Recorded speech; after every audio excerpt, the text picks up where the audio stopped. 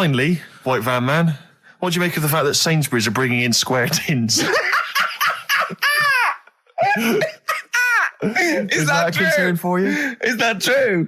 Apparently so. Why? Dunno. It's like it's easy to stack. This is what the guy in the Sun has said. That should be interesting.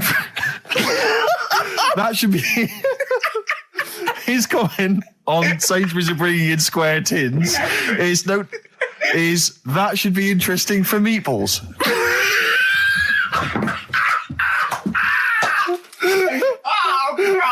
Ricky's just collapsed on the floor. Let's just play a song, Carl. I don't think even you can top that. Yes. Well, do you know about his worm problem as a kid? Go on. Right. What I can remember is he had worms as a kid. Not sure how you get him. He never answered me. He was getting a bit touchy about it. Right. This is like the second time I met him. And I think he was a bit annoyed that Ricky told me about his problem. What Yes. now? Straight away, you not being there, instinctively, what do you think went on with this story about worms? My suspicion is rather like when you told a group of people that Robin had once suckled milk from a cow's udder. Yeah. Did you mention that as well? Yeah. Yeah. My suspicion is that, like the cow story, the worm story is not true. But And why would he get so sort of uppity about it? Well, imagine if that wasn't the first time he'd done it. Imagine if he did that every single time he was with somebody for the first time and Robin was just met them. He will tell that story to anyone.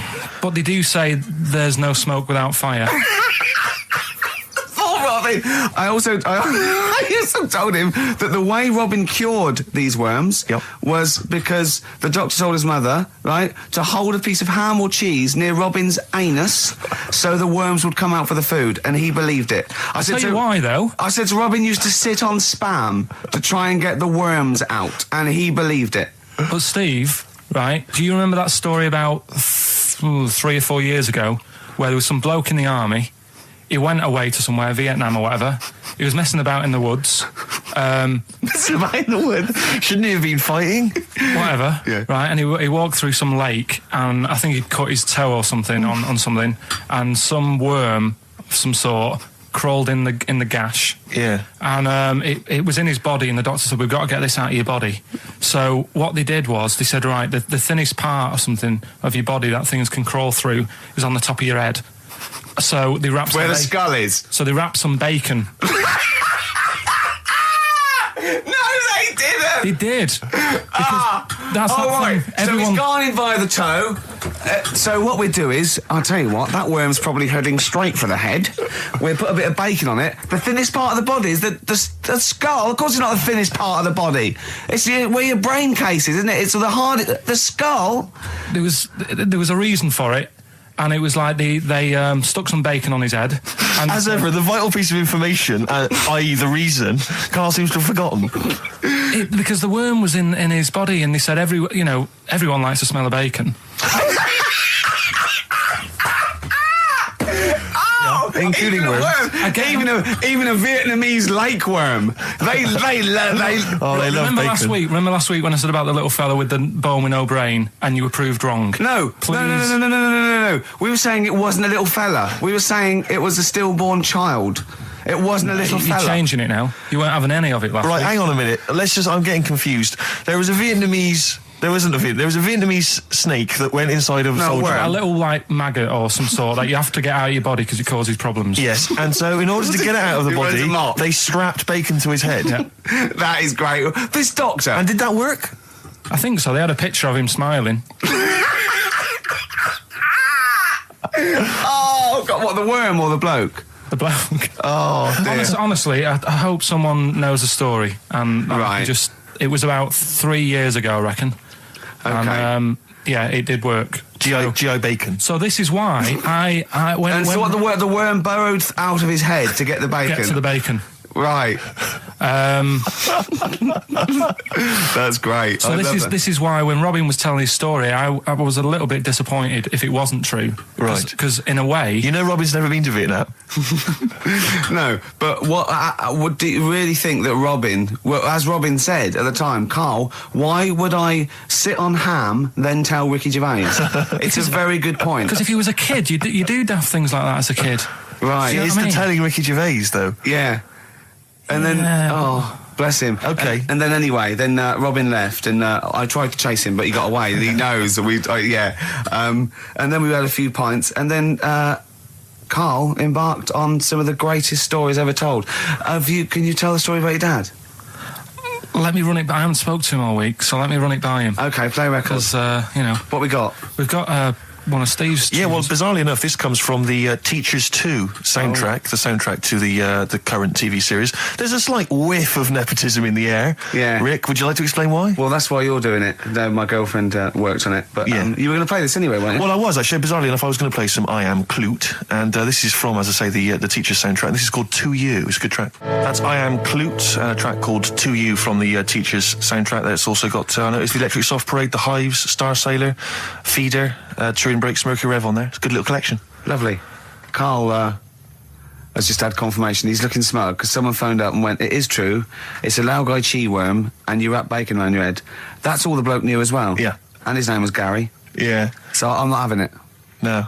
And he said, see, that's why the Robin thing isn't so weird. He said, but when you said he tried it with cheese, he said I was having none of it. He's got standards. Good story that happened. Basically, I don't know if I told you about it last week when we were having our spaghetti, but I think you did. Right, I know what it is. I know what this is. Okay, I've not heard this. right, there's a little midget. Right, there's a circus, I'm loving it already. Circus going on somewhere. I think it was in America. And is that present day or old times? I'm talking like in the last 3 weeks. Okay. Right, little midget. Circus, really packed out show. People are loving it. Steve, you'll ask the same question I did. I know. So there's a little midget jumping up and down on a trampoline. That's what circus is. Right. I pay good money to see it. So everyone's clapping, and he's getting carried away. Because he can't believe they're loving it. I didn't know they'd like a little person on a trampoline, but they love me. But you know what it's like when, if there's a crowd of people sort of encouraging you to sort of go higher and stuff. Yeah. And I'm sure he knew it was getting out of hand. But he was jumping and he was coming down the road going higher, and he's going really high in the air, right? So he's doing this, crowd are clapping. There's a hippo, right, just sat next to the trampoline getting ready to come on and do his act. Oh, right, I thought he was in the audience. That's it. Getting ready to do his act, Steve. Yeah. So he's a ventriloquist. What do you mean he's sitting by the trampoline waiting to do his act? Because why does he sit in the dressing room and they go, 5 minutes, Mr. Mus, 5 minutes, Mr. Mus. So anyway, right, so the hippo's there. He's getting annoyed because the midget's He's going, how can I follow this? This is really annoying. They're going to be, no. So he's thinking, he's already done the trampoline, my pogo stick act is never going to work. Yeah, go on. So there's a hippo waiting. See, it's a great story, and I just know he embellishes it or it gets slightly wrong. Go on. So there's a midget jumping up and down. The hippo's getting annoyed. The crowd are going mad. The midget's loving it. Can't believe his luck. Although you think he probably knows he's dicing with danger. Yeah. So next thing you know, they're all saying higher. He gives it one big, heavy sort of landing on the trampoline, goes really high, but goes off at a funny angle. Oh, hypotenuse. Okay. Yeah. And sort of flies up. Hypotenuse! Sure. Flies off at a funny angle. Ooh, Hippo's there, swallows him whole. Crowd are clapping, thinking that's why the hippo was waiting there. Rubbish. Rubbish. It's not rubbish, though. But no, maybe there was an accident in a circus with a midget and a hippo, but at no point was this hippo waiting to go on, going, come on. The midget flew off at hypotenuse and landed in the hippo's mouth and was swallowed whole. This is what you embellish it. That is great. And what's I that? have to say, though, Rick, when I heard midget, trampoline, hippopotamus, I was thinking accident waiting to happen. Yeah. So... Yeah, maybe. I mean, it is that you should never put those three together. Never. It's a recipe for disaster. Everyone knows that. Midget, trampoline, hippopotamus. Are you mental? You're asking for trouble. Well, you know when he told me it, he said, and the midget, he didn't mention the hippopotamus, and he said the midget went on, and soon he fell off, and the hippo ate him. And I said, sorry, what was the hippo doing there? He went, it's a circus. I've never heard of a circus having a hippo. No, what do hippos do? What can they do? You can't train them, can you? What do you? Aren't they like very deadly? They're huge, aren't they? You can't have a hippo in a circus. Are you sure? You're not thinking of Zippo? He's neither kind. Yeah. And it wasn't some sort of where Zippo was eating a midget, and it's some sort of horrible sexual act. No, it was definitely. I heard it on breakfast, right? Oh, okay, sorry. No, it's definitely fact. Yeah, okay, right, truth. okay, good. Can you believe it? Can you believe it? So, they're the two that are left. Which one's you going for? Chicken, you believe it, is not that picture, is it? That we saw. Which picture? The bloke with the... No. Right, okay.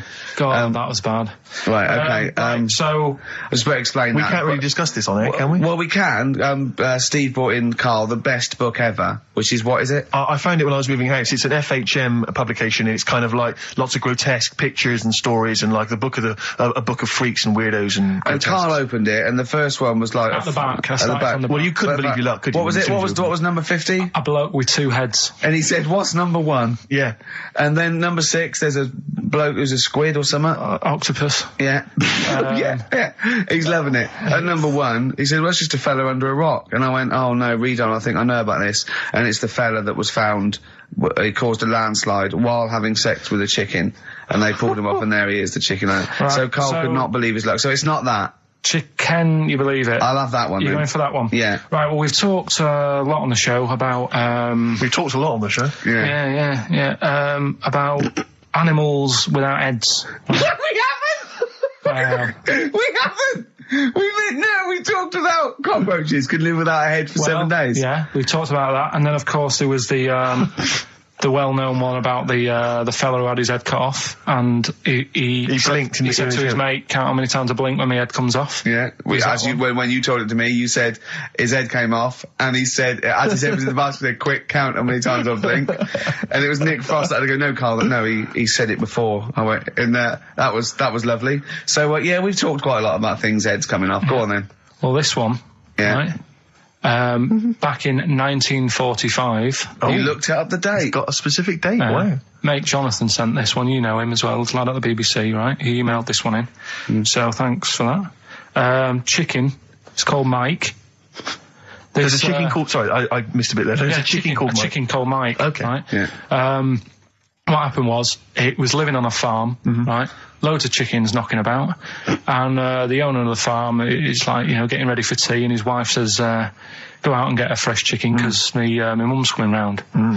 So he thinks, well, I want to get a good one in, because I want to impress her. Cause back then, even then, they wanted to impress the mother-in-law and that. So they said, all right, I'll just nip out and get one. So he sees Mike, chicken, running around. Is this during the war or after the war?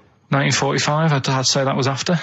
No, it ended, It ended in 1945. Yeah, Okay. September, go on. Yeah. So, chicken's running about, he thinks that one, that looks alright, I'll have that one. Mikey. So he picks it up, and he cuts his head off. Oh. Puts it on the block, cuts his head off, runs about a bit, like they do. He thinks it'll stop in a minute, keeps running about. And what's going on here? Right? He's now like chasing the chicken without an head. Yeah. He's saying he should die in a minute. Anyway, doesn't die. Chicken's walking around with no head. Lives for 18 months. Yeah. Chicken with no head. Yeah. What do you think of that? Well, I'll tell you, I've heard this story before, Rick, and the explanation, as I understand it, was that certain vital cords, spinal cords, weren't severed when the head came off. So that was why it continued to live. Yep. I don't know if that sounds plausible. It's fine. Absolutely fine. How did it take on protein and energy? The fella who owned it, he said, well, hang on a minute. He said, I could kill it now. But I've got a wonder chicken here. But he's thinking, it must really want to live. Sure. Right? If it survived that, I've got something here. Yeah. So what he does, he gets a little eye droplet thing that he used to use on it. Obviously not anymore, right? And he filled it with grain and water, and it had a big hole in its neck where its head used to be. And he incredibly. And he dropped. You know what? There's. I mean, that is possible. Then, if it, without infection, without infection, if he was taking on things, it is possible, right? Why? Why what? Why did he do it? How cruel is that? I mean, it's not cruel, because the chicken obviously, you know... He said if he thought it was a bit fed up, he would have killed it. He said, but it was running around quite happy. Well, it wasn't fed up at all, because it had no brain. Well... What do you mean, wow? I'm just saying what... It was nothing. It was just sinew and nerves and electrical impulses breaking down energies, right? That's all it was. It didn't have a brain. So it was... But I'm worried about the psychology of keeping a pet without a head. I'm worried more about what the farmer was thinking than the chicken. I tell you this, the question I'm asking is, was the mother-in-law impressed? I mean, that's why he set out to shot Mike's head off. This is lovely, but it's just the head where you don't kill a chicken like that all at once. I thought we were having chicken for dinner. Come and look at this, running around the yard. Yeah. Oh, dear. So, there you go, you've learned something there. Yeah, I have learned something. Yeah? Yeah. So... One more. I've learned that farmer was very strange indeed. Yeah. There you go. I have to say, to be fair to Carl, I have a feeling when I read it, the reason he kept it alive was as a novelty. He got charged people to come and see the incredible headless chicken called Mike. Right. So, here we are. That's great. Oh, am I going to have to thump you? Yeah. Do you know the saying, shut your face? Yeah, I've heard the well-known Shakespeare, innit? Yeah. Do you know how it came about? No, Joe Dolce. Excellent. Well, I didn't do that well at school and that, right? But we had biology, and I didn't take much of it in. But there was one day when it was about, knob news and stuff. And it was all about how blood, is what makes... Engorges the erectile tissue. Sure. Yeah, it was all about that. And there's this girl in our class called Paula, right? We were sat there watching it, and she fainted. You just heard her go, oh! And she hit the floor, right? Because we were all sat on top of the desk watching this. But I wasn't that interested in that. No. I wasn't looking at it and that. But Paula, right, she fell over. And the funny thing was, right... What was it, a video? Yeah, a video of, like, this blood doing the business to this fella's member, right? And she fell over, like, and everyone's like, oh, what's up with her? And the teacher was trying to, like, wake her up and give her water and that. And it was really weird, because then the nurse came in, and yet this video was still playing. And the nurse came in, what happened? Well, do you seen this? Yeah. And you could hear, like, then it was going on to, like, sex education on the video. It was all done from start to finish. What happens? Da-da-da-da. And by the end, and she was still out cold by the time it got to, like, and then they had a baby. Yeah. Yeah. Right? And that just reminded me of it. So it seems to me that was her sex education class. She fainted when the penis got erect, and when she woke up, a baby was born. That's probably what she thinks happens. She's wandering around now. And the whole class just missed out a bit because they saw someone's face. If she's ever with a bloke and he gets an erection, she just goes, oh, no, well, that's it. She was a bit of a class tart, really. That's why everyone was like, what's up with her? Carl. No, but she was. Everyone was like, what's up with her? It's not as if she's not seen it before. But just reminded me then. Weird. But anyway, yeah. So I wouldn't. Anyway, let's leave Nero aside. Yeah. The other thing in this, should we play a record and come back? Yeah. There's another interesting fact. There is some extraordinary facts in that. Yeah, well, more facts. We're running over. It won't be knob news. There'll be all different types of news. Good show though. Enjoying the last show. Yeah. It's all right, and I hope it gets better because Telegraph are listening today. The Telegraph, the paper. Yeah. Why? Are they? Why did you say that? Just Jenny, the PR woman, said to me yesterday. She said, do some good topics and that, so you don't have to worry there.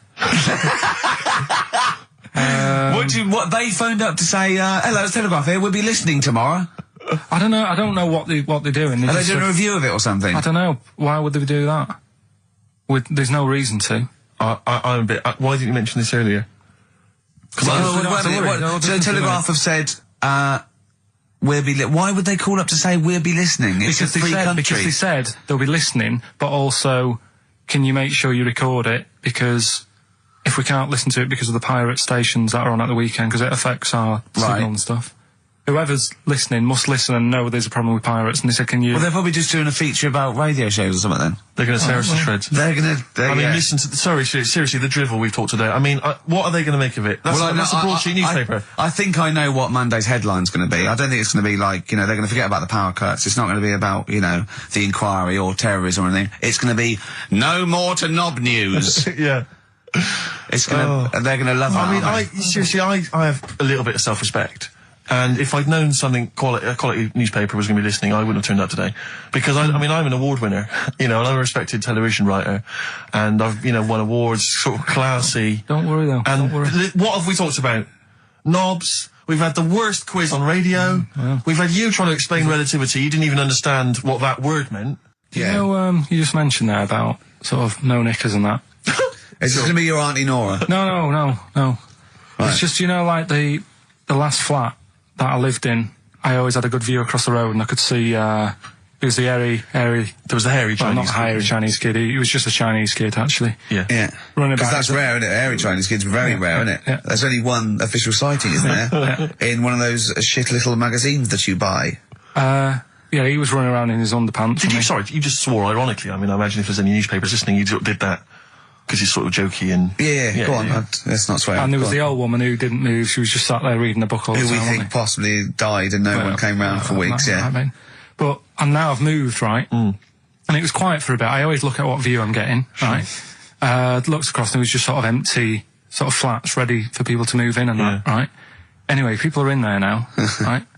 And they've put all the furniture in, but I haven't put any curtains up. Oh. Right. So anyway, I'm sort of washing up, just having a look out the window. Yeah. Right. Girl sort of wandering about, you know, knickers on. Right. With no knickers on. You mean No naked? knickers. Well, she had a bra on. Right, okay. But, She's probably looking for a knickers. So I thought, oh. And I don't know how long I was looking. No. Right. But anyway, she looks across. Oh, God. I think she spotted me. Yeah. I think, oh, God. I felt really bad. Yeah. I said to Suzanne... Sorry, is this some sort of Peeping Tom confession while the Telegraph are listening? I've no idea. Well, it's not... That's the thing, though. Peepington. If I was peeping, she was peeping as well, because she was looking over. Works both ways, doesn't it? Yeah, but yeah, all she could see of you was your bald head. Yeah. No, but And your this hands is it. moving as you were washing up. And some white-looking substance rotting up. Particularly stubborn stain on this glass. Yeah. Oh, God. Imagine that. Imagine if she looked across. I'm assuming your sink is lower than the window. But didn't she just, like, just cover up or something? Or she looked back and go, oh, you're looking at my fanny? Well, the thing I did... What? I thought, just sort of drop me boxer shorts. Because I thought... Well, Suzanne said, what are you doing? What are you talking about? What are you talking about? No, just so they can see me cheeks of me. What are you talking about? No, because I thought, if she thinks I'm walking about in the nude as well, then we've both got something out of it. Carl! This sounds like a bad excuse in court. I know. This is or the plot of a film on Channel 5. I mean, this is like the doctor who got done right for exposing himself to a patient and then painted that little thing that you look down their throat at pink. Yeah. And go, this is what they saw.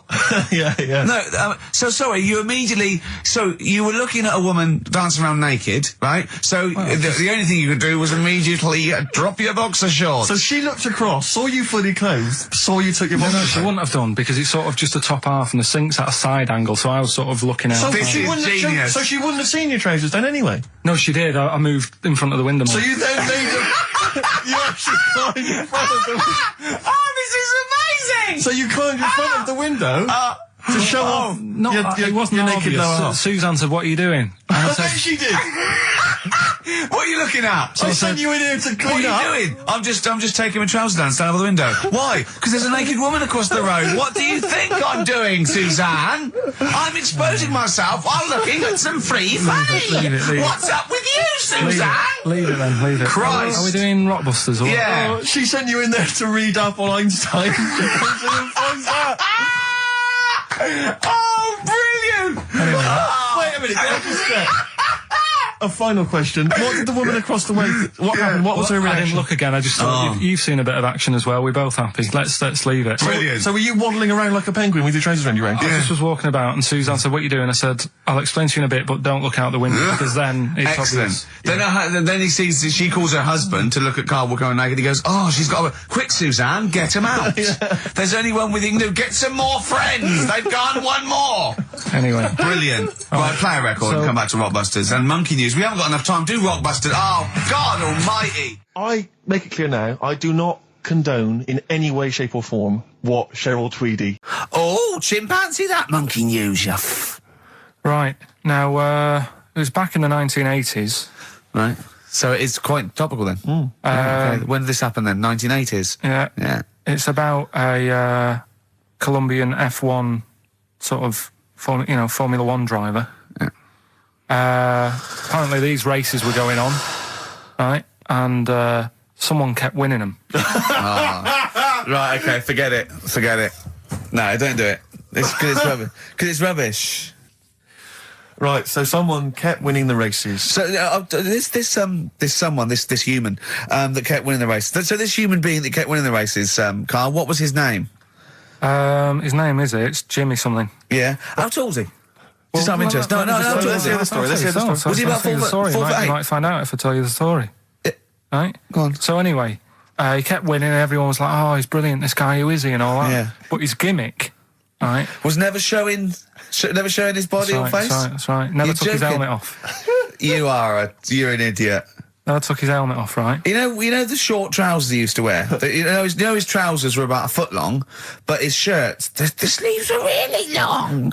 Anyway, right, so because he wouldn't take his helmet off... You're an idiot. He was taking part in, the F3, which is like the lower ranks of Formula 1 and that. Just get to it. Everyone thought it was like a famous driver who was taking part in that. Get to being a monkey. Anyway, what happened was, there was a crash one day. Yeah. And the car tipped over, everyone's like, "Oh..." He ran up a tree? So... They were suspecting when he ran away with the ambulance people up a tree and started eating a banana? So the marshals ran over and the ambulance people were there and they were about to take his helmet off, and the marshal was like, "Don't take his helmet off." And give away the secret that he's a monkey. Give away the secret and that. Yeah, chimp. Yeah. Took his helmet off. Jimmy Chimpus. Little monkey under there. No, definitely not. Tell me your insights to autism. Right, well, there was this, again, Channel 4 coming up with some good stuff at the moment, right? It might have been Channel 5. But what's the name? It's the attention span I like. These people who they've got like this autism thing going on. Yeah. And they sort of take in a lot of information. They get sort of they get so into it that they know everything about that subject and what have you, right?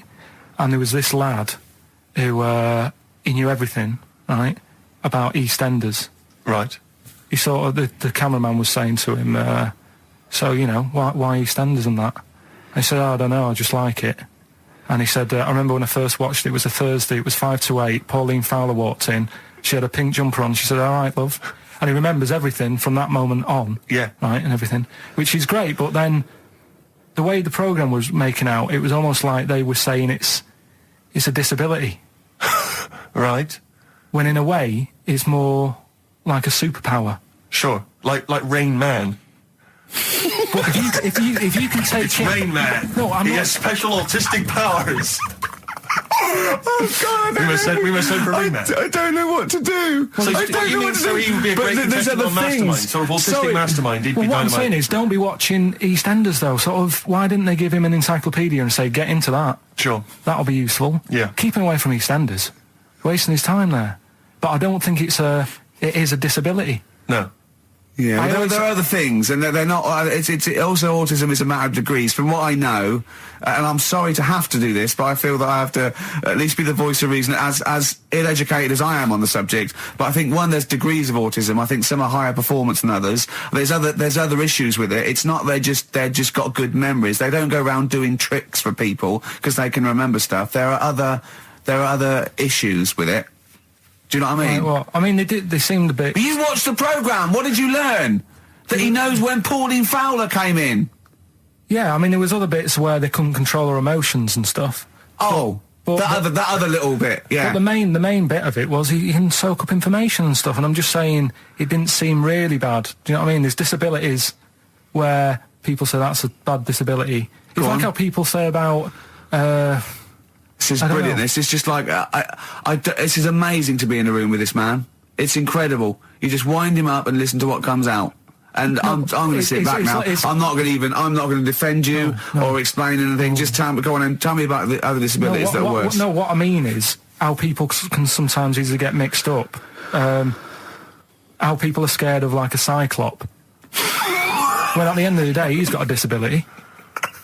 A bloke with Who's scared of a cyclop? No, it's apart just from like Jason and his Argonauts. Where's this cyclop that you're scared of? No, I'm just saying in history and in books and that. No, not in history. History happened. Yeah. What are you thinking of? You're mixing history with Greek mythology and Roman mythology and every other type of mythology. What do you mean? There wasn't really a giant cyclop that went round picking up ships and throwing them around. That's not history, Carl. Do you think Batman's history? No, but it was ages ago, wasn't it, when we were sort of forming... No, I'm not saying it didn't happen ages ago. I'm saying it didn't happen. Well, it might have done. I mean, what's so ridiculous about a fellow with one eye? In the middle of his head, and he's big and scary and lives in a cave. Why is he scary? Because what if he had 8 eyes, I'd be scared of him. At the end of the day, he's got a disability... we'll talk about it in a bit. He's not well long. Let's lose that. Let's get rid of that. Let's make it into a girl. Okay. I'm with you so far. Go on then. So, anyway, gets away with it a little bit in the early years. right. Starts going to school. Gets away with it a little bit. Sure. Right. But then, do you know when you get to that age and your head goes all funny? Like when you're a teenager and you sort of I don't know, your skull goes. Mine never did. What are you talking about? No. That's sort of teenage years when you look a bit odd. Do you know what I mean? You go from being quite a good-looking person, and then your body starts growing at a different rate. So you never know till 21 whether you're going to be a looker or not, or whether it's just. Yeah. I know. Right? Go on. Yeah, I'm still waiting.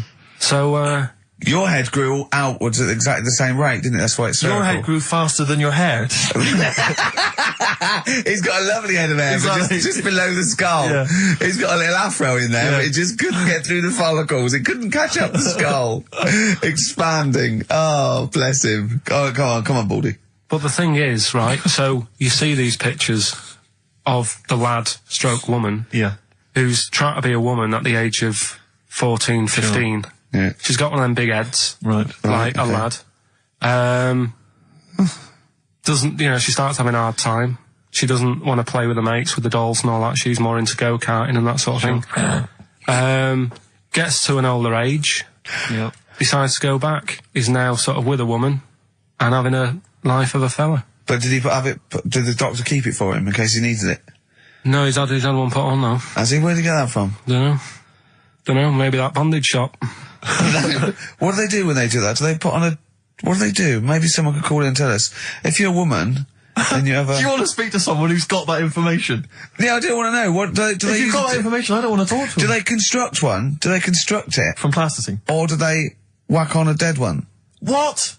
What? Whack on a dead one? Yeah. What? What? That's not, it's not... What do you mean? No. When a woman has a knob put on... Yeah. To have a sex change, where do they get it from? Is it constructed? Do they find, like, I don't know... From a donor. A donut? From a donor. Oh, well, yeah. A donor? Donor, yeah. Yeah, but presumably it's like... Maybe there's someone who wants to become... After they're dead, I mean. No, I thought very few people... It's not like giving someone a kidney and then sort of like celebrating with them. Maybe if you're a guy and you want to become a woman, you've got one to spare. That's true. Yeah. Well, a swap. Yeah, just do a little swap, probably on the internet or something. Or Noel Edmonds. What do you mean? On Swap Shop. He's not a man. No, but he could go, we got a fella here who, got a lovely, nearly new, unused penis.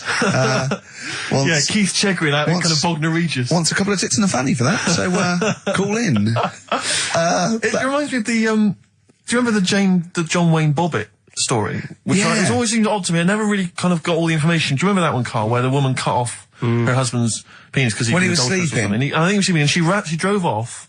I think he woke up quite quickly. That's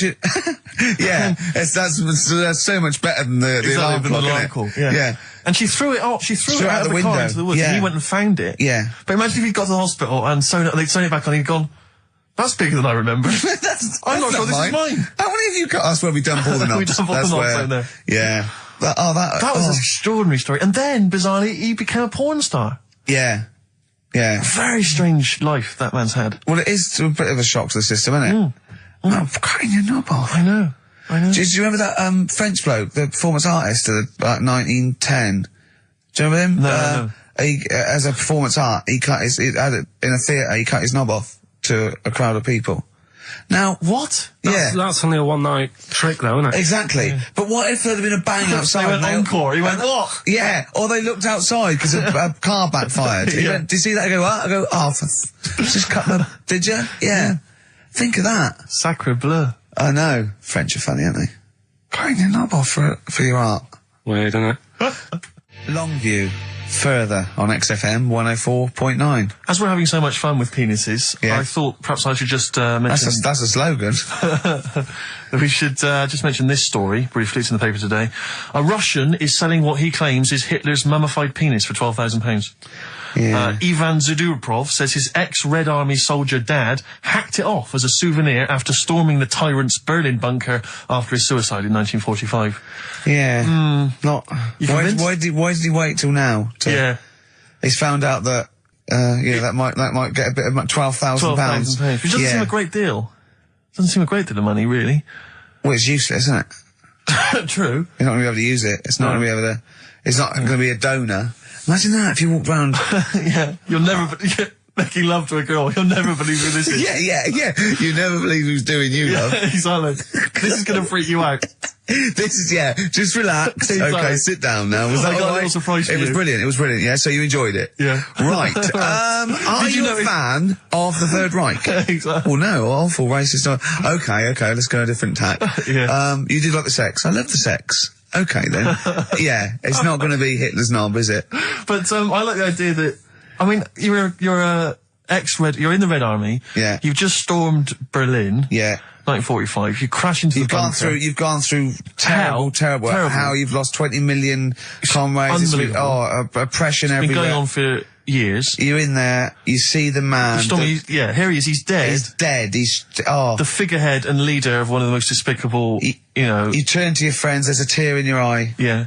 And your immediate thought is, I ought to chop off his todger. Yeah. Well, no, I said Bagsy. I said Bagsy is Winkle. I said Bagsy is Winkle outside. Whoever it was. Yeah, I didn't know it was going to be Hitler. Brilliant. It's just, I can't, it just doesn't make sense. It's ludicrous. And I don't know how is he expecting to prove this? Because I want some proof. Well, I think that's why he said that. He probably started off with, I've got Hitler's face. And they went, brilliant. Oh, let's have a look at it. What do you mean let's have a look? Well, just check Hitler's face. Obviously I know what he looks like. Oh yeah. No, it's not, you know no, it's not his face. What wouldn't you know what it looked like? Well, I mean, no one's ever seen his genitals. That's what I've got. Yeah. I've got his... It's got a little swastika on it. Is that proof, is it? Yeah, little Have you got his ball? Well, no, the Albert Hall's got one, his mother's got the other, so I don't know. See, the Albert Hall, I would have thought, would probably be paying that £12,000, because apparently they've already got his ball. Yeah, they got one of his balls. They got one of his balls in the Albert Hall, his mother's got the other. Yeah. But if they got the Todger if they can track down the one his mother's got, they would have a complete set of Hitler's. I'm just hoping it doesn't fall into the hands of some kind of crazed genetic scientist. What, I could clone it from his knob? Clone Hitler. Back to, I don't even want to think about the future if that's the sort of way we're going. Exactly. If that's the sort of way we're going, Carl, I'd rather not know about it. What do you make of it, Carl? Weird, isn't it? It is weird. I mean, I don't want to go on for this too long. We've probably got about a minute left for the first half hour, and I reckon should can this sort of... What, 30 minutes of genital talk? Just quickly, on a Saturday afternoon? There's one in a museum. I think it's like that London Museum. What? What? Well, do you know like how people are buying weird stuff and that to put in museums? Yeah. There's this device that, I mean, think about it, years and years ago they used to torture people, didn't they? Yeah. Really badly. And the device that there's no real good torture, but go on, I see your point. Yeah, but this device, right, think about it, you've done something really bad years ago. Yeah. Right, and you're thinking, oh, what are they going to do? Do you know what I mean? Could do anything here, it could be the end for me. The device they've got is this thing that you put on your bits, as a fella, and it's sort of metal, so it means you can't sort of, get excited. It puts a stop to you, sort of... That wasn't a torture device. I think it was a Victorian thing to stop adolescent boys wanking. They used to have things like wrist things as well with, like, spikes on them. It's not a torture device. Isn't that? Well, not really. Imagine that being captured by No, I was right. gonna You're say, I never was going to get gonna hard say. on again. All right. Not really a torture device, is it? And there wasn't that many nice-looking women wandering about anyway about them, was there? You didn't get excited about stuff. What are you talking about? Well, they filthy, they stunk and everything back then. What are you on about? Right, we've covered that. Can I just ask Carl how he got on over Christmas? Because the last time I spoke to him, you hadn't bought a present for your girlfriend. I had to say I was on tenterhooks all Christmas. Well, you changed it. After that show, I felt bad, even though I shouldn't have done, because... Because you hadn't bought your girlfriend a Christmas Yeah, but present. I said to you, I booked a table at a hotel in Covent Garden, had Christmas dinner there, which was nice, right? It's good food and everything. Didn't feel like enough to me. Well, then I went out and treated some stuff, and then... No. A couple of days before Christmas, he went, I took Suzanne to that hotel we're going to go to for Christmas dinner. We had tea and cakes. And I went, oh, you treated her? He went, no, she paid for it, but I was just showing her what it was going to be like. That was her extra treat. She paid for it. I love that. Brilliant. Yeah. Well, it was a dear. It was like 150 quid for a meal for two, which is pretty dear. So I'm not going to buy her cakes as well. I love that! All right, love, have anything you want. You pay for your own pudding, I'm not mental. Yeah. So yeah. you treated her to some other Yeah, stuff. some bits and bobs. What, And then so yesterday, she chose them and you paid for them? what, the presents? Yeah. No, Or you chose them and she paid for them, but, you know, it's the thought that counts. I got them on the way home that Saturday. Well done. And what Past did you some buy? shops. Well, just some bits. Might be personal, Steve. Well, I don't care. Just some bits. Yeah, Just but bits and pieces. leave out the personal bits. What bits? Just little things. And then yesterday, right? A monkey wrench and a new washer for the shower. Yeah. Some recordable CDs that you need for your job. Oh, So, dear. now, when you gave those presents to her, did her face light up? Right. I don't want to tell you what they were, right? But she wasn't that impressed. You're going to tell us what they were now, Tell us what they are. You even know what they are. She told you on Christmas Day. Hold on, wait a minute. But it doesn't matter what they are. It does matter what No, they it are. doesn't. It doesn't does, Carl. It's you, mate. Of course it doesn't matters. matter. Oh, God! Have you just remembered? Yeah! Right, but don't. There's no need. I've got to tell him, Carl. I really want your permission because I don't want to be I know it's not, but we know it's not that embarrassing. It's really quite sweet. Yeah, but in a way, right? The way I look at it is, right? Christmas, even when I was a little kid, right? Is not. Please let me tell him, Carl. Well, let me just tell you first, though. Oh. Let me tell you why I didn't go all out on the old present front. All right. Justify yourself. Right? First of all, I've covered it up since then anyway, right, with that present, because I bought her some shoes yesterday, and she did say, I'll give you the money for them, but when I get home, I said, it's all right. I said, you can have them, right? So not only did I buy her some food on Christmas Day, I got her shoes. She's probably had a And they feel like a horse. Yeah. It's not like, yeah, there you go, there's your shoes, there's your food, right, bed down, see you later. Yeah, but what I'm saying is By she's a done. fed and clothed Yeah, her. did you comb her hair? She's done well this year, right? So the thing She's is, done well this year. It's like you're a single parent living on a council estate with a smack problem, and you still managed to buy them some Lego. when I was a kid, right, it wasn't about what you got. I remember one year when I was about 8, right? Oh, this is going to make me cry, isn't it, this? No, it's not. I'm just saying the way it is, right? I woke up at about 4 in the morning. And I was like, oh, what I forgot? And I couldn't sleep. I was that on edge. It's the excitement of Christmas, isn't it? It's like, oh, what's wrapped up? I need to know. Sure. Yeah. And it's the fact that people are saying, no, you won't know until tomorrow. Yes, sure. That annoys you and winds you up. Okay. So I got up at 4 in the morning, opened my presents, and then went, right, I know now, went back to bed, had a great sleep. Yes. Right? So it's nothing to do with the excitement of what you get. It's the excitement of not knowing what you've got. And then what happened when you got up to go down with the presents? Hang on. So what you're saying to me is that you could wrap up a brick because the thrill of Christmas is in hoping and being excited about what it is, not the actual gift itself. Yeah. Is that what you did? That's- did she get a brick? No, let me tell you now what he got. He got her a present, right? And she said, she came. I said, yeah, he got me. It was an industrial-sized packet of condoms. It was a joke gift. No, it No, it wasn't, wasn't a a joke. joke. It wasn't even a joke. I went home that Saturday after here, past Boots, thought, might have something in here. They were on, like, some value. Right. You passed the Were they makeup. used? Right, but anyway. The makeup, you passed all the other... Past the makeup, stuff. past the lovely vanity cases. Yeah. The foot spas. Exactly. Yeah, The yeah. bathroom Hold on. How much are these, love, for 100? Yeah. $4.99. Yeah. Do I get them reduced if I buy in bulk? So how many did you buy? What was it? I don't know, probably about 100. Right, okay. And is she allowed to use those with anyone? Did you wrap them? Can she just go out and have a wild Well, time you don't with need them? to. They're already wrapped, aren't they? Oh. And then what did she say when she opened them? I No, just- wait. Carl, what did she say? Right, play a record and we'll come back to this. Oh, you're worse than my father, that's genius. Made famous, of course, by Jimi Hendrix. Yeah. That's All Along the Watchtower, as originally done by Mr. Bob Dylan. On XFM 104.9. So, Carl, just take us through the moment where you gave this gift. Firstly, you went into Boots, right? You thought, all right, 100 condoms, brilliant. Okay, did you wrap it I up? don't know if it was 100, probably 80. Right, okay, yeah. Right. You don't want to go mad, do you? Wrap them up. I'm just resting easy knowing that he's not trying to breed. Right? No. Yeah. So I got her them. I got her Grease on DVD because she's Okay. always watching that. Yeah. Right? Yeah. So just think of when her mum said, what did Carl get you? Some condoms and grease. I was going to say, I'm glad he said on DVD.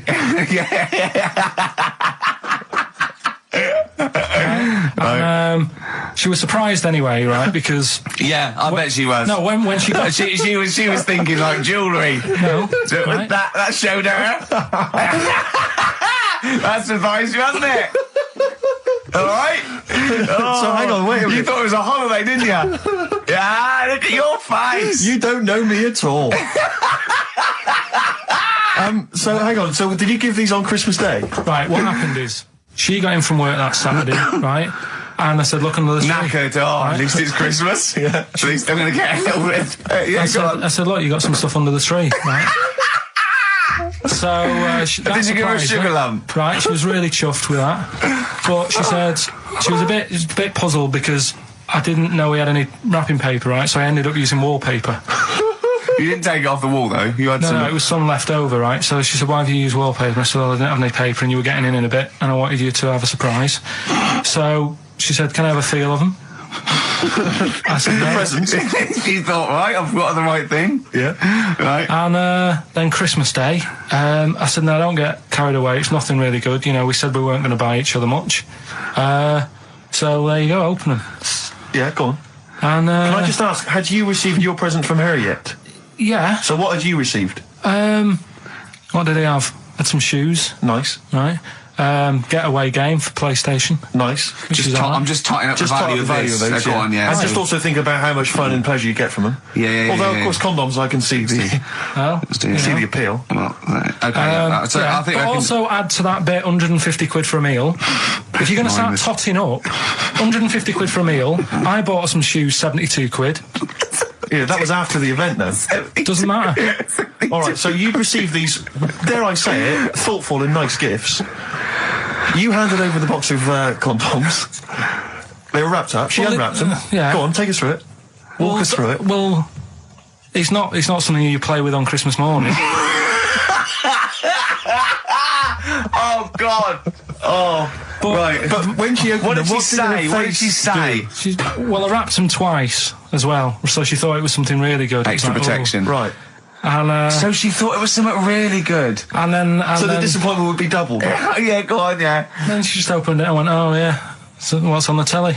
And that was Cool, that. ungrateful. That was What an ungrateful woman that is. that. Well, she got stuff. Fancy not wanting I told her. a box of economy condoms from Boots. I said to her about the thing about, you know, it's all about the surprise and that, innit? Yeah. You explained that to her? Yeah. What, after she'd unwrapped it? Yeah.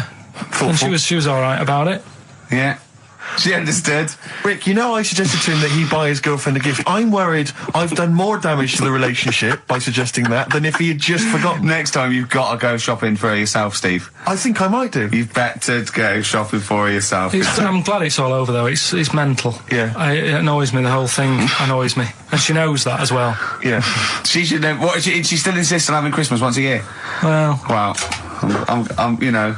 no, but well, anyway, what did you get? I can't think what you bring to the relationship, Carl. I don't know what it is she's getting from you in this relationship. It's like she's doing all the work.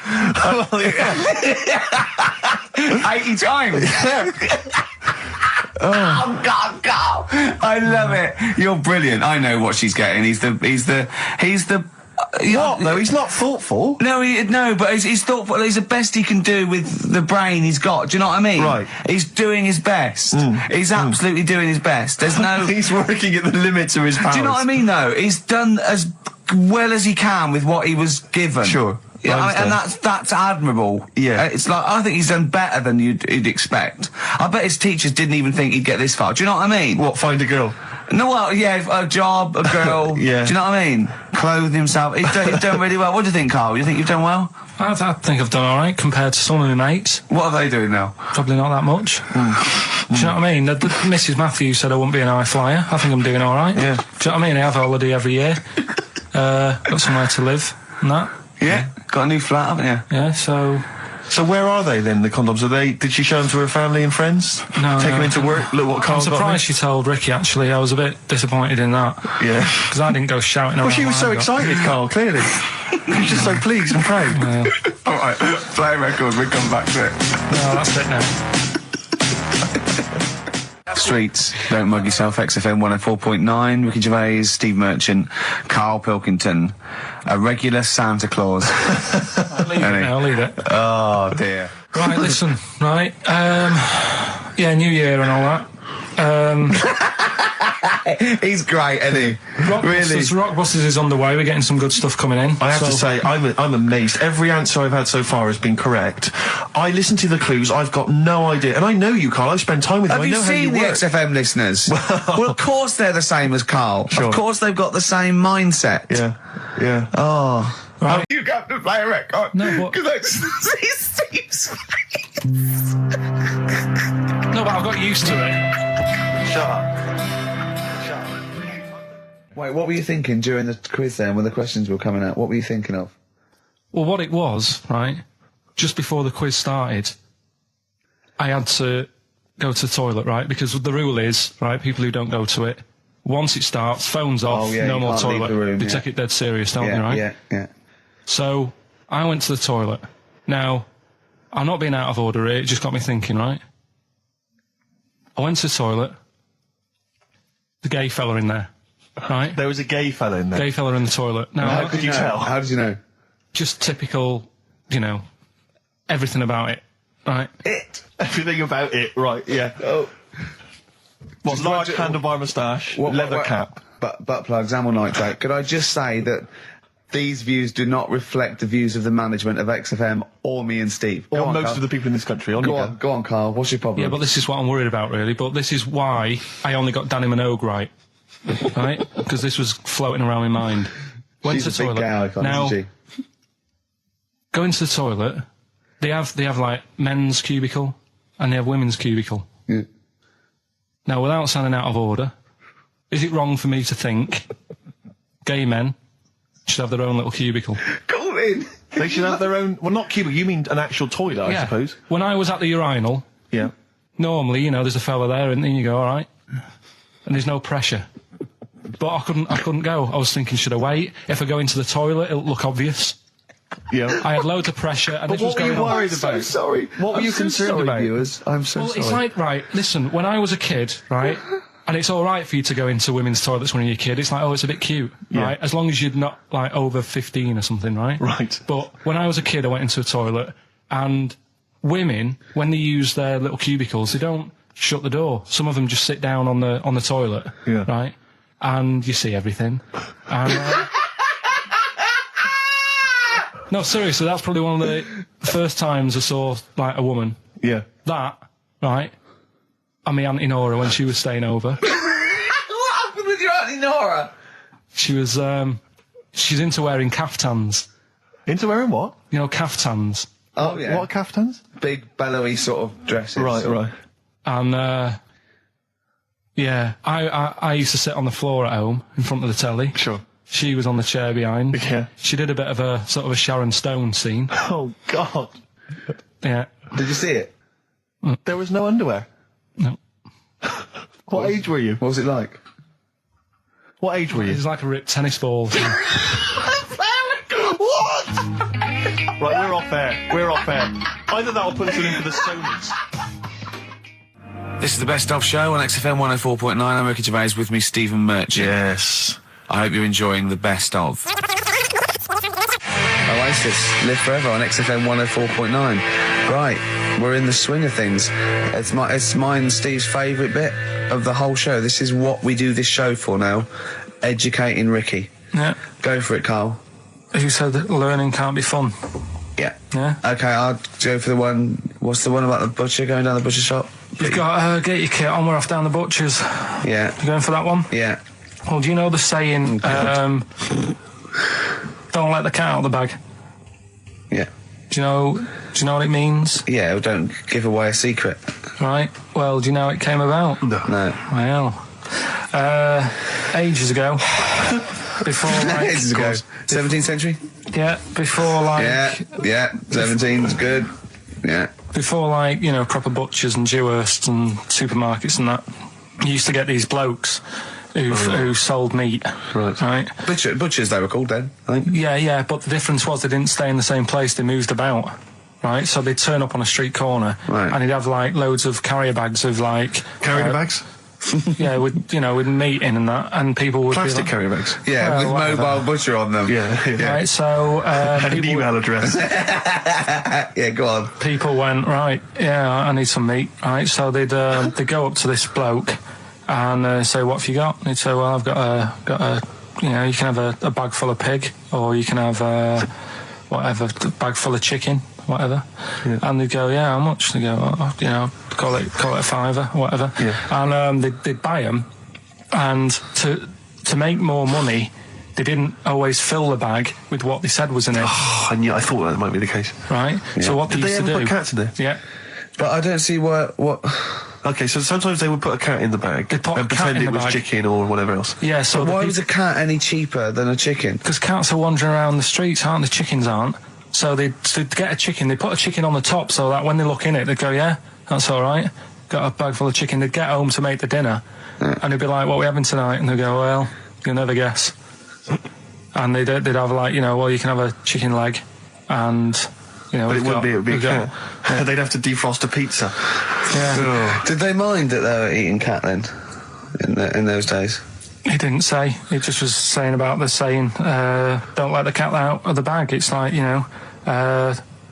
if they see that, they're going to go mad. I'm mildly disappointed with this story. It's all right if it's true, but there's something about it. It's just... I want to know more. He always leaves it... Is it Carl doesn't quench your thirst for knowledge, he creates more. I don't know if that's a good thing or not. Well, yeah, he's like the pot noodle of information. Yeah, do you know, he never... I want to go... I'm not nourished by it. It's like if for every fact he tells me, there's 10 others that spring up that I have to get clear.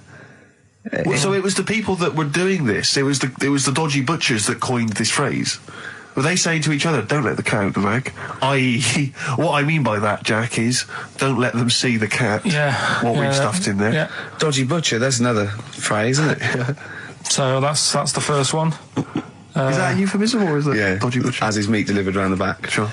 So that's that one. So let's get your kit on. What does that mean? It's a euphemism for homosexuality. Okay. And meat, presumably, in that means different things. It doesn't. It's a word that is also a male would bird. it mean chicken or cat necessarily in that context? Or well, I suppose it could. Yeah. Do you know what a fable is? I've got a rough idea. Okay, it's a thing that uses sort of metaphor, analogy, just to explain sort of morals. I mean, they're very old for a start, and it's all. I'll give you an example of one. A quick one. Oh, the one about the dog with two bones. He goes to a dog's got a bone. He sees a reflection in the lake, and he thinks, "Oh, that dog's got a nice bone. I'll have that." And as he goes to get that one in the reflection, he drops the one he's got, and that's one about I think I was told one when I was younger. Go on. I think it was one. This young lad, he's got a dog, right, and he's about 8 years old. And this dog, he's had it since he was about 4, and it's a bit tired now, and he chucks sticks for it, and it doesn't go for it. And he's saying to his mum, "Oh, I want a new dog because this one's useless. It doesn't do what, it doesn't have any fun with me." So they say, "Oh no, but Rover's a good little dog. You should look after it." And he's like, "Oh, I don't like it. I want a new one." So they buy him a new puppy, and it's running around, yapping about, and he's loving it, and he's playing around with it in the grass. And then one day he goes to the park and he's messing about and rolling about with it, and he falls into the lake, right? And the little puppy's like yapping at him, and he's going, help me, the little dog's yapping. And then the old dog comes and gets his collar, and it pulls him out of the lake, and he goes, "Oh God, why did I forget about you? You're the better dog." And he loved that one again rather than the puppy. I got a feeling that was Lassie. Well, yeah, that was an episode of Lassie. What's the moral? What's the moral there, Carl? What's that telling? What's that explaining through analogy? Sort of, don't forget the old. Look after old people.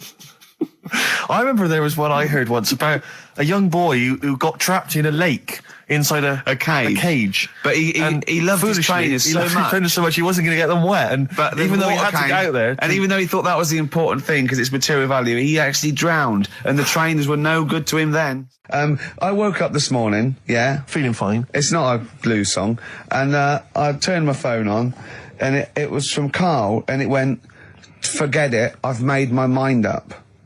And I thought, wow, what is that? And I forget it, I've made my mind. I went, "Carl, what is it?" He went, "Oh no, it's about the text I sent you last night."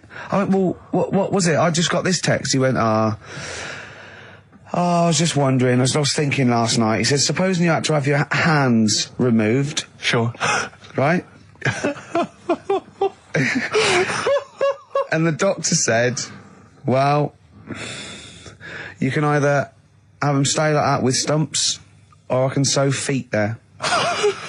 What would you have? And I was bleary-eyed, and I went, the stumps? He went, yeah. I went, all right? He went, yeah. And then what was his follow-up text to that? And then I got the text, it was obviously before it, and it went, and it was like quite serious. What would you do if surgery not with your hands? Would you have stumps or the feet? Right? Now the way, when I said he's made his mind up, and I went the stumps, he went, yeah. I think secretly he decided on the feet, but was too embarrassed to tell me. There's a little bit of what would you do? Because But why did you think of this? Why did you think of this? Girlfriend's away, right? Yeah, no, that's not why you start thinking bizarre I'll tell you devices. Now, right? I'll let you into my little mind, right? Last night, I had some beans on toast, right? She was away. It's good already. She was away, she had some beans on toast, she went wild. Yeah. Right? Now, I was stood up, I live on on a high street, right? So I'm washing up, I'm looking out the window. First thing that had my attention is, I can look into other people's flats, right? Yeah. And it was weird how all these different lives were going on, I was watching them, and everybody had the telly on and was watching Volcano, right? Which was on last night. Right. And I thought, oh, that's weird, right? I can see them all watching it. And it was like a little Chinese lad who was dancing around in some underpants. Yeah. And then there's a little old woman who lives downstairs who was reading a book, and she's always reading a book every night. And it's like, I have a better life than her. And then there's like some sort of bouncer who's always getting ready to go out late at night with all the black on. He looks like a bouncer. So I was watching all this life going on. I thought, did you witness a murder while you were doing this? Yeah. It was like that sort of Sliver film where that bloke had loads of tellies watching people's lives. So that was going on in my mind. And then I was washing up, and I picked up the plate, and I thought, oh, it's amazing, isn't it? The human body, the way you can just sort of, I want to pick that up, and you do. Yes. And the way your hands work, right? Yeah. You've got 5 little digits, but it's just the right amount to do to do what you've got to do, right? So I'm cleaning the plate. Sorry, Carl, stop. It's just the right amount. Might be one of the most genius things I've ever heard said. I would love David Attenborough to phone you up and say, Carl, how do I word this about the evolution of the mammalian front limb? Just go, we'll just say it's the right amount. But it is. One of course extra would get in the way. Yeah. And one less would just make it that little bit more tricky when picking up a bit of a slippery dish. Sure, or buying gloves. Yeah. A slippery dish. And then the other thing is, the one that I was reading, the world record with the fellow who's pulling a train with his teeth. Does that make any difference that he's done it with his teeth? What do you mean? Well, what difference does it make? Well, isn't it? It's quite hard to pull a train with your teeth, I imagine. Well, it's pretty hard to pull a train. all I'm saying is it because he couldn't beat the fella who's pulling it with his hands? Well, so this is my point. I think there was one bloke with the record for the running backwards 100 metres was sort of like 11 and a half seconds. And I was thinking, turn around, you'd probably have a really good go at that. Do you know what I mean? Yeah. It's sort of like doing a marathon with a milk bottle on your head. Take the milk bottle off and see how fast you can go, you twat. But you can just tweak it, like the fella who has done the pegs on the face, right? Yeah. His name's Gary Stretch Turner, right? Right. So you're sort of cheating already if he's got a stretchy head, right?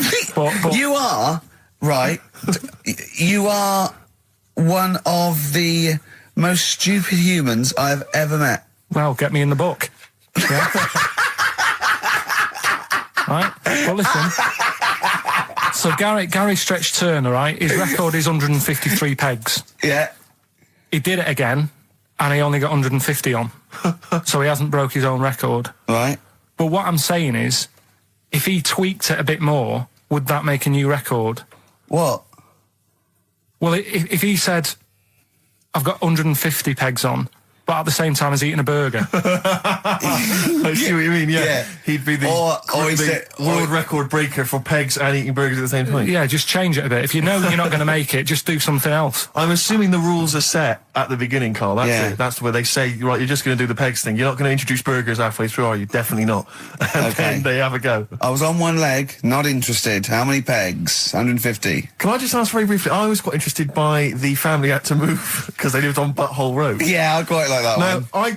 I don't know if I've told you before, Rick, where I used to live. I'm not going to tell you the name of the street that I used to live on, not on air, because my parents still live there and I don't want to, But I'm going to write it for you now. This is the genuine name of the street I used to live on. Just imagine when you're at school. Yeah. And like in class, for instance, in French, you've got to say, you've got to answer where you live. Yeah. J'habite, wherever. Yeah. That's the name. This is actually the name of the street we lived on. No, it's not. I swear to God. That is... Absolute right. I could phone my father now and he could confirm that for you. No, I swear because he doesn't want to God. And I tell you that... But listen, do you know what worries me? It's the apostrophe S. I know. Because that's blatant. Yes. Amazing, isn't it? That is incredible. But imagine how embarrassing that was. So if I look that up in the Bristol... You will find that in the Bristol A to Z. I swear to God. That is really... Why have you never told me that before? I can't believe I haven't. That's I'm incredible. still embarrassed now. Do you know, whenever I have to phone up, if I have to give that address, I always spell it instantly. Really? Like, somehow that will hide it, that will disguise the name. But I can't get over that. Anyway, if you perhaps live in Tits Avenue, yeah, or... Wankling Drive. Wankling Drive, just get in touch. Let us know, we're not really interested. You've been voting in all week, sending your emails, so here's the clips that you wanted. Carl, you're making noises while I'm talking. Yeah, but you do this all the time, trying to wind me up. And I'm not saying Manchester's the best place in the world, but what I'm saying is, there's bits of it that I really miss. Yeah. Like last Sunday, right? When I'd met up with Ricky, we had spaghetti bolognese, which was all right. And then I said to him, I need some soil. Damn, I wish you'd invited me. It sounds amazing. So I need some soil. What do you think? You need some what? Soil? Soil, yeah. I need to repot a plant, right? Yeah. So you need to repot a plant? Yeah. Fair enough. So I'm like, where you can't see these shops in London. Do you know what I mean? There's nothing around. I took him straight to one in my street. Yeah, but near your street, and that's probably the only one in London. Well, you say that, Carl. No, it does annoy me. Round my way, it's like, you can't move for soil shops. You can't. There's earth. You can just pick up handfuls walking down the street. Yeah, incredible. People just lean over into someone's front garden. No, you can take the plants as well. No, but what I'm saying is, Manchester, there's loads of decent hardware shops. Yeah. Here, if you want a panini and a latte or whatever, you can't move for them. But for soil, I had to go virtually how many miles away from me to carry that soil home and stuff. Yeah. It's not good. I mean, London's all right, but if cities were sort of marked... It's neglecting the peat market, really, well, there's barely any mulch available in central London. I'm sick and tired of not getting a good, decent compost of a Sunday. Indeed. So, I'm thinking of moving to the north, where there is loads of soil and gravel. Indeed. And animal shite. Whatever. Yeah. So you were going to say, if you're marking cities out of 10, what would you give London? Well, if you were marking them on, on what they have. Right. As opposed to what? Well, as opposed to How the you name. spell it. Say, like, I think the greatest city in the world is Rome. Right, Okay. It's pretty amazing. Yeah. Have you been? What? Yeah. Why do you think that though? Just because, like, you turn a corner and there's something there that's really old. Right? Like, you're going down a normal street. Go and stay in a Derby and Joan club. Yeah. No, but it's like you're going down the road and then you turn a corner and like the Colosseum's in the middle of a busy road. It's like, what's that doing there? Yeah. Yeah. And just when you think there's no more, you turn another corner. It's almost as if that was there first. Yeah. Well, Yeah. But do you know what I mean? London, Yeah. what have we got? You know, Trafalgar Square is world known. And you go there, what's there? Yeah. Do you know what I mean? So there's a lot of space there. Get one big B&Q. In Trafalgar Square. To cater for the whole of people who live sort of central Londonish. Yeah. And then I'd be happy, but what I'm saying Well, with is... Nelson just popping up through the middle, because you can still see it, couldn't you? Yeah. Yeah. It's a great idea. B&Q, so B&Q could be like the whole sort of flat thing and make it sort of grey so it looked like rock, and then Nelson popping Make it up. classy is what you're saying. Yeah. Stone clad it, so it looks like you've made an effort. Exactly. And then you can pop in, and then you can go out and go, oh look, Nelson's column. Oh look at that! Isn't Nelson? Oh look at that! The victory, defeat. That's fantastic. One of the greatest living. Yeah. I need some nails. Yeah. Perfect. Killing two birds with one stone, you're saying? But why isn't there more than them shops? Because when I went into yours, every time I've been in there twice now. The first time was to get a shower head, right? Right. And I went in there, couldn't resist buying something else. I ended up getting some super glue as well. Blimey.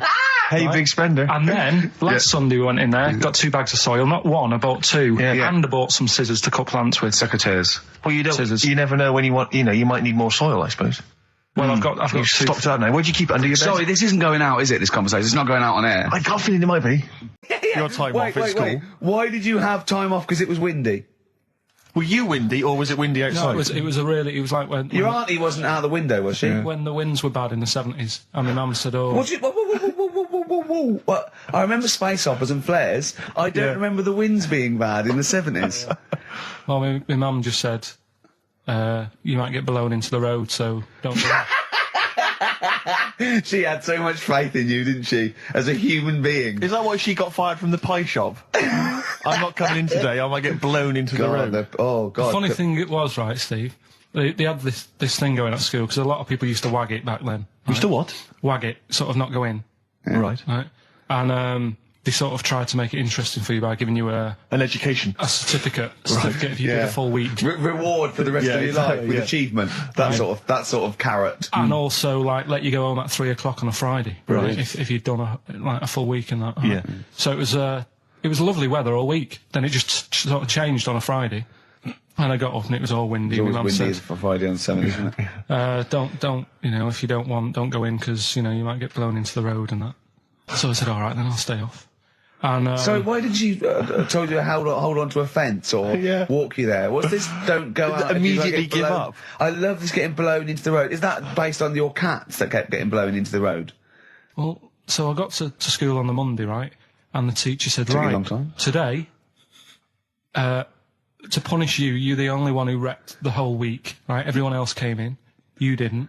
So everyone else is going home at 3 o'clock today. But you're not. Brilliant. Serves you right. And I wasn't bothered though. It was great because I said, well, you'll have to stay with me, won't you? And it was great. So all I did for half an hour was doodle and stuff. It was great that afternoon. yeah. And that was ages ago. That was like when I was about 8. And that's one of the times I was off ill. Yeah. So it was, but that wasn't even ill. That was wind. Yeah. Yeah. So Yeah. Yeah, it's a bit different when you're to be honest with you, world though, Carl. You can't just not turn up because you've got a bit of a cold or you're a bit fed up. I mean, we had an appointment 4 o'clock Thursday, wasn't it? And he had to call it because I cancelled it. Meeting went on a bit late. Time management. Get things done. If it was important, you'd get it done. Play a record, Carl. Pull your finger out, please. when I was a kid, right, and it's all right for you to go into women's toilets when you're a kid. It's like, oh, it's a bit cute, right? As long as you're not, like, over 15 or something, right? Right. But when I was a kid, I went into a toilet, and women, when they use their little cubicles, they don't shut the door. Some of them just sit down on the toilet, right? And you see everything. And, no, seriously, that's probably one of the first times I saw, like, a woman. Yeah. That, right? And my Auntie Nora when she was staying over. What happened with your Auntie Nora? She was, she's into wearing caftans. Into wearing what? You know, caftans. Oh, yeah. What caftans? Big, bellowy sort of dresses. Right.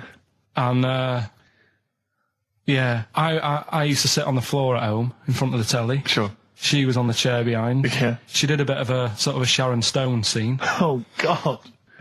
Yeah. Did you see it? There was no underwear. No. What age were you? What was it like? What age were It you? was like a ripped tennis ball. What? Right, we're off air. Either that or put us in for the Stonys. I've told you before about buying presents. Did those gloves have your name sewn in them? And a piece of string that ran over the back of your duffel coat? You know, I've never been into getting presents and that. I had the problem at that Christmas one, that time with the Victoria Plum. Yeah, we'd hate that. We'd hate to bring that back. We've done that. Because you talked about it because it's kind of to do with your dad, isn't it? He's a very bad gift buyer. Was that the problem? Well, yeah, my dad just wouldn't bother. It was my mum who sort of made an effort, and she sort of worked out half of what I wanted, then she left it to my dad to get it off someone, see if he could get one cheap or whatever. I love the fact that usually people talk about, like, drinking heavily or violent abuse, right? Yeah. But here's what he's been left with and scarred with from parents is bad gift buying. Yeah, and That's the not so Victoria bad, Plum is it? incident. In the greater scheme of things in the world, Yeah, but- that's not a bad thing to have, is it? Right, there was this, this is what it's like about getting presents and stuff, right? With my mum and dad. Go on. My mate, Colin, right? He Colin had, Bacon? No, Colin Bailey. Oh, right? yeah. He had a Little Sinclair Spectrum, right? Yeah. Computer, Yeah. which was like the thing to have at that yeah, time, yeah, right? yeah. Used to always go round to his house. The deal was... Not the one you had to play through the window because you weren't allowed. No, that's another lad. Oh, right? yeah. This is a different lad. And the deal was, he came to our house, and my mum gave him a pie. And then I'd go round to his, and I'd stay there for a few hours playing, you know, Hungry Horace and stuff like that on it. Sure. Right? Now, my mum and dad knew that I really wanted one of these computers, right? So I waited about a year. Came round to Christmas Day. I thought, I reckon might have one. Turned out they bought me the wrong one. They bought me a ZX81 instead of a Spectrum, right? And Christmas Day, I'm there trying to load the games up. It's not working. I'm thinking, what's wrong, right? And the thing with me, when I was a kid, I used to get quite sort of agitated. This is the moment. Right? I found out that it needed a RAM pack to make it work, right? Looking in the thing and it's saying, and make sure you put your RAM pack in the back. And I was like, oh, where's the RAM pack? And my dad's going, I don't know, I've got you the main bit. That's it. So I was that wound up, I just was sick, right? Just sick. I didn't feel sick or anything, I just was like, oh God. Went to the sink, just sick. Because I was that on edge about it. I said, come on, we've got to get one. And my dad's like, Tandy's shut. We're not gonna get anything today. Ruined again, Christmas Day. That was after the year when my train set got blown up by our kid. The following year, no RAM pack. And now you ask me why don't I get good presents? He's scarred. He just I'm gonna die. Honestly, I'm gonna die. He's just being sick. Yeah. There's no RAM pack. Did you get to the bottom of it? Why wasn't there a RAM pack? You have to buy them separate. Oh, It's one of them okay. cons. What do you mean I can't play Frogger? Oh no. So, wasn't there another incident when you threw up? Spontaneously threw up? Oh. Through sheer anxiety? I do get it. It's not so much now because I've relaxed a bit, but as a kid I used to be quite on edge all the time with certain things. Do you think that's what happened to your The cat wind. that kept being sick? That it didn't get the food it wanted, and it just threw up. Do you remember that? Yeah. God. So they shaved it. Yeah, but again, you see, the cat thing, I mean, it's mad. I was thinking about it the other day, right? I used to think I had quite a normal upbringing, You didn't. right? And someone was talking Your about the mother cat. once told you not to go to school because it was windy, Carl. It was Yeah. not a normal The upbringing. cat was being sick, so she shaved it, so it was easier to clean. Right, well, my mum and dad went on holiday, right? And I stayed at the Rosses down the road. Oh, yeah. Only a kid, must have been about 5 or something, right? And I was always running around in the house. I had a lot of energy as a kid. What the Rosses did, they had this cat that was dead violent, the most violent sort of angry cat I have ever witnessed. A tiger. It was honestly, Steve, if it was bigger, it would have been, because it was just always having a go at you. Yeah. If you went to pat it on the head, it went to bite you and stuff. And what they used to do with it, to stop me running around, I'd sort of be running around, and then I'd get a bit tired, and he'd say, have a lie down on the settee. So I'd lie down on the settee and I'd nod off. And what they used to do, I'd wake up and I'd put the cat on my belly. Right? So I'd be scared to move because it's like it's going to get me. But it would keep you there. It kept me there, and it used to sort of slaver on me, and they'd sort of, you know, go out or whatever, and I'd be lying there. That's not normal, is it? Carl, sorry, were you created by the Brothers Grimm for one of their fairy tales? What kind of a life is that? A cat paperweight to keep Carl in place. He keeps blowing around. It's windy. We'll have to weigh him down. Be careful. Your mum probably told him that it's a windy day. You got to get something heavy on him, otherwise he just gets blown into the road.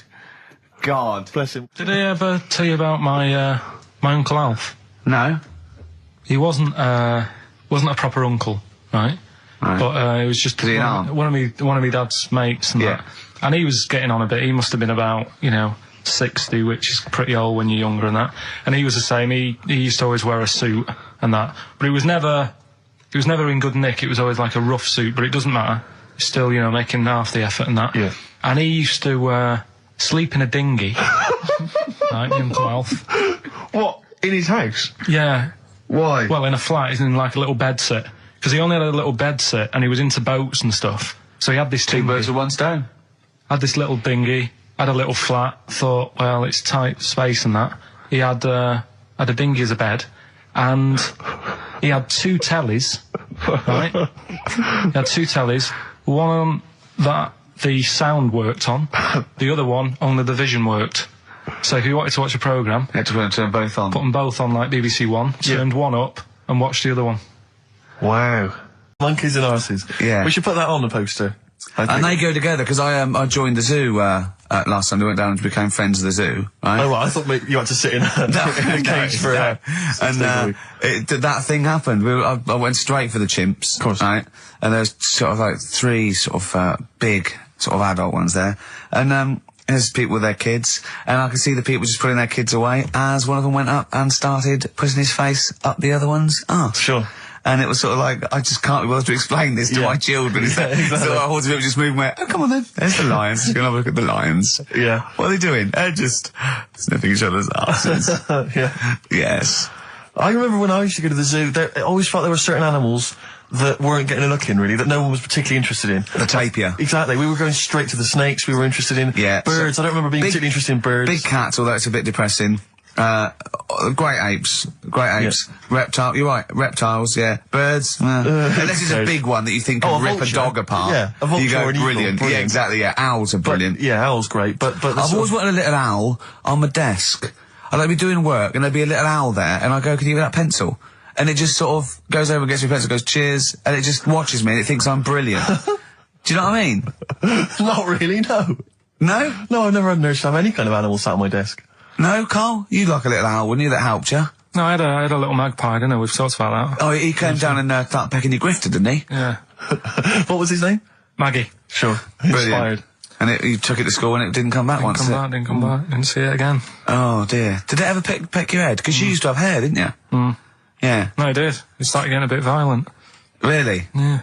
Was it becoming sort of age when it's probably sexual frustration sort, because I think magpies go for shiny objects, don't they? And you were probably sort of probably losing it a little bit then in the front, and so when the sun was out, there's a bit of a sheen on the front. They saw glare and thought, I'll have that. Yeah. What is that? That's brilliant.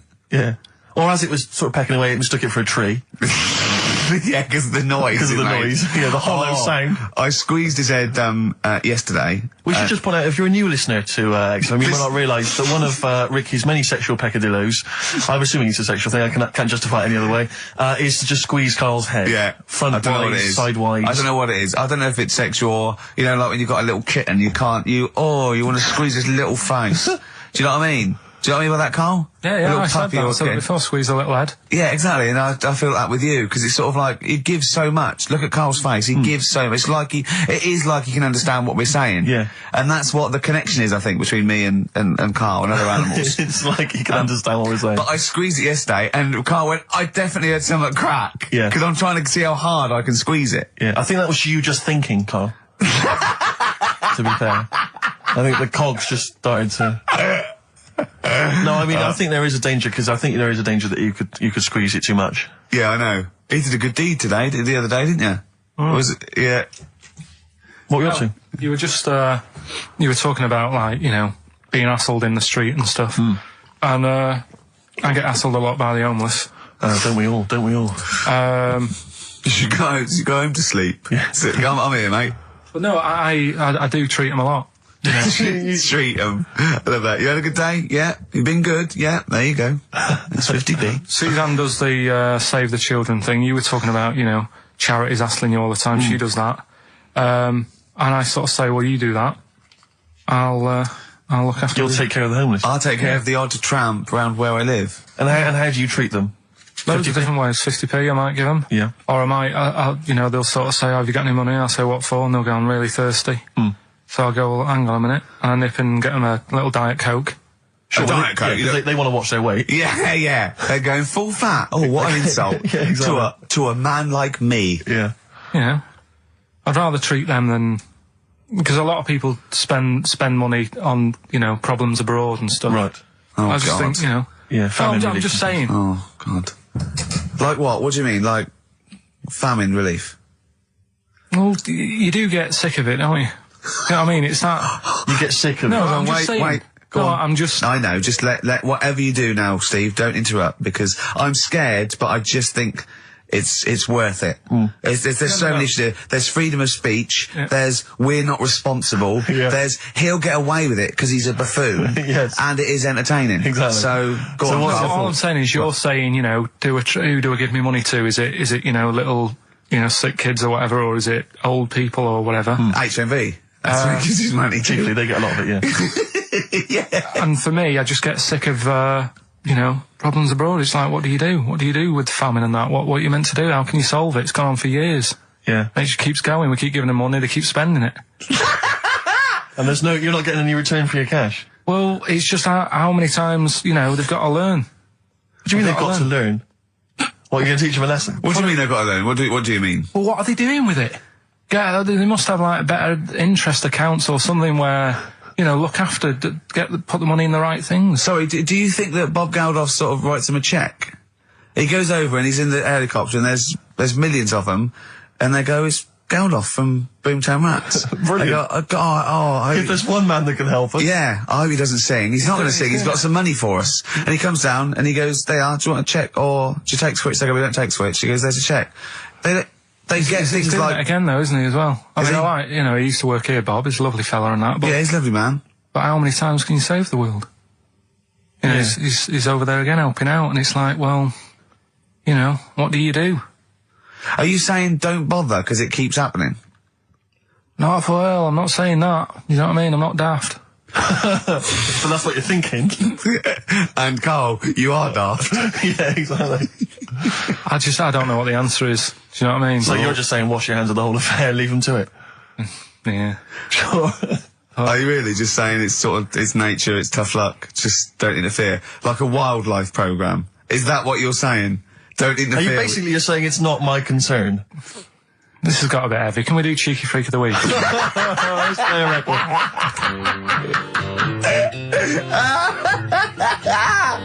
Oh, God! My Hey Hey out of the blue from the album Rust Never Sleeps by Neil Young. Such a brilliant song. Oh, he's a great musician. He's amazing. Yeah. He's incredible. I think we're playing Neil Young track a week Okay. from now until Christmas. Brilliant. Okay. Alright? Excellent. On XFM 104.9, I'm Ricky Jones with Steve Merchant and Karl Pilkington. We were talking about the homeless. I saw a homeless guy in the week as I was walking down Finchley Road, and he was peering in the window of one of the Dixons or something like that, just checking out the details on one of those cable TV packages. And I thought, one step at a time. I mean, firstly, I don't know, start eating your dinner off a plate. Yeah. And then work your way up to, you know, a house, a home, a widescreen TV, A roof. digital television. But it's odd. Well, that might answer one of the questions, because I keep getting recognised by homeless people, and I never know what to say. I go, I think, well, either they're not really homeless, and they've got sort of digs or something, and they watch television, or the scariest one is that they they've become homeless in the last few months since the office. I think, oh God, that's really scary. Or they are watching it in Dixon's. They're going, the office is on tonight. Yeah. What are you doing? Going down to Dixon's. Or they think you're one of them. Or that, well, I am. Because I mean, the way you dress. Well, no, some that are probably not quite, got their faculties, so maybe a little bit worse for wear, think they recognise me. And they whole scenarios where they're going, remember we were chatting, I was going, yeah, how are you? And it's just they recognise someone. Right, yeah. But that's a bit weird. But I mean, I think that's the worst thing, homeless. On a serious note, it is outside health.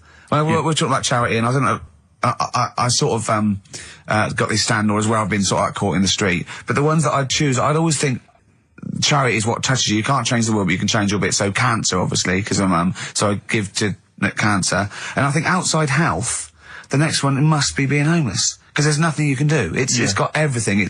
You're scared, bewildered, you're cold. It's just everything. Even if you're healthy and homeless, eventually you're not going to be. Well, I do feel bad because, I always feel that I want to give to the health charities, like cancer, for instance, because there's that fear that I might get it. Well, yeah, it's not just that. It's just like, if you're not healthy, that's the first thing, isn't it? If your life's being threatened, there's nothing else you can really worry about. Yeah. But I don't know if that makes it wrong, though, that it's like I'm investing in a possible future. Yeah. Well, not really, because it's the same for everyone, isn't it? But, Yeah. I saw a homeless guy as well, looking through the bins, but he wasn't pulling out food and scraps, he was pulling out newspapers. Just having a read. Yeah. I always found that odd. I see that a lot, homeless guys. I don't know if they're just checking out the TV listings. When he finally gets his When's the office cable. on? Yeah, the office, they've moved it. They've moved it to Choice and UK Gold. I don't blame him, because there is some cracking stuff on cable TV. There's great stuff. But I was flipping through the other day, and on digital TV you can see what other shows are on while you're watching something. I was flipping through, and there was one, and it was called, now, when are you ever in the mood to watch a TV show called I Survived a 200-pound tumour? When was that on? Because it seems to me that if you've got a 200-pound tumour, you probably want to watch something else that'll take your mind off it, Big Brother or whatever. I'm not £200.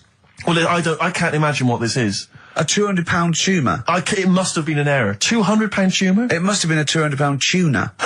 It was probably someone fell in the water. And it came I survived a £200 tuna. Yeah, and it was just a spelling mistake. Sure. A £200 tumour? That's isn't that like kind of having That's Mr. another T person. That is another person. Maybe, oh my God, maybe it was all his life they told him it was a Siamese twin. But someone had just painted a little face on it when he was at school. Just drawn a little face exactly, on it. And they go, it's not your twin brother. He goes, isn't it? He goes, no, it's a tumour. We better take it off. It's £200. £200. That can't be right. You sure it wasn't £20? I'm assuming that's what it probably would have been. But it was certainly £200 on the digital thing. Maybe that's a mistake. That's great, isn't it? They're trying to make it more interesting. Yeah. It's someone at Carl got there. £20 tumour. Let's make it 200. At least they're what? Exactly. That's what I'd be like, though. I wouldn't want to go to the doctors. You know what I'm like? A £200 tumour. I know. It's just that thing. I mean, you know what I'm like. I don't like. It depends where it is as well. Taking your clothes off and all that. There's the pressure in it. You don't like anything being touched, do you? I remember when he said he doesn't check his balls. He doesn't like the feel. That's live with me. He doesn't like the feel. I think, do you mean that you don't like what it feels like in your balls when you're fiddling with them? Because I imagined it that you meant you don't like the feel, in your fingertips. You don't like the feel of your balls. It's the thing of, you start thinking about what you're actually touching, and there's something in there, and you might break them and all that. I don't like Break them? They are delicate. I am scared with the little knobbly bits, yeah. What knobbly bits?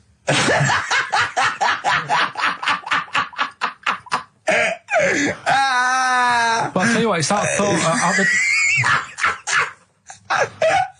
at the doctors. It's that thing of, it's not taking your clothes off in front of him, right? It's the way you've got to take your clothes off, but he asks you to go behind that curtain to do it first. Yeah. So there's more pressure, because then you come walking out with nothing on. Right. So it's like, why have you asked me to go behind there? Yeah. Rather than if I just sat there having a chat and he's going, how have you been? It's like, all right, and just taking the pants off. Yeah, And then exactly, yeah. It's the pressure don't take your clothes off, and you came out and he lit a candle, and there was some soft music on. The lights were down. Nice. Yeah. Or he said, if it'll make you feel more relaxed, I'll take my clothes off. Yeah, exactly, yeah. But I'll do it in the form of a striptease. Now, Carl, I'm going to ask you the question, knowing the answer. What do you think of maybe a gay doctor just checking his testicles out? He's a professional. He just happens to be gay. That would never happen, would it? What are you talking about? Why not? Oh, speaking of... Go on. Doctors. No. Gay What? people and that. Do you know when we discussed gay-only toilets? Yeah. It's only... it looks like it's coming into action. No, it doesn't. Right. No way. It was mentioned again Where? on... Your head. No, I think... Do it you was on- think that people in positions of power are listening to this show getting ideas from you? Tony Blair. Makes you wonder, doesn't it? No, it really does. And the funny thing is, why are they getting upset? Why are gay people getting upset that they might have to have their own toilets? Carl, you don't know what you're talking about anymore. You They're don't know having a what you're sly look. You don't know what you're talking about. Okay, can we have Cheeky Freak after this? If you want. Placebo. This picture on XFM 104.9. Steve, you're thinking of taking over as producer, aren't you? Well, I just think it's a shambles. I've asked for Cheeky Freak of the Week, and it appears that Carl's not ready. He's not prepared. No, I can sort of remember it. It's just that I like to have all the information. Contempt for But the you've just listener. had just a whole bunch of adverts and placebo in order to get it ready. We're shouting, we're having a shout and that. Right, do you want to sort yourself out in future? Yeah. This is what we were chatting about. Someone emailed in about they watched the £200 tumour thing, and when it was removed, it was carried away in a wheelbarrow, right? Carl said, what, even when she had it removed, she still carried it round in a wheelbarrow? And he went, I thought it's sort of like she'd become attached to it. You definitely are my favourite thing in the world. It's great. Look at the way he's looking back. But I think they're all the same. The people, I have had more emails about people saying I watched the £200 tumour and I documentary shaved me arse than anything else. I know. When we ask questions come about up with science, Shakespeare... we talk, yeah. Nothing, High silence. concept, we talk about political issues. One person emailed in, they said, I tuned into the £200 tumour documentary. It looked disgusting, I couldn't watch for long. What were you expecting? Yeah. That it might sing and dance? Do a little show for you? Anyway, these are really your listeners, Carl. Now, I think do you know what I mean? You find your niche, you attract your. I think me and Steve are pretty much just here. I think the people that we had in the early days, Rick, they've long since abandoned us. They jumped ship. They've got jobs. Yeah, they've got jobs. They're out now. They've been released. Exactly. Yeah, they're getting their life back together. Come on. Hey, Chinese kid. Right, well, we've talked about airy people in the past. True enough. Haven't we? Yeah. The little kids who grew up in woods and hung around with wolves and that. Yeah, again, you're confusing it. Yeah, they're not, there were some people that were born very hirsute. They were not the people who were brought up with wolves. You just put that together in your Homer Simpson type mind. Right, well, this is like a sort of close to that sort of story. But the weird thing is, right, Chinese people aren't that hairy as a nation. No, seriously, that's a well-known fact. They don't have that much body hair and stuff. Okay. So this little kid who was born over there, he was like covered in stuff. Was he? And it was only his nose that wasn't hairy. The rest of his body was caked in hair, right? And his hair sort of. What grew. sort of hair was it? Was thick hair? No, what I mean is, was it sort of like a pony's mane? So he just looked like an Ewok. You know what I mean? Just like hanging down, sort of straight, dark hair. In the picture, it looked like it grows from his eyebrow. It grows from his eyebrows quite thick, and then it just goes all the way over. You his don't head. think it was just really long eyebrows that he'd done a comb over? No, it was all over his body. It had a picture of like his back and that. Yeah. And Had he styled it? Had he styled it at all? Did he have it in a quiff or? no, it was just hanging everywhere. all over him. Yeah. And they were like, this is a bit weird happening in China, where we're not normally that airy. That was the scientist speaking there. Yeah. And the local press and that were getting him down, calling him monkey boy and all this. Oh, And thinking Chinese press. but the doctor, Yeah. Oh. They're cruel, aren't they? It's like those game shows.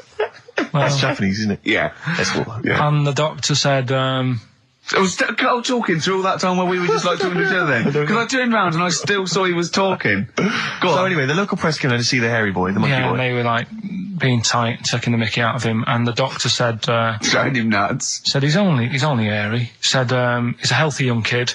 The only faults he's got is he's got a little bit of eczema and a boil. And he said everybody should just treat him the same, and I think he grew up a healthy kid. Yeah, so that's the That's the end of the story. That's not a story. Why? But I've got nothing. I don't know what to say to that. So someone in China was born slightly hairier than the rest, and he was normal apart from eczema and a boil. That to me isn't a story. But if it is, I've got a million. I mean, it's sort of like bloke from Manchester went a bit bolder than the rest, got a job on radio. He was normal. I mean, that's not a story, is it? So that's educating Ricky. Will we?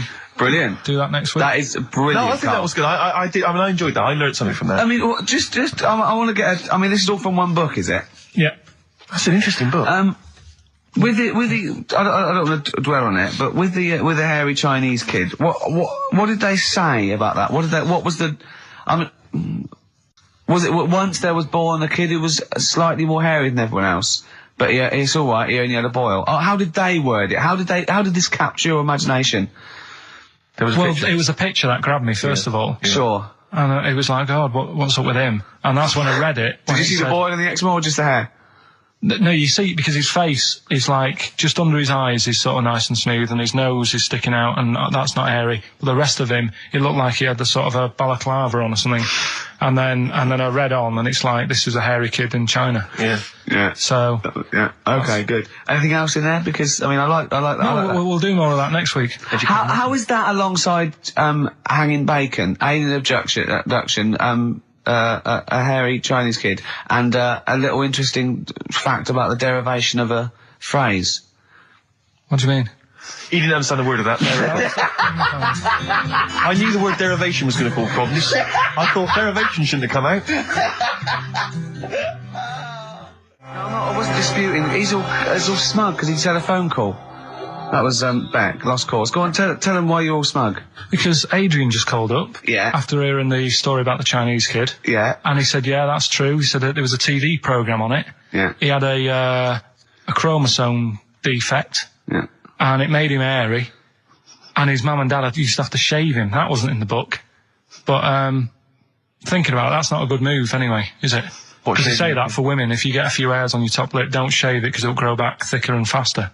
So they should just let him. They should have just said, well, let's see how bad it gets. But if they went in there straight away if he came out as a baby and a little bit hairy, they should have left it for a little bit. But Adrian called up and said, yeah, he was hairy. He was all right. But we weren't disputing there was a Chinese kid born slightly hairier than the rest. We were disputing the fact that you didn't actually tell us a story. You just told us. And what we are disputing is that man was abducted by aliens for 3 days and grew a beard. Yeah. That's definitely not true. No. We don't know about chewing the fat, but it sounds quite viable. Yeah. You see, the difference is between me and Steve and you is that what we believe isn't random. Well, anyway, listen, a good friend of ours, Ross Noble, he's given me this picture, Carl, which he's got from a magazine. He loves you. And I have to say, I think this... I just looked at it then. Obviously, it's not going to mean much to the listener. Oh, this is self-indulgent. But it is currently available. I think it's in the current edition of Bizarre magazine, so you might want to buy that. It's not horrible, though, is it? There's a certain grotesqueness about it. Oh, it's a deformed person, isn't it? Well, to a degree, but I think what it's going to do for Carl is give him, I think for you and I, Rick, we're going to see his face. Light up, like opening a wonderful Christmas gift. Oh, you know what? I think I've seen this. Is this the one with the kid with the big head? I'll be honest with you, Carl, it is. Have you seen it already? Yeah. Let me just show it to you again so you can I haven't seen it. It's like... yeah. We shouldn't be laughing at that. No, but that is like the kid who I went to school with. That is the same. That can't be the same. So do you recognise him? Seriously, that is the same thing he had. I mean, I have to say, it does look like it's been computer generated. It's so odd. Yeah. But look at the child's face. I know. Look at his reaction. Don't take another photo of me. I'm not sure this is right. It's not right. It's not right. But I was hoping that would give you, Carl, just a little glimpse of. We've had a request as well on the best bits. So someone wants to hear you talking about your mates with the big heads. I don't believe it, because every time we go there, we get some sort of complaint about something. About what? Just leave it. Well, that for some reason that always goes from the story with my dad going to Blackpool for taking those kids there. And what kids? And, leave it. No, what? I don't know. There's people that know what you're talking about. I'll tell you when we put a song on. No, well, I know what it is, but you can't just say that. Is it when your dad put a kid in the wheelie bin because he was getting it home? Yeah. So we're going to we can't go through it again. It's too controversial. And it was in one of her magazines, and there's this article, right, about these identical twins, brothers, right? And one of them meets this girl, right? And it turns out she's got an identical... I've heard this. This is true. Right. They get married. She's got an identical sister. Right? So they both go out. So two identical twins, male, going out with two identical twin sisters. Yeah.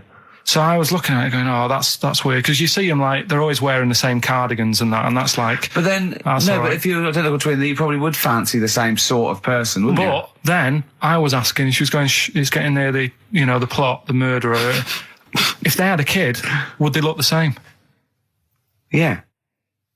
Well, not necessarily, because it depends on what genes are passed over. Even though they've got the same exact sets of genes, that you don't pass on all the genes, do you? It's 50-50, but you don't pass on exactly the same genes in each sperm, let alone with an identical twin.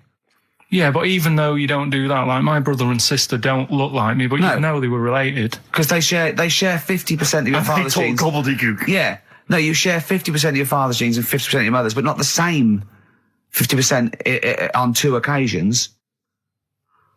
I think you completely lost it. When you brought in the word genes, I thought you were thinking, what no, they wouldn't necessarily. For? They wouldn't necessarily, no. They could do by Did Suzanne chance. Look at you like Oliver Hardy looks at Stan Laurel when he's just like nailed his hand to a wall or something? She went, ask Ricky tomorrow. And then turned up John Nettles. And then turned it up. Yeah. Oh, that is... No, what's the song? What song are you thinking of? The lines are going mental. Because it's so easy. Let's play a record, Carl. We'll come back and we'll find out if anyone's got that right. That's a great one, Carl, really. Right. Did you just come up with that literally in the last 10 minutes? Genius. This is genius, definitely. I mean, if those calls aren't from major TV companies, I don't know. Dynamite stuff. A lot of them are... What's his name's lawyer? Simon Mayer. Simon Mayer. That's my favourite thing I've done for years. Yeah, not bad. That's great. Back to form there. So, okay, line. The lines are going mental just because it's easy. Go on then. So the first one to get it, but... Well, it's not that though, Rick. I mean, Carl has just decided to revise the actual rules of the competition. Yeah. So that, we've decided, is very easy. So that's now a qualifier. And so then they have to answer one live. Exactly, so whoever gets that one right can play for big money. Is it a quick one as well? Because some people will lose the will to live. Yeah. Just cut to the chase. And because they've got to qualify now, we're throwing an Office DVD that aren't ready yet. That, won't you? Yeah. Yeah. No. That increases value by 42 pence. Right, go on. We'll just go live, yeah? Hello, XFM. Yeah, hi, how's it going? Not too bad. Not too bad. Listen, a very, very quick recap, Carl, if you will, please, for the people listening. Very quick. Right. A man ends up in a loft. Man's, after moving into this house and he's in the loft. And he's tidying up. His missus is downstairs doing the kitchen because that needed doing. He's up there. He's cleaning up, emptying the boxes. He finds a little. He rubs a lamp. A fella comes out wearing 501s. What's the song? What's the song, mate? are you talking to me? Yeah. Sorry. Yeah. Well, look, I'm sitting in this bar, right? I'm not ringing up relating to anything that's going on right now. I'm after one of these armbands to go and meet Bowie on Monday. Can you help me out? What? What? Piss off. You can't say that to our public. Yes, I can. What I can't bear is people begging, Rick, on the radio. You know, I can't bear it. Is that the Australian bloke who's got the Bruce Springsteen tickets? Hello, XFM. Hello. Hello. Are you phoning up for an armband? No. Okay, great. Gene Genie, of course it is. Well done. Well done. Right, what's your name? Everyone else can ring off now because this. Well, she might not take the challenge. What's your name? Hello. What's your name? Christina. Christina. Right, do you want to take on the challenge? Yeah. Yeah? Oh, right, so this is for... She's already won a couple of CDs. This is for the Office DVD. Right. Okay. Signed by Ricky Gervais.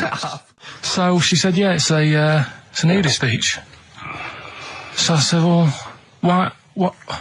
I said, we're all it's all mixed up. Normally on a nudie speech, it's a nudie speech and you don't go wandering on there when you get clothes on and that. Mm. So it annoyed me a bit, because there wasn't any signs. So this fella's getting closer. Well, the knob out was a sign. Yeah. Right, so he's getting closer. And he walked past me, it was an old fella. And he walked past and he had a hat on and a little pipe. And a big rucksack on his back. Right, so he got me thinking... Not strictly naked. I'm walking along and I'm thinking... Right, why do people want to do this? So straight away, I wasn't on holiday anymore, because most of the time when I'm on holiday, I don't think about anything. Right? Your mind's a blank. I just switch off. Right? But all of a sudden, this has got in my head now, and I turn around to look at him, and... Check out his eyes. And this bag, right, I swear, it was massive, right? What? You had a massive bag? The bag. His rucksack? His rucksack. Oh, right, okay. When he said there was an old couple coming towards me, I said, what was lower, the bloke's bollocks or the woman's tits? And he said, well, that was another point. She might as well have worn knickers. Because you can see it. That's what he said to me. So you saw the bag? So it annoyed me, yeah, because the whole idea in it, this is what I think, I mean, I might be wrong, right? Might be wrong. Chances are you never have been. You never have been before. Being nudist, right? What's it all about? Because my Auntie Nora, she same thing, pumped her with loads of drugs. She used to have a cabinet next to the bed is like boots. She's got loads of stuff, right? For all sorts of stuff. And, I mean, she's not that old, but she's on loads of stuff, right? She's a bit coked up, is she? She called up my mum once. And, yeah, you told us this. Go on, tell it again. And she said, oh, how are you doing and that? She's all right. Bit worried, though. My mum said, why, what's up? She said, I've been breaking wind. So she goes, well, you know. She says, no, but this one is going on and on and on. And she was like, she was like, what do you say? What's like passing wind, farting for 5 minutes. One thing, not like, you know, trumping and then nothing. Yeah. Continuous drone of a fart. I'm eating. Eh? I'm eating. So am I. Carl, you have to carry on. Right, yeah. We're all eating. Those crisps, food crisps. So last week, yeah, you were playing your feature, that song, I Shouldn't Switch Off, because I'm enjoying the story. Yeah. And we played Living for the City, only you played the single mix, which doesn't have the entire second act, if you will. Yeah. So, Carl, you've not heard it before. You're excited. Heard it before. You're excited to hear the second act, because as far as you're aware, there was a young guy, he's living with his family, they're fairly impoverished in Mississippi, but, you know, they're happy, they're getting on all right. But you're not even aware that he's moving to the big city. No, it just fades out. Well, that's the city in question. I mean, I've liked this song for, must be, you know, 3 or 4 years, and I've always listened to the single version. I had no idea that I didn't know the full story. So, yeah. It's not, I mean, and I know your attention to detail, you like to know the full story, like, where everything was. Well, the whole idea of the feature is to say, you know, you've got to listen to the song. Where was the lead plate thing? Where was the lead plate thing? That was like a few years back. Where was it? In Britain and Scotland. Yeah. It was a problem all over the world. They had to deal with it. You're making it up now. Is it something you saw in Lord of the Rings? Yeah. Right. So anyway. Yeah. So the Lion and the Witch, Go on. Go on. So far then, what did we learn in this story from We Stevie learned so Wonder? far from Stevie that there's a young lad, he's, as I say, he's got a family, he's fairly happy, except they're very poor, and they struggle to get by, but they're happy, they're doing it anyway. He's moving to the big city. Carl, this is the bit you didn't realise. Just play the track. Okay, here we go. So this is halfway through. This is halfway through the tune now. This is, you've not heard this before, have you? Let's go. Sorry, we accidentally played an episode of Kojak. By mistake. We were going to play a song. Carl, what did you make of that then? Yeah, what's happening there then? Eh? He was living with his family, he was fairly impoverished. He's moved to the new... bus he was on, was it? Right, so what's your take on it, Carl? After hearing that, what I've worked out by it, the first part that we heard last week, everything's alright, but it's not that great living in Mississippi, right? So he goes, I'm going to go to New York. There's plenty of work there. Yeah. They'll sort of accept me as, you know, and everything. So he goes there, and the weird thing is, he's hardly, like, been in New York for a second. He gets on a bus, all of a sudden some copper's arresting him. He's like, what's going on? And then he's got 10 years. I mean, what you can't hear, because the levels are quite bad. I mean, I work with sound. I can't really hear what's going on. You're criticising Stevie Wonder, I'm sort of guessing that he didn't pay his bus fare or something. And 10 years. He got 10 years for that. I really don't know what was going on. And the last one. I've got that one. That's terrible. That's terrible. Okay, quickly. Oh, God. And the last one is that bloke who does... Come on! He's making me laugh. Come on, Carl. Be professional. Right, the last one. Right. I can't do it, it's making me laugh. Oh, come on, I'll come and read them then. No, hang on, come on, Carl. Right, here we go. They don't do this on Blockbusters on TV, do they? No, come on. That bloke who does sport on telly. He's got a little kid, right? Initials DC. What? Right? Is that, I'm was that the completely clue? confused by that. Was that the clue? Yeah, that bloke who... Eh? So what did you just pinch off? I can't confirm it at this stage, exactly what happened, but it certainly felt like a pinch. I looked round, there was a woman behind me.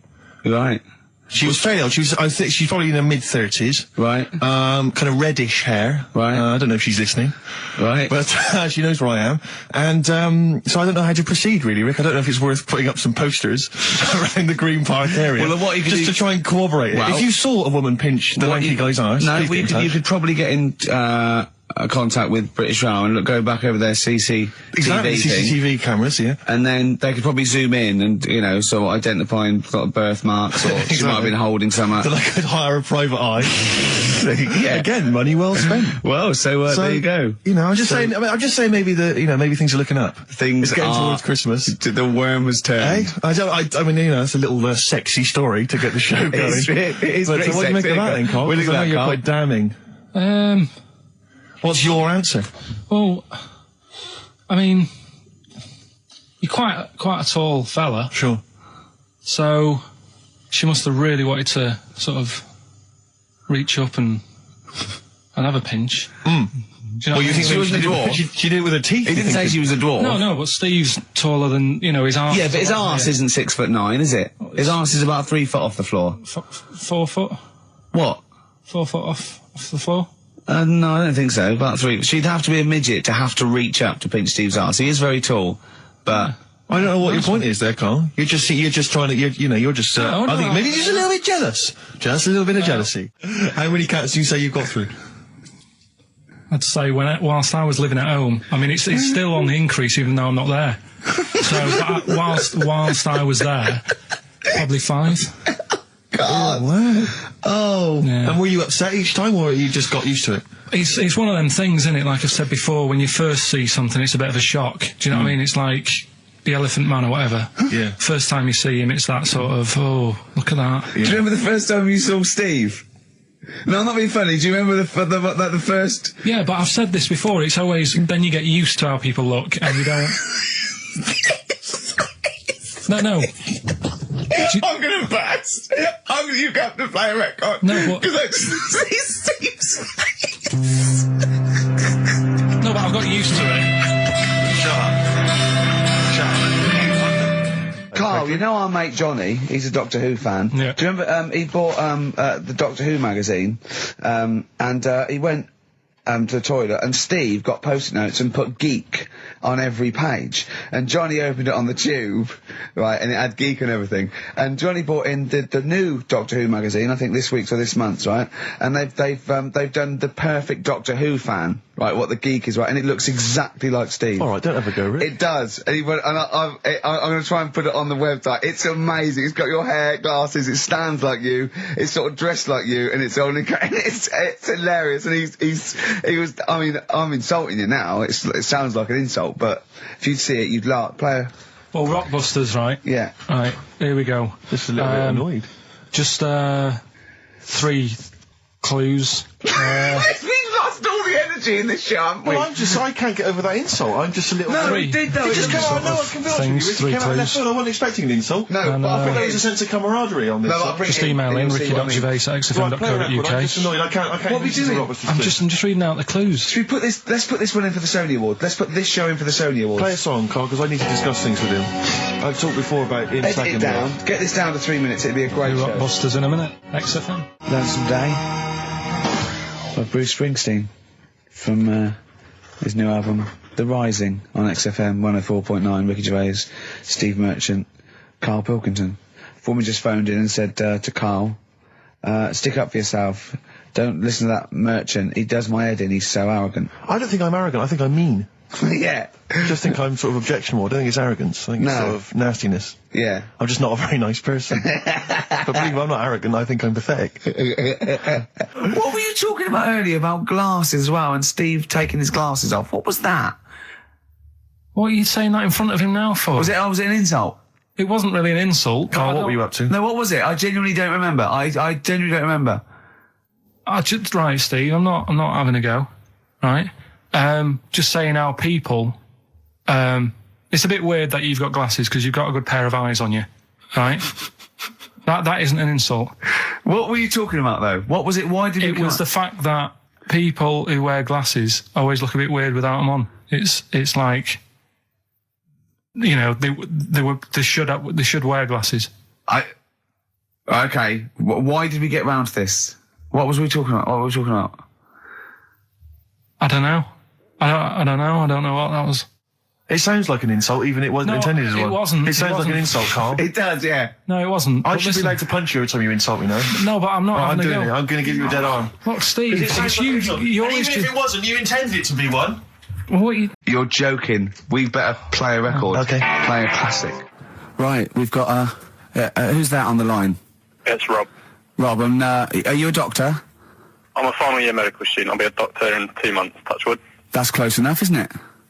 Yeah. Excellent. So, where do you study? Do you want to give more details, or do you want to remain anonymous as you're calling in to I study at Barts Hospital. All right, great. So, why do GPs sometimes put their finger up a man's anus? To see what's there. You know, if you've got hemorrhoids, if you've got an enlarged prostate, you know, it's either that or they stick up a big tube and have a look up with a light. What? And it's easier to do that. Now, are you dumbing this down for us, or are you going to fail your medical exams by saying stick up a big tube with a light? I'm dumbing it down. Okay, come on then. We're all intelligent people here, and Carl. So you tell us what's that called? It's called a sigmoidoscope. Right. Nice. That was a clever test, wasn't it, Rick? 12 inch long. Yeah. 12-inch long tube they can put up there. So, Carl, would you prefer that or a finger? Well, so do they sort of do the finger first, and then, I mean, at what point do they say, hang on, we need a light here? I mean... It's normally if there's something wrong. But, so if I go then, say if I go to this well-known clinic, right, and they go, yeah, the art's good and that, yeah, finger, there you go, and then they go, hang on, I'm going to go and get me light and tube. I could start worrying them because they've sort of found something. And they're not likely to go straight in with the tube. They'll probably send you off some tests first. Well, Carl, there's nothing... But you go to these places to put your mind at rest and to know where you are with your health. I mean, it's not that you go along... That's what most people worry about. They think that because I'll go along and they'll find something. Well, one, that's illogical. It doesn't heighten the fact they find something because you go along. And two, if they do find something, it's a good job you went along. I mean, I'm a hypocrite because I don't go to the doctor. But, I've had that Carl, done. You should be concerned if when they shine the little light in your ear, it comes out the other side of your ear. No, the other ear comes right out the other side. That's when you should be worried. But Rob, right, you said then, if they find something, they send me off for some tests. Why can't I just have the test without that and cut out the middleman? Do you know what I mean? Because you're wasting lots of money. There's hundreds of tests they could do, and they could do every test, and they could all come back with nothing. Or they could do the finger up there and send you for the 3 tests you need to find out what's wrong with you. But in this day and age, with all the technology and that, and like brainy doctors and all that, the only way to find out is sticking a finger up there. What are you worried about, Carl? Is it fundamentally that this doctor who's has done 6 years medical training, is it embarrassing to have a man's finger up your ass? I just don't understand how you can get round to that without... But what don't you like? Is it fundamentally you don't like anything up your ass, or is it the fact that it's a man's finger up there? I don't like going to the doctors. It makes me nervous, because I think if anyone searches you long enough, they're going to find a fault with you, right? And especially if they're going that far into you. They're going to find something. And probably not. Well, you never... I just don't... I don't know how to get round to that sort of... that point where you get a... What do you talk to the doctor about? He's like, all right, nice day. Strap your trousers. He goes, he says, I'm gonna just, Most people just shut up and let you do it, and then breathe a sigh of relief when you say there's nothing there. Yeah. But is that at the end of the test, or is that the first thing he does? It's the last thing. So that trousers up out the door. Because he knows it ends conversation. He knows it's a bit of a faux pas. The doctor says, "Oh, I better not kick off with the finger up the arse." What I do is I'll start on with the the head, and then we're then go. Oh, one final thing, Mr. Pilkington. So Rob, he drops his keys and he goes, "Pick them up." And as you bend over, will you be doing this, Rob? Is this what you're like open to do? You do all these. I'll have to do it at some point. all doctors do it at some point, no matter what they specialise in. So the first one, is he another doctor there to sort of make sure you're doing it right? Not dentists. No, but do you know? Dentists aren't doctors anyway. But do you know what I mean? Like, normally it's like a co-pilot will have someone with them for the first one. So when you put your first finger in, will someone be there going, right, you just want to move to the left of it? I've already done it. Have you? Yeah. So that's the thing with a student, you're learning. So you get people teaching and you learn on these things. Can I just point out, Rob, I think I'm right in assuming that you have a glove on. Yep. And there's lubrication. Yep. And it doesn't hurt. No. There you go. What are you worried about, Carl? Who's this person who everyone's testing on in your class? It's not one person. One person. There's like, when a patient comes in and they've got a problem, your boss, the consultant, he does his finger up, and if he finds something, he goes to the patient, is it alright if the student has a feel as well? Then the student puts on a glove, puts the leave on the glove, and sticks his finger up and sees what he comes out with. Rob, I wish you could see Carl's face. I mean, his face when you said, and he says, can this fella have a go as well? He looked horrified that he thought it was a free-for-all, like there's a queue of people trying on gloves and going, let's have a go. That looks good up there. What have you found? No, I mean, how come you had to sort of... Is it not something you could test on yourself rather than waiting for other people to come in? Because then, you know... It's an awkward position to get to, really, isn't it? Well, but you can have a good rummage then without feeling too awkward, but to sort of have a go on your first patient when you don't really know what you're looking for anyway. Do you know what I mean? Never really thought about it. Because you don't... If you've never done it before... You pop your finger in there, and you've got to sort of look. You've got to have an expression on your face, like you know what you're finding. Well, they can't see what you look. They can't see your face. There. You got the big boss consultant man going, now move your finger there, and you'll probably feel this. But he's just done it. He knows what's there. Well, what? Oh, so he's already had a go. He's had a feel, and he's going right. If you feel to the right, that's the conglomerate or whatever. The conglomerate, yeah. Its conglomerate is in perfect working order. Well, I'm still... Thank you, Rob. I'm sorry you had to go through this. Carl is probably the worst patient you'll ever encounter in your medical career. Good luck with your finals, and thanks very much. And do you know any female doctors who do this? Or? Thank you. XFM 104.9. Thank you. All right, this is Carl, the producer of Ricky Gervais and Stephen Merchant on XFM 104.9. We're playing out some of the best bits. Hope you're enjoying it. Here's another one. Can't concentrate now. Oh, well, he's all stressed because the lady from MTV's here. She's going to film his little face. So the things he said in the week, he was so worried. He's got worried about the spot on his head. That won't come out. Just so you got your best side. It's on that side. That's all right. All right. Yeah. The camera's out. Look, he's getting nervous now. Okay, Carl. Ignore the camera. Okay, just ignore the camera. Okay. Now, me and Steve have done our research for you, and we've got two amazing things to tell you. What should I tell him first, about the baby or the... Well, they're both equally fascinating, so you choose. I'll tell you the crab thing first, right? Steve actually saw this thing in The Guardian in the week about our research thing, and then we looked it up, we looked into it on Friday, and it is incredible. Right, listen to this. There's a thing in a bay in New England, right, where it's like the biggest, they make silicon chips and stuff for computers, right? And because of the data protection thing, after they've done them, because they have to destroy the plates, right, where the information's sort of put onto them, but there's still flakes of silicon. They sort of grind it down straight away, and some of the flakes got into the bay, okay, but some of the information's still on even the slight granules of silicon. Anyway, gets in the water, and silicon is rather like a carbon derivative. I reckon if there'd been life on another planet that wasn't carbon-based, it'd be silicon-based.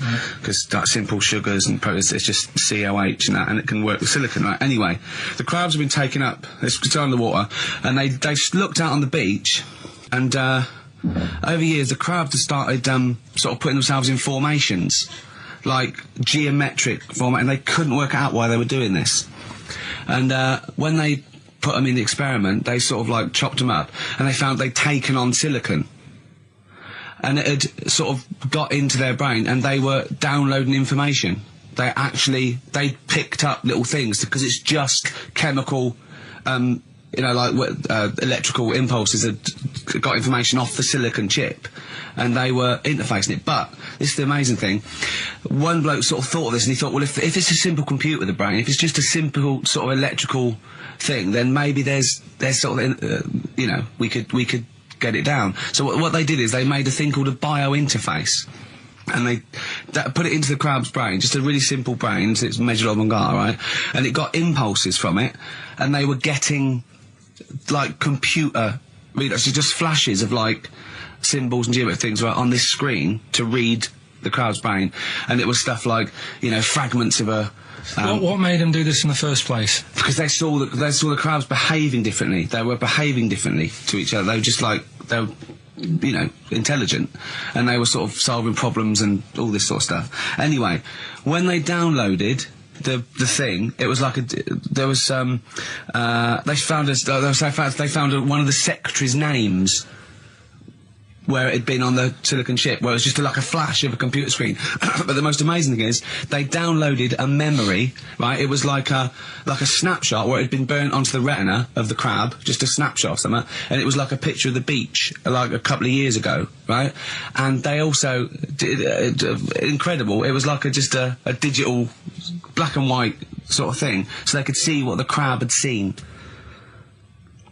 Amazing. Jeez. Amazing. So intelligent crabs. What are they doing with them now? Super brain. Well, they think this is the upshot. They think they could use it as spy crabs, because they could get these crabs. Also, the other thing is, as generations went on, right? So they put a crab in the sea or something, right?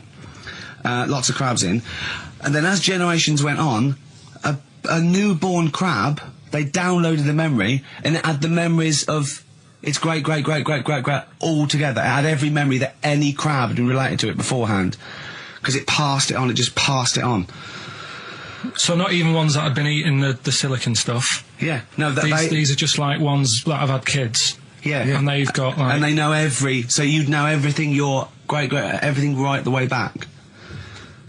So would that work if we ate silicon? Well, possibly. So what are they going to? Well, they can use them for all sorts of things, though. I mean, that's what's incredible. I mean, I don't know how you train it particularly. I don't know, it'd be quite tricky to train, but I'm assuming if they can do it that way, then presumably they can give it like certain silicon information, which they can then plant in it, if you like, within its sort of food. Also, if you could get them onto enemy beaches, you'd have like 1,000 digital cameras just sneaking around. You could get like, you know, Osama bin Laden or someone. They don't understand the information they've got. No, they don't know they're doing it. They just download them. So it's not like you could torture them and they won't be able to sort of give you the information, because they wouldn't know what information they had, because they're just. But the first crab they downloaded, they just kept seeing the same picture of a big crab feeding it, which they really. Yeah. Wow. That's what, like its mother crab or something. Yeah. Just memories of it as a child. But they're not in colour, presumably. Because no, it's all in black and white. It's just a digital camera, because it's just they don't see in black and white, so it's just like a I don't know. I think it's burnt onto the retina or something. And the only one that they kept were the ones they saw a lot of the time. Wow. I mean, in a way. So what did you do for New Year, incidentally? Well, I cocked it up a bit. Right? You're joking. You're joking. You're joking, mate. Go on. I went and booked a table. You got the wrong day. No, booked a table at a restaurant that was shut. Right? What? I booked a table at a restaurant, and the one that I called, it wasn't the one. The call had been diverted. So Suzanne said, call them up and see what they're serving, right? Because I forgot to do that when I booked the table, right? That's right, anyway. So, because the thing is, right, it's a restaurant in Covent Garden, but they've got one in Victoria. But when they answered and they said, no, Victoria, I thought that was the person who was answering the phone. Do you know how some people say the name? Right. So then when I called them up and said, what you thought he sounded a bit funny. Right? So... I'm confused, Carl, but probably not more. No more than you would have been on the it was a branch of a... he doesn't want to give the restaurant away, so he phoned it up. There's one in Covent Garden. They answered the phone. The restaurant's not called No. They said, no, Victoria. Why can't we name the restaurant? I don't know why. It's not libelous. Are we scared that, are you scared people are going to sort of see you in there because it's your regular haunt? No, it's just like, you got to pay for stuff, haven't you? Right. I mean, okay, anyway, so you've I mentioned it before New Year, but it's not... So did you go all the way to the restaurant to find out that it was closed? No. What happened is I called... Was that the name of the restaurant again? Right, the restaurant's called Christopher's. They've got one in Covent Garden, they've got one in Victoria. He phoned up, he went to book, it's a lovely restaurant, I've been there often, I recommend it to him. He phones up, said, can I have a table for he said, no problem, sir. Right? And then, so I said, oh, you better call up, see if they've got any haddock on the menu. And he went, hello, and they went, hello, Christopher's. Victoria went, Victoria? They went, yeah, he went, oh no. That's it, innit? So then I just said, no, forget it. I'm not going all the way over there. Right. So I cancelled it, right? So then I called up Suzanne and said, look, I've made an error. The place we were going to is shut. Was she surprised again, or? So we're not going. So she said, oh, try some other places. And I did. They were all booked up, right? I was fed up anyway. I hate New Year. It's always like this, isn't it? So I said, look. You know the common factor in all these stories? You hate Christmas, you hate birthdays, you hate New Year. It is you. Right? Yeah. So I said, I'll sort something out. Yeah. So I went to Tesco. Leave it with me. Went to Tesco's, boots were shut. Got a lovely plate of condoms. Did you just stay in and play with her Christmas gift? Blowing them up. I've done some balloons. Well, it was. I think we did stay in. And I watched that thing, 100 Greatest Moments, which was annoying me. Did you see, there was a nudist on it? You know how I feel about them. Yeah. Right? Did you see him? Man with two knobs. There was a man with two knobs on it, and a nudist who just wanders about the house. But it said, and when he visits people, I was thinking, who lets him visit? I go, exactly, yeah. But he must go there with trousers on and go, hello, lovely to see you. Can I just pop all these off? Or not really, no. And I tell you what annoyed me the most, they had a white sofa. If you were a nudist, you'd get a darker one. Right? So anyway, right, so we ended up watching that. That annoyed me. And then I was tired by about 11, and I said, oh, let's go to bed. And she said, you can't. And that annoys me, the fact that because it's New Year, you got to stay up. And it's like, well, why? Can't we just... They should bring it forward, so in case you want to... quarter to 10. Well, you stay up, and it's like my eyes were dead heavy, and I was like, oh, I want to go to sleep. So just stay up, and then it's midnight, and you go Happy New Year, then you go to bed. Yeah. Well, not everyone, Carl. Some people have a little party. So it's over with anyway. Yeah. Sorry, are you 86 years old? 86 on my nerves. Do you ever enjoy it? You never seem to have any fun, Carl. This is what disappoints, this is what worries me. I feel like you're going to die. You're here, Carl, with us two. We've got three, as I was just saying to Steve, three of the greatest comedy minds ever in one room, and Steve pointed out, since the goodies. True. Do you know what I mean? Well, I mean, it should be party central. Yeah. So anyway, right, so this is when I spent time thinking of new ideas. Right. We've got Rockbusters, that's rolling. There's people coming in, they're getting them right. I don't understand it myself. As ever, Rick, you'll be amazed and confounded. So I don't know the answer, and I haven't looked at the answers. I just like that moment. It's like when you go down Christmas and you're excited about a present, and it's like some condoms. You know what I mean? Well, I love that. that moment. Yeah. I don't know how he's going to top that next year. I don't know how he's going to top that. All I can think of is some corn plasters. Right. It's all right, love. The batteries are included. Got you a pumice stone. Right, now... And then we went on to a whole thing about homeless. He wants to do a game show with celebrities being homeless for a week. What do you think? Actually, I've got to say, that's not bad at all. It's not bad, is it? No. Right, do you know how, Lenny Henry went to the jungle? Yeah. Right? And you've got who else did it? John Lumley made slippers out of a bra. Right? So I'm thinking, get a celebrity and say to him, no, just because, I'll tell you why, right? I'll tell you why all this came about. When I was walking back from that Christmas meal that I bought my girlfriend for 150 quid. Right? Lest we forget. Right? I was walking down Mortimer Street, and there was a homeless fella there, and it was like, oh, it's really, really bad. But the weird thing is, it was about, I don't know, probably about 8 o'clock. Yeah. No, about 9, right? And he was asleep. And I just thought... I mean, for me, a lightweight, frothy entertainment show on XFM on a Saturday afternoon is exactly the place where I want to discuss the desperate, lonely future that's inevitably coming my way. Oh, God. I'll tell you what will cheer you up and forget all that. A bit of Embrace. Oh, one of the most hated bands. What are these fellas doing? There's a couple of... It's quite noisy, it's just distracting. Yeah, there's a couple of fellas behind us taking pictures. I don't know why it takes two of them. I think one of them just got, a couple of hours out of the office. Yeah. They're from the... what are you from, X-Mag? X-Ray. X-Ray. What's X-Ray? It's the XFM magazine, Steve. The XFM what? Magazine? And where's that go, where, is this available in shops? Is it just a giveaway thing? It's kind of giveaway, bit of information on bands. Right. Gigs are coming up. How is it available? Who gets it? It's in top magazines. You're really selling it, Carl. You're obviously a fan of the magazine. It's all right. Yeah. I don't want to make it... This seems now like you've said, let's pretend we don't know what it is. You sell it on air, make it sound... I don't know what it is. Well, I'll show you later. Okay, cool. And if people want a copy of it, they can go to the website and subscribe and you get it for free. That's all right. Yeah. Cool. And you're going to be in it. And we're going to be in it. Centre pages. I don't look my best. I don't dress for radio. And, you know... Well, it's okay, because I'm photogenic, so I'll make up for whatever you I'll wear. push you forward.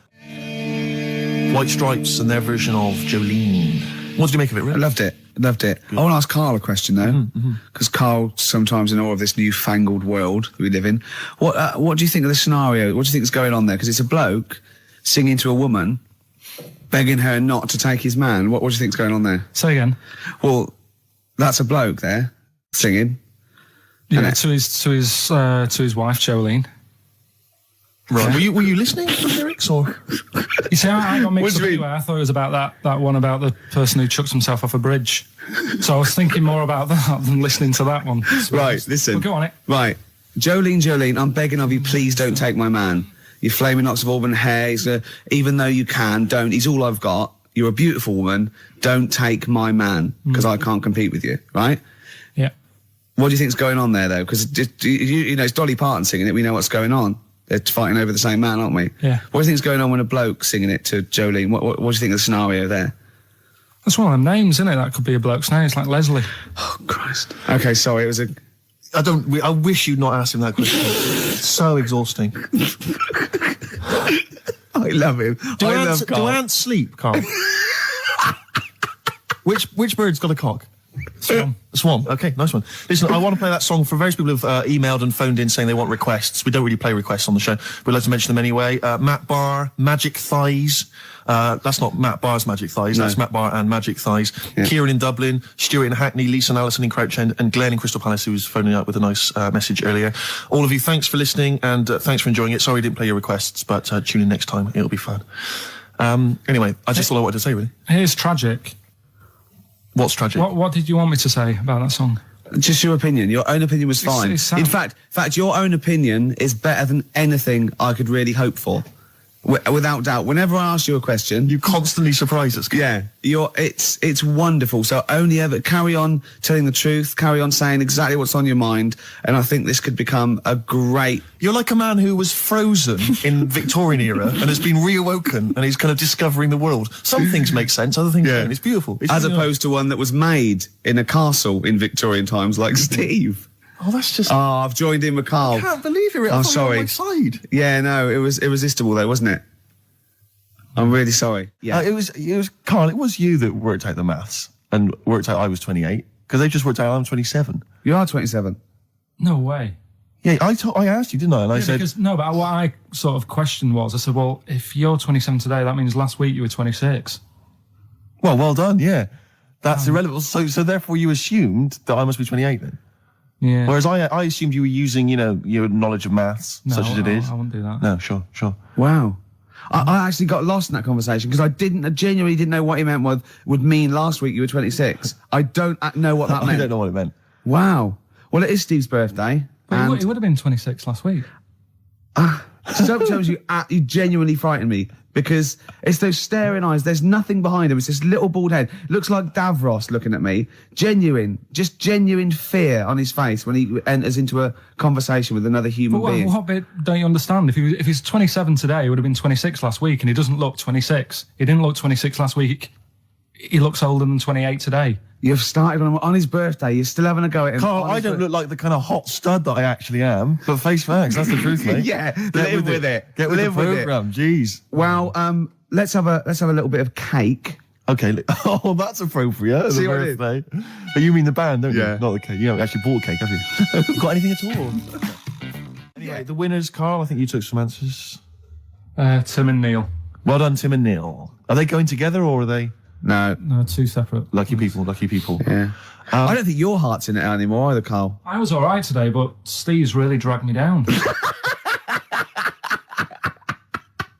Well, let's... Wait a minute, I just need to know why. No, do you know, like, Yeah. people are being miserable around you? Yep. I was full of beans when I came in. Yep. Yeah, but you got to remember last week you were really miserable, and that really wound me up. Yeah, because he was devil it's to do moving stuff. around, Because, you know, he'd been let down and they were worried about the next Last week you show. were in a terrible mood. Yeah. Look at me like you were. songs. I wasn't like going off and lying on the settee looking ill, talking in that voice. Oh, he's done you again. I said, just now, being quite friendly. Yeah, Carl, Steve. Carl, have you ever tried to get into the Monarch for free? Because I'll be honest, mate, it's not going to happen for you.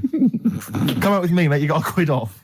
All right. When you can get in places in Camden for free. Yeah, I'm all right. Yeah.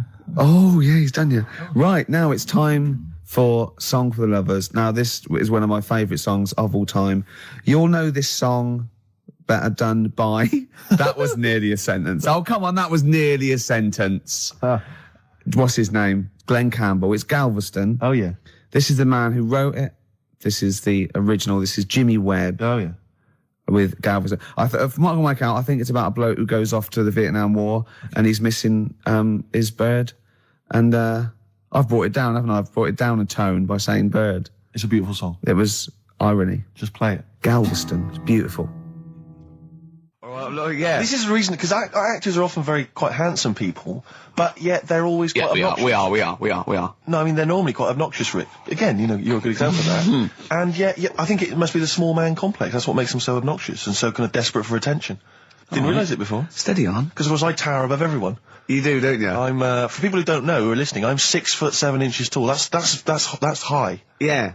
And for people who've never seen him, he doesn't hold it well. It's not like he's a sort of handsome athlete, is it, Carl? He's a bit of a, what would you call him? Carl, don't answer. No. Don't get drawn into that. You know the game he's playing. No.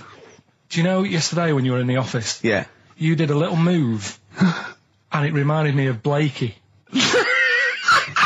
Oh, I hate you, Gervais. Oh, I hate you, Pilkington. That's his stance. Yeah, but even he held it a little bit better, didn't he? Because he was a man, you know, he had a big coat and everything, and a peak cap. But, yeah. I can't believe you. Like, I've not suffered enough from being freakishly tall. Now, two of my best buddies, live on radio, are just... It's not just the height, though, is it? It's the posture and the face and everything. But it's got your places, hasn't it?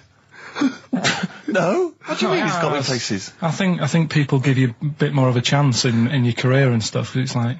What, yeah, stacking shelves? Because I can reach to a high level. Muse, Plug-in Baby on XFM 104.9.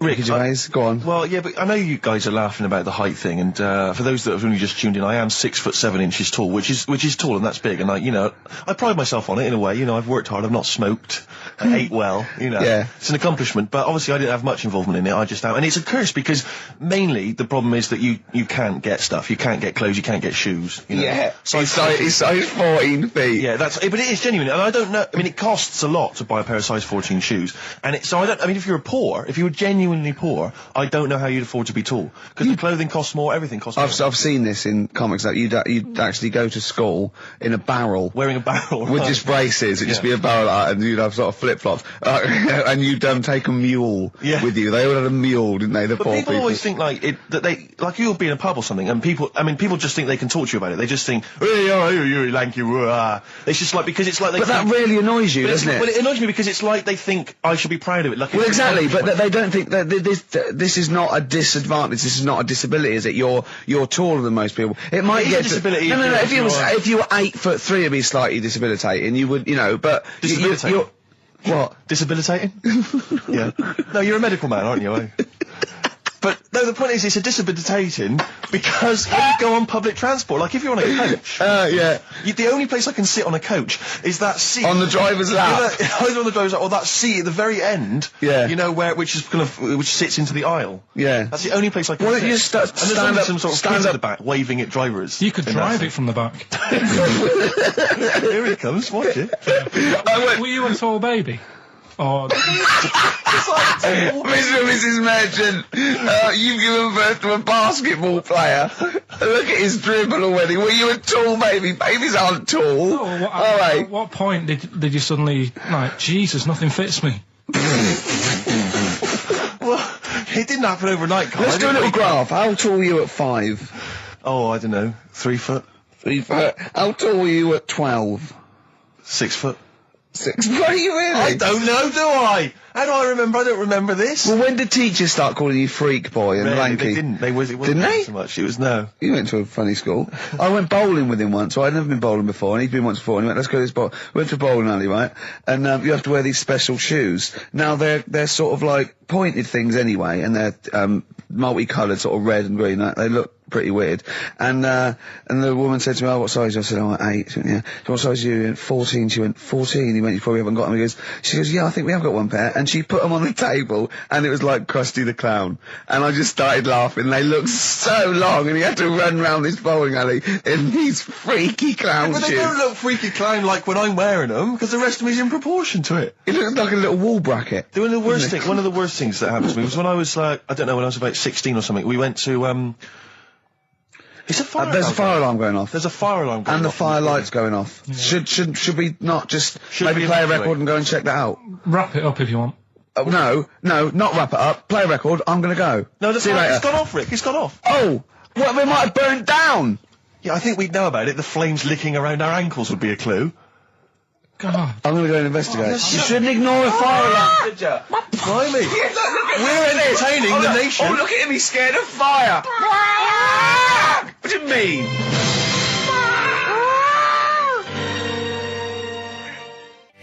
Lars, and there she goes. What a great start to a show. We've had 20 minutes of some of the best banter, chatter and music and anecdote anywhere on the dial. You're damn right. High five. Yeah. Sweet, man, sweet. Oh, what are we talking about? Well, I love that track. It's lovely.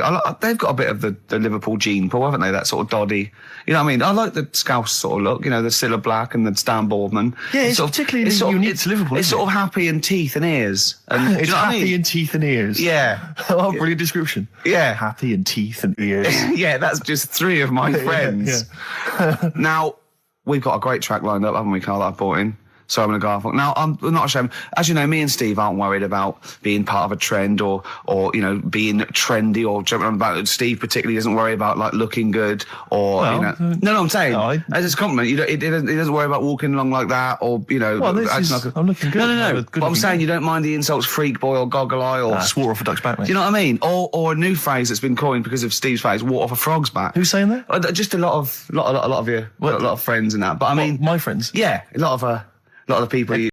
See, like I say, I was looking around and there's stuff that is interesting. Right, I was looking on the web. But there's no point. Well, it's just that I found one about. What's the point? About a lad who 8 years old, yeah, but he's still breastfed. Now, I don't know if you can get anything out of that. Is that what his mum said?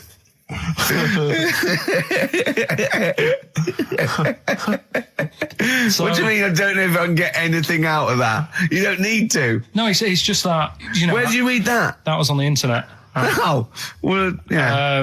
You're always unspecific when you mention it. It's just it was on the internet. Well, I'm trying to think what I put in. I think I put in Y to see if I'd confuse a computer. And then, Go! You are... No, honestly. I did a search, put in Y, and it came up with funny things that, like, why is this person doing that? Why is that? And it had a picture of this 8-year-old lad, sort of, you know, on his mum's nipple. And it was saying, you know, is this healthy?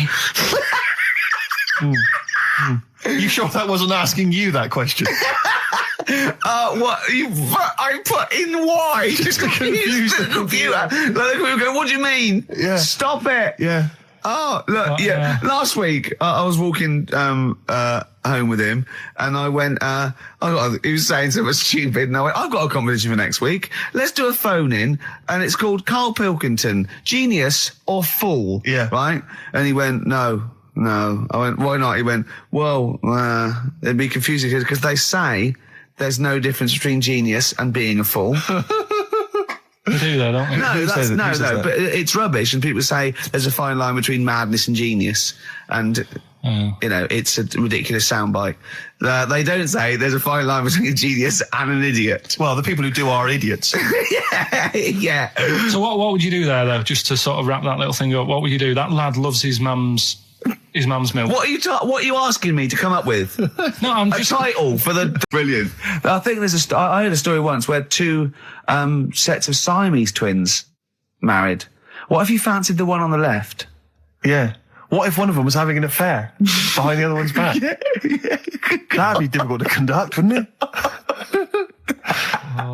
You better show off he's waking up. What are you doing? What are you doing? What are you doing down there? What are you doing down there? Nothing. There's no one down here. Well, I think there is, because I can see her sister here. No.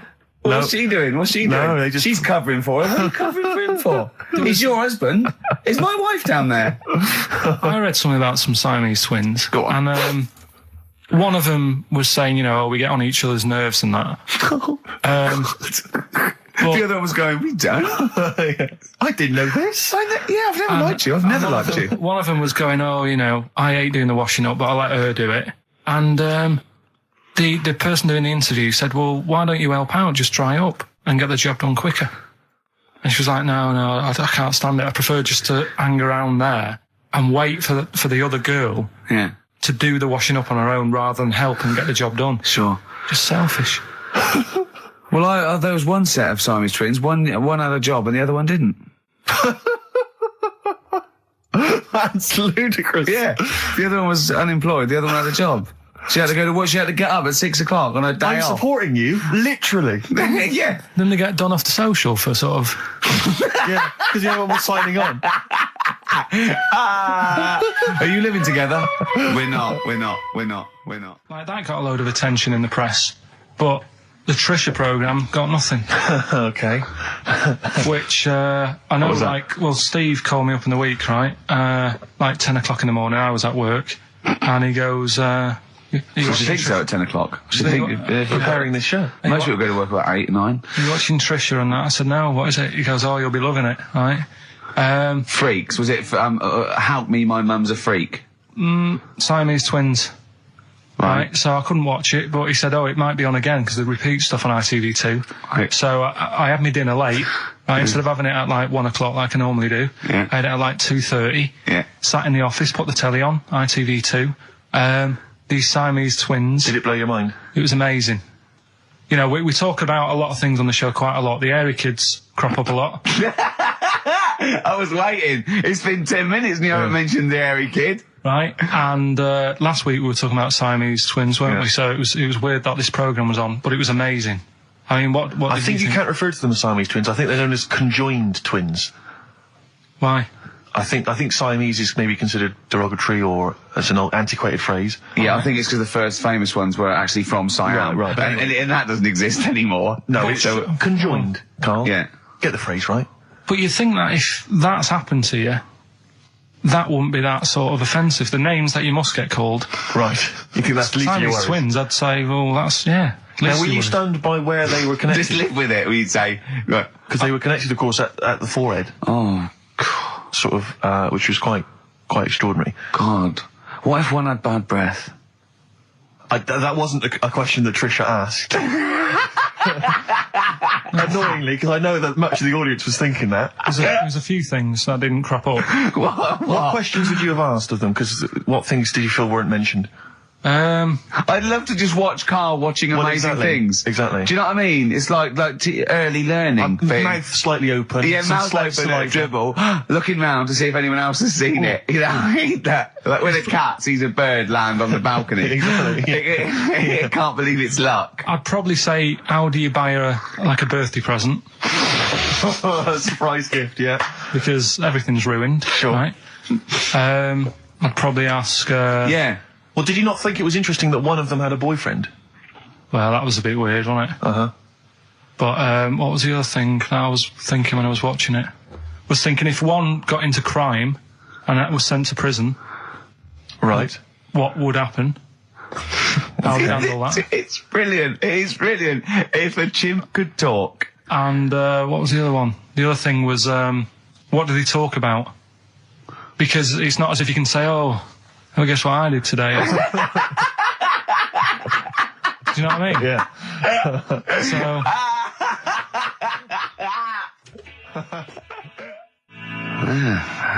Brass in pocket, and if they're pretending to be good, they're doing a bloody good job of it. I love them. That's Ricky Gervais on XFM 104.9 with me, Steve Merchant and Karl Pilkington. Karl is still buzzing about these conjoined twins. It's just... One of them, of course, had to be... Because one of them was sort of shorter than the other and had to be sort of wheeled around on a kind of trolley thing by the other. This isn't Molly and Dolly, is it? No, they're not called... One's called Reba. I forget what the other one's called. Sheena, maybe, or something like that. Do you remember, Karl? No, I wasn't that impressed with the names. It's just...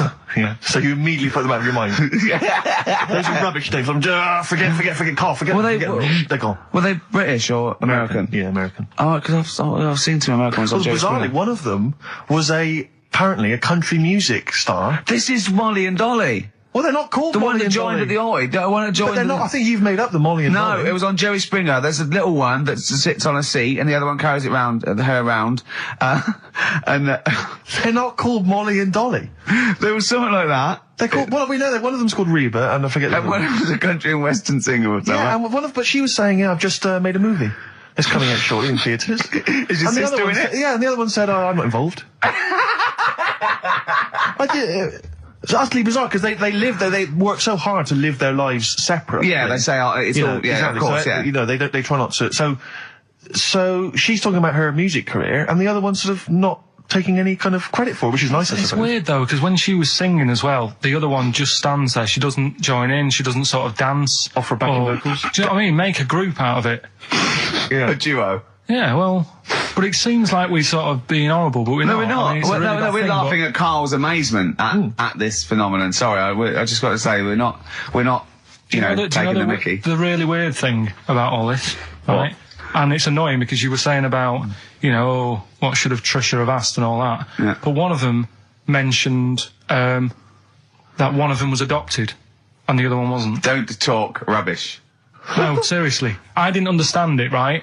Of course you didn't. And then Trisha sort of said, well, let's have a chat, and they were like, no, I don't want to go into that. What do you mean one was adopted? That's what he said. One of them... don't quiz me on it, but that's what was said.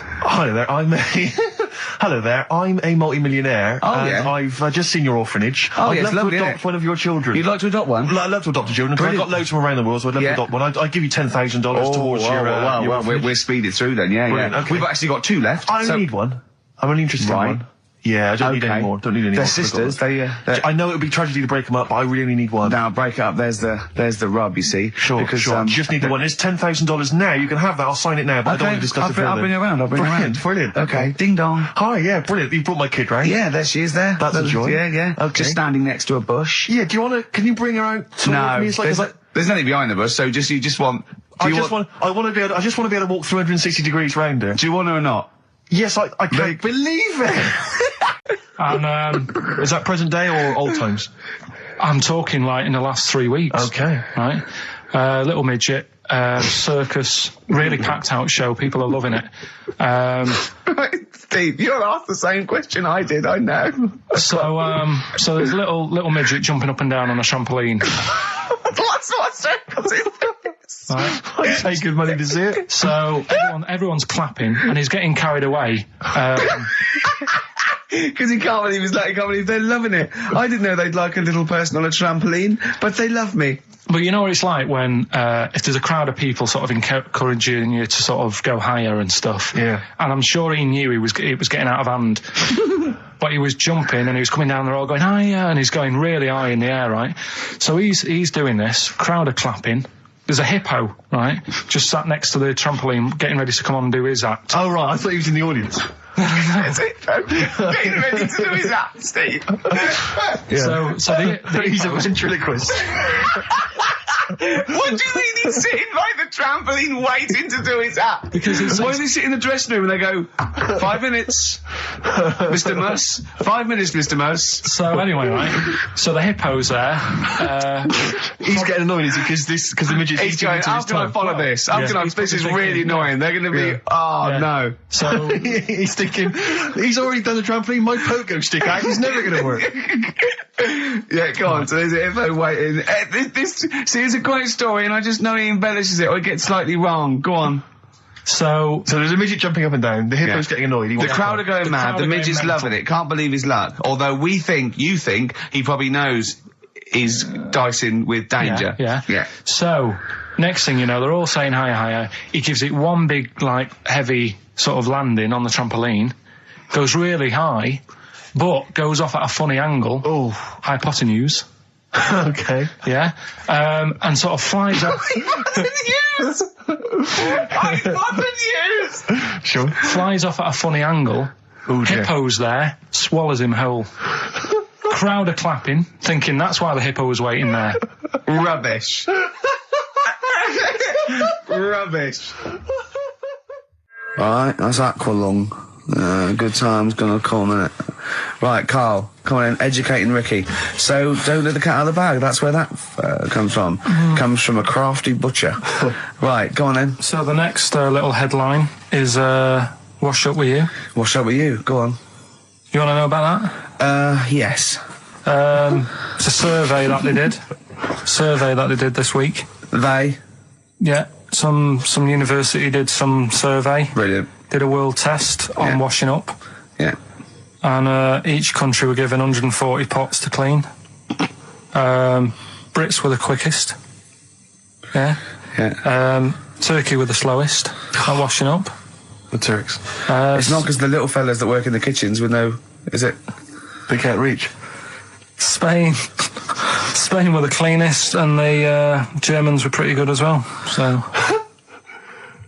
I don't know where to start with this. Honestly, Steve, I don't know where to start with that. Look at his face. It was really light, right? We've had the parrot, right? These are things that I found. Found the parrot, right? I've told you about the dog in the car wash. Right, you didn't tell me about that. You said there's a car wash for a dog. That's all you told me. Yeah, the but parrot, you said there's a parrot. What?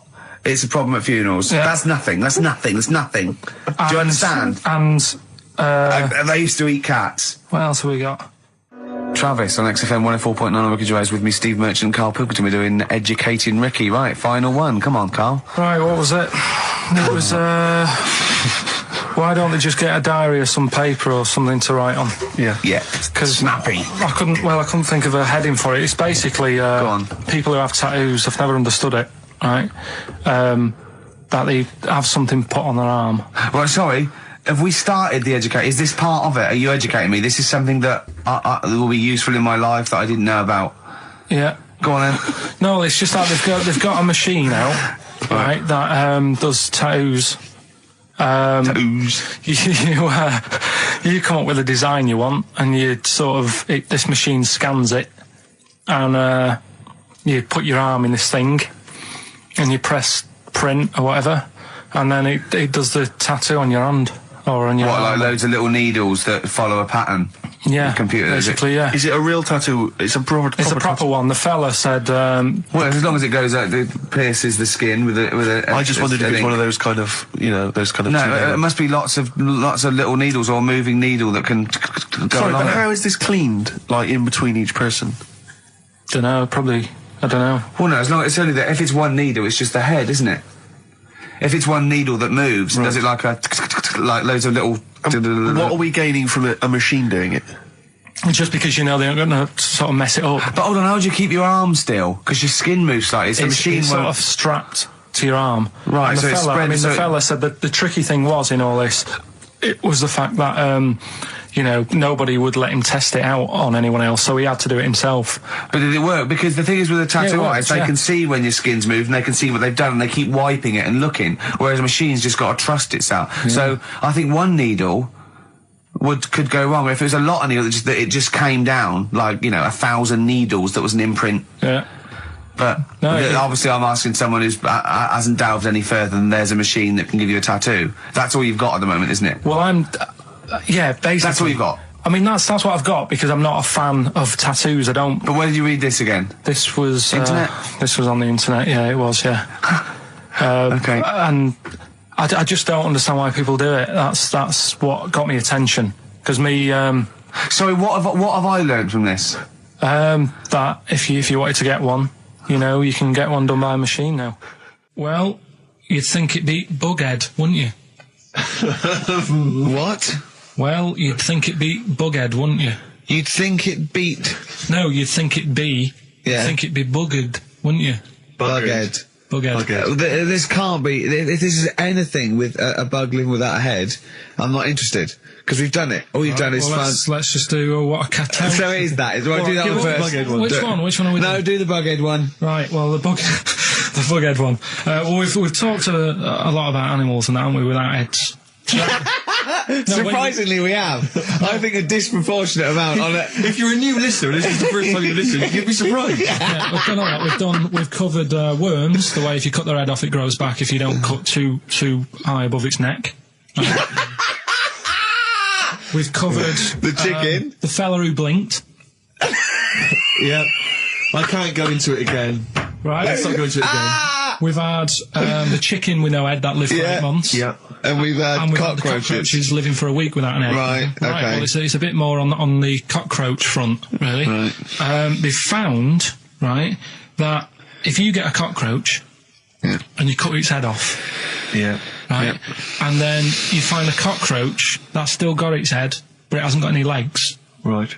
Right, it's not over for both of them, right? Because what you can do, you get the one that's got the legs, right, with no head, sort of running around. Get the one with the head, sit it on top of it, right. Get a little tube, okay, so that the fluids. So is this auntie's go out of the room? Finish. This is like Blue Peter. Let him finish. You can get this for Christmas. Right, you get a little tube. You sit that on top, so the bodily fluids are still running between the two. Right. The head of the one on the top will control the feet of the one on the bottom. Okay. What about that? Good. And will it continue to live? Yeah. Okay, you don't know that for sure, do you? That was just a question out of the blue he wasn't expecting. Well, what do you think of that? Good, yeah, it's great. Yeah, just a primitive nervous system that can, yeah. Did you expect us to be more impressed and excited by that? Did you fall off your chair when you read that? Did you literally topple off? Snowbird from Mark Ikes saw part of his covers album. He's so happy that the XFM listeners understand his stupid clues, and he knows it annoys me. We'll be giving out the answers just quickly, just in case someone sort of missed one of them. I'll just quickly do them, yeah? Yeah, go on. First one, there's a load of letters. There's a load of letters there asking for advice. Put them on Claire's desk. Oh, a Merry Christmas. Ask your mum if you should. Oh, a Merry Christmas. And a couple of people were arguing in the supermarket. It was Christmas, that's why. Counter, and that's B. Okay, we'll give those answers out shortly. Yeah, right. Here's the last clues of the year. You had, there's a load of letters there asking for advice. Put them on Claire's desk. That was F. That was for foreigner. Foreigner. I don't know what you mean. Claire Rayner, she took advice, she gave people advice, so that's a foreigner. That is shit. Right. I'm sorry, that might be Christmas, that is absolute garbage. A lot of people got the right answer. I know, that annoys me even more. Yeah. Did a bit more research this week. Okay. Found a good story out about a monkey. Right. Which I'll tell Ricky a little bit about it. Tell me, come on, tell it now. No, tease I me with we it. should keep this. It sounds exciting stuff. That's got him, right? Tell us about this monkey, Carl. You're going to love this one, Steve, right? So last week we were talking about how, like, a lad left his family because there was problems at home and that. He went and lived in the wood. He got airy, right? No. Leave it there, Rick. We haven't got time to go into it. Right, so... That's what happened. And that's what happened. He lived with the monkeys. He went airy. That's what happened. Looked into some other stuff about, like, airy kids and all that. Yeah. Came across this story about a bloke, right, who worked in a zoo. Oh, dear. Right? So... Trouble's brewing. Loving his job and that, but it's quite a lonely sort of job because you don't see many people. You're just dealing with animals all the time, right? So, anyway, he gets a bit pally with a monkey because it's the closest thing to a human. Well, that ape is. Right. Yeah, but you can't really go that close to apes. Well, dangerous. What do you mean? What type was it? Just let him tell the story. Was it a chimpanzee? I reckon it was a chimp, yeah. Yeah, I don't even know. So that's an ape. It was a chimp. Yeah, but it doesn't matter, does it? So he gets pally with him. Right, so he gets pally with him. They go on holiday together? Well, no, I mean, it starts off just checking each other out and, probably sharing lunch and that together. Yeah. Right? Anyway, this goes on for a while. They're getting on well on that. And then after a while, right, the monkey starts sort of imitating him a bit more and sort of walking upright. Oh, God. Yeah. Right? So he thinks, oh, that's a bit weird. Anyway, they get on really better and what have you. So he thinks, he could live at home with me, because we're getting on a storm, right? So he takes him home, and before Is this the beginning of Beneath the Planet of the Apes? I think it is. I think you've seen this on video. I'm worried, because he's already imitating him when they're moving in together. I'm thinking it's maybe a bit like Single White Female. Single White Zookeeper. Oh, brilliant. Right, so anyway, so it's moving in, and it's getting used to sort of the normal human life. It's having a cup of tea in the morning. Yeah, PG tips. He finishes the day off with a dear. Finishes the day off with what? He doesn't have to move a piano at one point, does he? Finishes the day off with a little brandy? Yeah. He pours himself... Is he wearing a smoking jacket? I'll tell you what, Carl, you're a maniac, mate. No, this is why it attracted me. It's amazing, right? So he's having his brandy and that, loving his life. Next thing you know, he sort of... I don't know if he loses it or he gets shaved, but the top half of his body is hairless. Right? Apart from his head. Right, so he's got a nice... So it's the opposite of the kid. No, yeah. This is what I'm saying. That would happen. Right. Well, hang on, but so you don't know if he's shaved or if it's How did it say? Then the hairless... What? I'll bring it in for you, the story, and then you can see if I've gone wrong. Keep going. Anyway, so this is going on, and he's having a great life. Then the zookeeper starts getting a bit annoyed because he's having a better life than the zookeeper. The zookeeper's in the zoo. This is such rubbish. So the zookeeper's still got to do a day's work. The monkey's at home, he's partying. Well, it gets to a point when he says there's no point you coming in to the zoo, because the whole reason of you being there was because you're being kept there. Right. And he didn't want to bring the memories back, so he said, you stay at home. So you're talking such... Just let him finish. God, I don't know if I can sit here and listen to this drivel. I'm fascinated. It's nearly over anyway, right? It sounds extraordinary, Carl. So he's walking up, right? He's having a tea in the morning, finishing the day off with brandy. Gets a bit out of hand, only tries it on with the zookeeper's wife.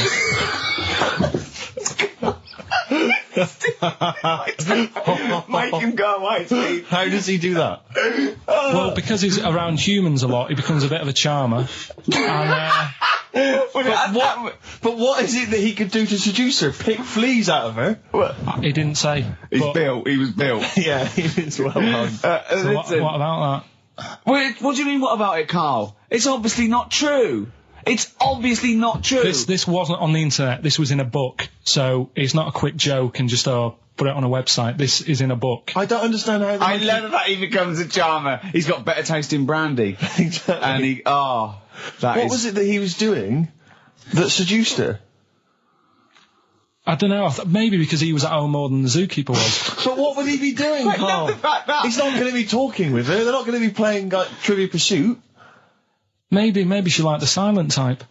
He didn't go into that. He just said that's when the trouble started. Carl, play a record. Right.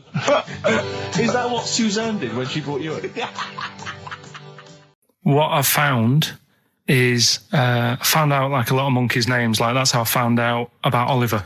Yeah. What do you mean you found out a lot of monkeys' names? Well, there's a lot of monkeys out there, and you think they're just called monkey and what have you, but they're all given names, right? So this one that I found about, bit of a weird name anyway, it's actually called Crap, its name, right? And... So they're not born with those names. It's not like their parents give them those names, you know, they're just chimps. Yeah. Well, this one, right? And... it's called Crap? Yeah, I know. Right, but do you know what it's famous for? What, crap? Yeah. No. Go on. Is it involved with this show? It's the first monkey to have its name tattooed on its head. Yeah, again, I will say not by choice. There is no way that a chimp would go down to Camden Lock and go, are you a registered tattooist? I am, yes. Yeah, it's the cleanest, yeah. Go, okay, Can I have a look through your book? I'm looking for something quite gothic, but, I'd like, you know, what's your name? Crap. Oh, I'm not sure I can do that because you're not drunk, are you? I haven't had a drink. I've had some Mbongo, and that's all. But no. What are you talking about? The first monkey to have its name tattooed on its head. What are you talking about, There's got to be more information. Don't tell me you're leaving it there. There's got to be more information. That was it. And then I read it thinking, well, that's weird because that means there's loads of monkeys with tattoos on their head. If that's the first one. No, it could be still the only one. The first and only. Yeah, but would they report that? What do you mean, would they report it? This isn't the Washington Post you're reading. This is mentalists who do websites about themselves every day. What? There's got to be a third Why is act that to that news? story. Why is that news? How did you come across that? Well, First nut monkey with tattoo head. I mean, what are you talking about? But why did it have its name tattooed on its head? No, it didn't say that. I mean, yeah, I know, it's mad. But he didn't say why. Was that enough for you, though? Did you feel satisfied having read that? Did you not have other questions? There's no way that is in the Guinness Book of Records. There's no way that is cited in the Guinness Book of Records. I just read it as like, what a weird name for a monkey. And then, you won't have that on your head. What would be a good name for a monkey? I don't know, anything but that, really. Yeah. Dave. Ted. But what do you think of that, then? Well, I don't know what to think about it, because I don't know what you're telling me. I don't know that it's news. I don't know that it's true. I mean, I don't know where to start with that. Is that all you found? You found something about a monkey? I'll tell you, right, when I was searching for stuff on monkeys, right? Yeah. I was searching around like I always do, finding information, right? Yeah. And found out, are you aware of the Iceman? The Iceman? Yeah. Go on. Right, and to me, the monkey thing was more... What's the Iceman? Oh, the man that was found in the ice. So you're aware a of Neanderthal man. Right, yeah. Ricky, do you know Not a about monkey, the Iceman? though. No, but I just was looking at, like, info. Right. The 5,000-year-old fella who was preserved in a glacier. That one. Yeah. Right. Yeah. Do you find that more fascinating than the monkey? Well, I know that it's true. Yeah, it is true, but do you find it more fascinating? Well, simply because it's true, I find it more fascinating. I can't act on if someone, anything that's true is more fascinating. But you see what I get from the monkey thing, you go, I wonder if it was happy about that. And but you accept it straight away. You accept that is true and interesting, and I don't know what that is. I mean, to me, it sounds like a bit of cruelty towards animals. Yeah. Because I mean, if that's true, it's disgusting to tattoo a monkey's head. It's disgusting. Yeah. Do you know what I mean? Yeah. There's no way. That's what I'm saying. It doesn't do it. If they reported that a monkey went in and got a tattoo and chose it itself and then was riding a Harley Davidson down Canada, I'd go, that is incredible. But I'd really want to see it on the news, and it mustn't be anywhere near the 1st of April. You know what I mean? I think you've just blown next week's.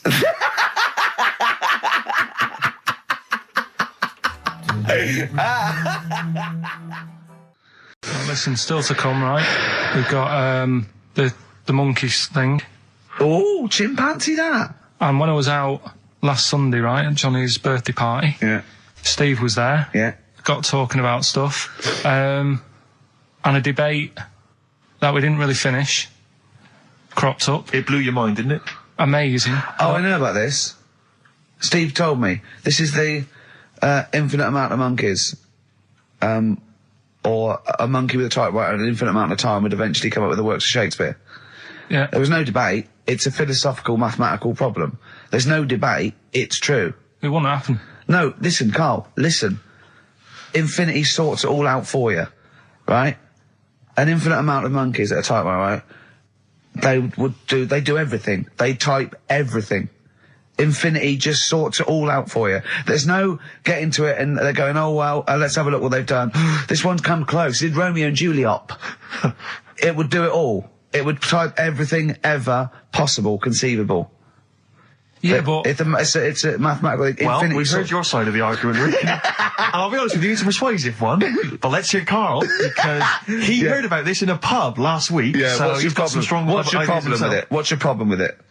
Well, first of all, right, you're saying it's a load of monkeys. It's not just one monkey that depends. can live forever. No, wait. It's either a chimpanzee with a typewriter with an infinite amount of time. He would eventually, by definition, mathematically, type everything ever possible, okay? Or it's an infinite amount of chimps with typewriters, and one of them will type it first time. But already that's not right. You either need to have what one do you mean? monkey. What? You mean let's hear his employment point. laws? What do you mean it's not right? Let's hear him out, please. Okay. If it's one monkey with a typewriter that's got loads of ink in it and that, right? At least it knows what it's done in the past. It's not... Keep going. Crime. If you've got a load of monkeys, It's like if you have too many. What's that saying about too many chefs? Too many chimps spoil the soup. Right. Well, it's the same thing. It's like, well, I didn't tell you to put salt in it. I was going to put salt in it, and it messes it up. Whereas if it's just one, they know what's gone on. So what I'm saying is, just leave him go. I can't be bothered. I want to hear the rest. This blows my mind. He doesn't know what this does to me. It's a mathematical problem. I want to hear the rest. well, it's just I just don't think it will happen. What do you mean you don't think it'll happen? Infinity works it out for you by definition. Well, what's stopping them typing the same thing again? They would. In fact, the problem should be if you had an infinite amount of time that it would type. It works for Shakespeare an infinite amount of times and everything else an infinite amount of times. But you know, that's not as. But not Shakespeare. Oh, shut up, you idiot! Rick, do you know what he said to me? I said to him, I explained it to him. I said, you've got an infinite number of monkeys, infinite number of typewriters. They will type the complete works of Shakespeare. He said, have they read Shakespeare? You're an idiot! Play a record. Said, no, I'm not having this conversation. Not doing it for I'm not having it because it really, really winds me up. But you're saying they'll do it with no spelling errors. Well, they do it an infinite amount of times. And they do it wrong an infinite amount of times. And they spell the last full stop wrong an infinite amount of times. And they get one thing wrong in Hamlet wrong an infinite amount of times. They do everything an infinite amount of times. But are they going off a story that they've... Play a record, Carl, because I'm going to knock you out. I'm just saying... Shut up! Do they know the story? Oh, they're monkeys! Oh, Christ. No, right. Okay. Right, Carl. She's a girl and I'm a man. Good that, innit? On XFM, 104.9, Ricky Gervais, Steve Merchant, Karl Pilkington. As ever, Rick, there's always someone who steps in to defend Carl. Okay, what is the defence? Here's an email from Scott Coomer. He says, Carl is actually right. I've got an A-level in statistics and probability. It doesn't matter how long they have and how many monkeys you have. You cannot guarantee they would type the complete works of Shakespeare. Infinity makes it probable they would get it right, but not definite. Yeah. Well, yeah. Yeah. That's what I was saying. No, you weren't saying, Carl. You don't understand it. Infinity sort of sorts it out. That if they do anything, they nearly do everything, won't they? No, I mean they'll give it a good shot. No, that's not the point. But the I'd point be is surprised if they did one page right. Right, listen. It's not to do with consciousness. It's not to do with them aiming. They are just bashing away at the keyboard. It's like they're used to show that there isn't consciousness. They chose the chimpanzee because it can type, presumably, hit the keyboard. It's because they hadn't come across you at the time. Yeah. It's to take out thought out of it. It's to take out reason and trying, right? It's just random. They're saying that if you typed enough things, if the computer was left typing everything, if you left it for an infinite amount of time, and they chose Shakespeare because there is meaning behind it, and it's difficult to get it exactly right, to show you that Infinity would come up with it's not just Shakespeare, it's every novel. It's everything. Fairly eloquent there from Gervais. A quick riposte, please, from Karl Pilkington. No, I'm just saying, what I don't understand, if it hasn't read it, then how does it know where it's going? Listen, right, listen, right, Can I just explain to people, right? Some people have said, why are you cruel to Karl? He drives me mental with things like that.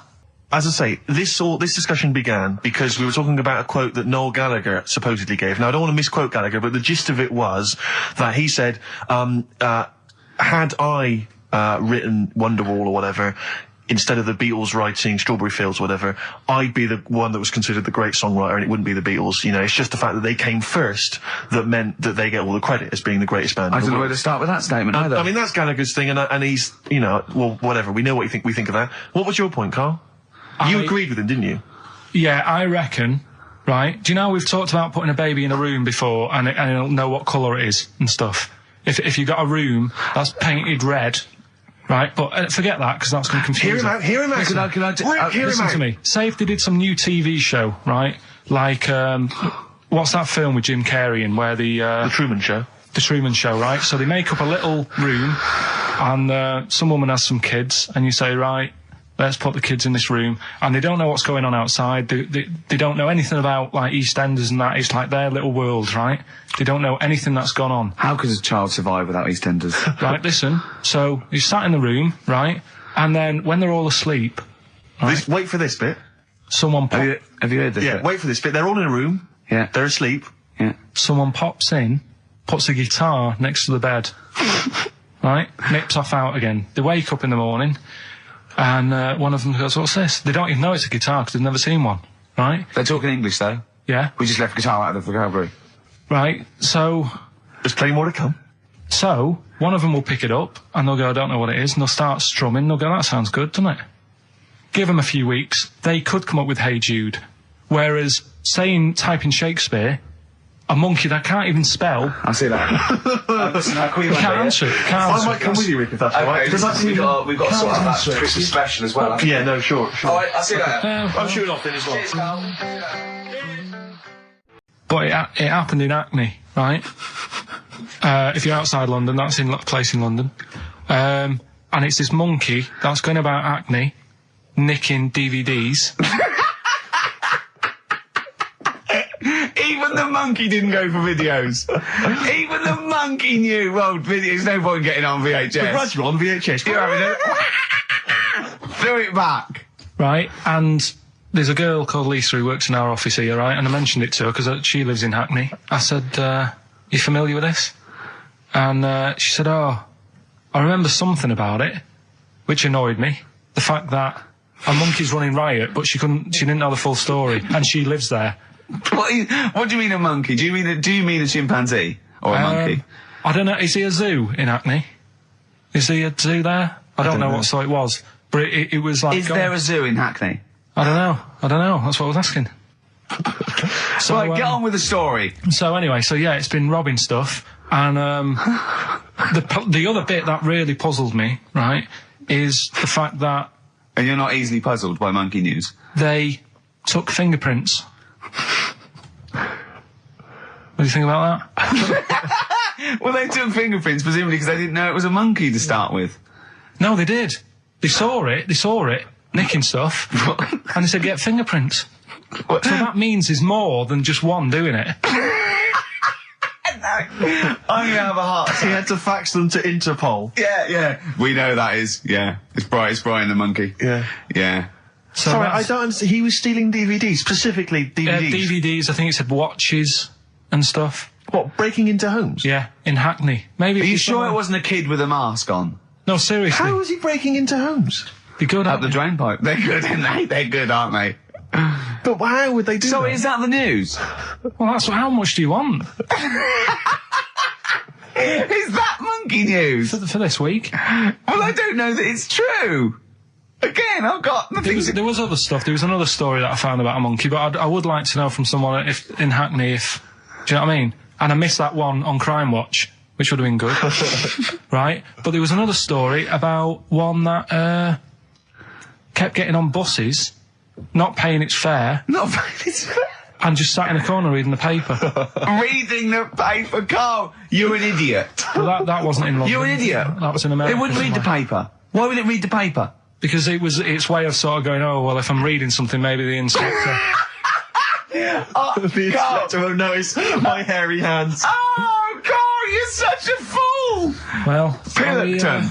Carl, we've just had a news flash that an infinite number of monkeys in Hackney and an infinite number of typewriters. Yeah. We don't know what for. At this stage, we've got no more information. And they've taken back an infinite amount of graduate on video. This is rubbish. Sorry. Well, we can't get hold of Carl, right? We looked, it's got his old number out there.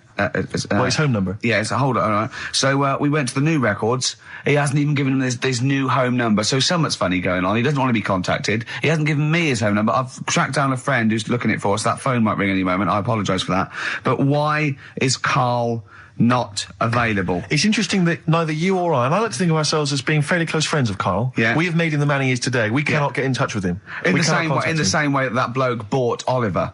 Sure. I think that Carl is now ours. Yeah, exactly. Well, exactly. I think very much that's true, yeah. Yeah. Carl is very much like a humanity. If we look, we're going to lose contact with him and find him 5 years in a circus in Manchester. Exactly, they're doing experiments on him. Yeah. We can't figure him out. Yeah. Well, there's something wrong with his chromosome. He looks like a human, but...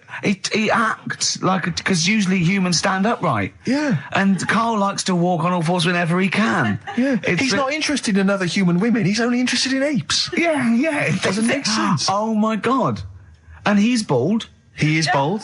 Oh, look. There's as much evidence for Karl being a humanzee as Oliver. Yeah. I think there's more. And, Well, Karl barely walks upright. I know. Scared of fire. Yeah, I know. It is interesting, isn't it? Oliver was built, wasn't he? Yeah. Big boy. I don't know. Yeah, why were you looking, Rick? I'm interested that I couldn't. What? Your eyes were kind of uncontrollably drawn Steve, they were towards just his. there. No, I didn't say anything. I was just looking at his face. No, Sorry, Rick, but if there's something you want to get off your chest. yeah, and that was the human part of it then, was it? Being built like that? Because it's humans, but... Yeah. Although Karl's is very tiny and hidden behind. And he's got... I've noticed something else as well. He's got a big red arse, That's true. hasn't he? Yeah. Yeah, it's all beginning to slot into place. And I've seen him climb up a cabinet and eat a banana as well. Just over lunchtime. And peel it with his toes. It's all coming together. Yeah. Right, we're going to track him down because he's malingering. He's definitely... Yeah. I'll tell you what, he's at home now in the garden swinging on his tyre. He's not ill.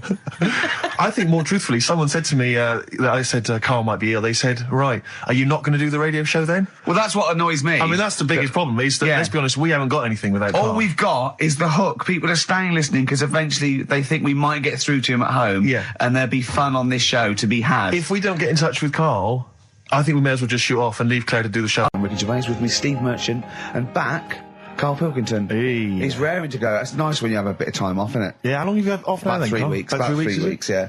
We can't do that because we're sort of self-employed and we'd be letting people down, but it's different when you get paid anyway whether you turn up or not. But good to have you back. I'm never off ill. No, That's the first time I've ever been off ill. Like, Well, no, I mean, just you're off 2 weeks and then you're off.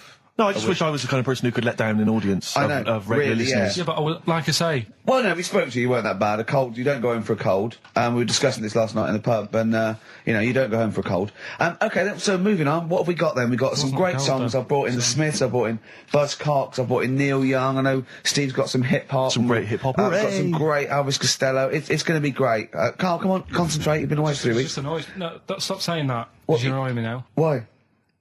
Oh, that what you do? Go home ill? Oh, he's annoyed me. Oh, has he? Yeah, I got I'm a little bit annoyed. Can I have some time off but still get paid? Yes, of course you can, Steve, Karl. right? He called me up, winding me up about this, and right, I'm 30, right? I'm 30 now. I can only remember being off 2 times. Oh, his memory's going as well. You'll have some time off. And both of them were when I was at school. What's school? One when it was windy. Why did you have time off? Because it was windy. But to be honest, Karl, that lasted for 7 years. Your time off at school. Why did you have time off? Because it was windy. Were you windy or was it windy outside? No, it was like when Your auntie wasn't out the window, was she? when the winds were bad in the 70s, and my mum said, "Oh, Whoa. What? I remember space operas and flares. I don't remember the winds being bad in the 70s. well, my mum just said, you might get blown into the road, so don't go." She had so much faith in you, didn't she? As a human being. Is that why she got fired from the pie shop? I'm not coming in today, I might get blown into the road. Oh, God. The funny thing it was, right, Steve, they had this thing going at school, because a lot of people used to wag it back then. Used to what? Wag it, sort of not go in. Yeah. Right. And they sort of tried to make it interesting for you by giving you an education. a certificate if you did a full week. Reward for the rest of your life with achievement. That sort of carrot. And also, like, let you go home at 3 o'clock on a Friday. Right. If you'd done a full week and that. Yeah. So it was lovely weather all week. Then it just sort of changed on a Friday. And I got up and it was all windy. It's always My mum windy said, for Friday on 7, isn't it? don't, if you don't want, don't go in because, you might get blown into the road and that. So I said, all right, then I'll stay off.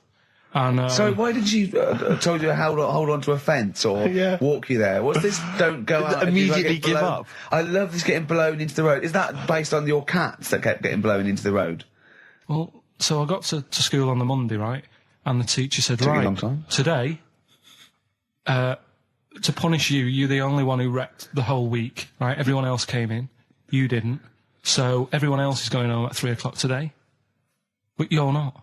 Brilliant. Serves you right. And I wasn't bothered though. It was great because I said, well, you'll have to stay with me, won't you? And it was great. So all I did for half an hour was doodle and stuff. It was great that afternoon. Yeah.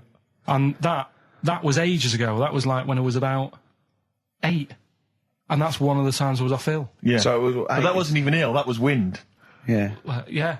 So, Yeah, it's a bit different when you're to be honest with you, world, though, Carl. You can't just not turn up because you've got a bit of a cold or you're a bit fed up. I mean, we had an appointment 4 o'clock Thursday, wasn't it? And he had to call it because I cancelled it. Meeting went on a bit late. Time management. Get things done. If it was important, you'd get it done. Play a record, Carl. Pull your finger out, please. You're listening to XFM 104.9. Coming through today, it's noisy again out there. It's a nightmare. A lot of people marching up and down. What's that about? Well, from what I can work out, there's hundreds of them, millions of them, and they're all shouting really loudly. What do we want? Peace. When do we want it? Now. What do we want? Peace. I want to go, shush. Yeah. We all want a bit of peace on a Saturday. Yes. Keep it down. Please, I can barely hear myself think. I know. And he's not listening. Tony's not listening. He can't hear you from there. You may as well give up. He's not listening. There was 1 million of you last time. It didn't do anything. Hey, but Steve, there's no attitude. You know what? I couldn't find Boy George's War is stupid, so here's a bit of Dylan. Bob Dylan. The times, they are a-changing. The thing is, Rick, it makes me wonder if the times, are they changing? I mean, it seems to me that life's pretty much the same as it was way back in the 60s when Bob Dylan wrote that song. Got any idea what you're talking about? No idea whatsoever. You don't really know about politics, do you? Know anything about it. Don't even read the papers. Got no interest, really. Yeah. Not particularly. Informed, my life's cushy. Got some awards and stuff. Doesn't bother me. So, on a serious note, though, it is a bit worrying. I want somebody to put my... Do I have to get gas masks or something? No, because there are guys out there in Leicester Square today wearing novelty hats. If they don't sort this war out, then no one can. Okay, well, I'm not talking about it. You would worry about it. I would worry about it. Well, maybe, Steve. Why? Sort of people who are successful are worrying about it more than other people. Just because, they've got more to lose, haven't they? Right. No, do you know what I mean? You see, like, Bruce Willis on the telly saying, it's not good, is it? And it's because he's got a big house and loads of cars. If you live, on a council estate, it's like, well, if it gets bombed, probably doing us all a favour, we'll get nice new blocks of flats to live in and that. It happened with Manchester, with the bomb that happened, and they bombed the Arndale Centre. Did us a favour. Got a nice new Marks and Spencers and that. So this puts a whole new twist to the argument when people say bombing the world's poorest countries is wrong. Because I remember when the Afghan problem was on, people were saying bombing the world's poorest country is wrong, but it's like home improvement, according to you, then. Yeah. Because they've got a brand new B&Q, have they, over there? They're popping down there every Sunday. Anyway, let's not go on about it. I'm Ricky Gervais, with me Steve Merchant, Karl Pilkington, pressing the little buttons there. XFM 104.9. What's that little Well, I think I do more than press the buttons. Right, see, this is it, right? Karl has had a little strop on since last night, okay? And He's had a little strop on? Yeah. You said strop on. I just wanted to clarify. And I don't know why. He says that I'm an annoying person. He says that I wound him up, right? Which I don't know. He says that you're winding up because you're sort of like negative about everything. I'm negative? Yeah. And but what I think it is because we pointed out that his lateness is unacceptable. Yeah. He said meet you at 6. He turned up at 20 past. He said, well, someone stopped me in the corridor. I don't care. I've got stuff to do. We had stuff to do. I think we're a bit busier than you, Karl. You've got one job. We've got loads of jobs. I keep telling you that. You got one job in a little room, a 9 to 5 there, that you don't even get done in 9 to 5. That's why you're late and mucking around all the time. There's loads of work to do. Yeah, one job. No, cool. It's not. It's one job with a lot of other jobs in it. It's like those little Russian dolls you get. Right? Well, it's so not, don't is have it? to go, yeah, it is. Yeah. Everyone thinks, he only sits in his studio messing about, making songs a phrase. That's what I do in my free time. Which we've got coming up later. Super slick. I still think 20 minutes late is an outrage, though. Yeah, 20 minutes late is... Yeah, but I didn't say bang on 6. I said around 6. No, you didn't. You said 6, which means 6. Well, it doesn't. Wait, sorry, it doesn't? If it was a newsreader, I'd say, yeah, you've got to be on time. Do you know what I mean? If it was a 6 o'clock news, I wouldn't want to be late. But it's the fact that I said to you, I'm busy, I've got stuff to do. No, you didn't say that. You said 6 o'clock to sort out tomorrow's show. I didn't. I know what I said. So yeah, well, you don't, because I remember you sent me a text. You didn't even, it wasn't even a phone call. You didn't even have the politeness to call. Stephen has stitched him up by being a little bit more precise than him. It was a text and it said, see you around 6 tomorrow, question mark? Around. You just said it. Well, you were 6. That doesn't count. That doesn't mean anything. Well, yeah, no, it does. What? So, all right, You Rick. told me he said 6. Well, he did. I'm paraphrasing. 6 o'clock, Rick. To me, even if it was around 6 o'clock, that would be 5 to 6 or 5 past 6. It would not be 20 minutes after the event. Because that is late. Well.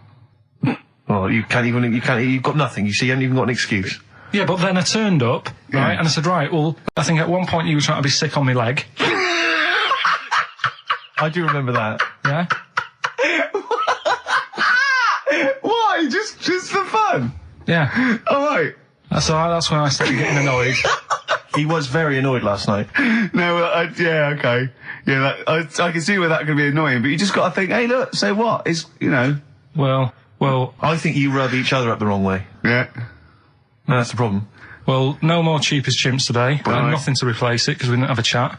Songs of phrase, we're doing that. You can win some stuff. Yeah, we've got the film that we haven't done for the last 2 weeks. The final film, we won't be doing Let that. him down. There's 2 weeks. So you're 2 weeks late on that. Yeah, Can I just ask, guys, is there going to be some great music? Yeah, well, what I've got about some- something from the only ones? yeah, The classic, Another Planet. Planet. Brilliant.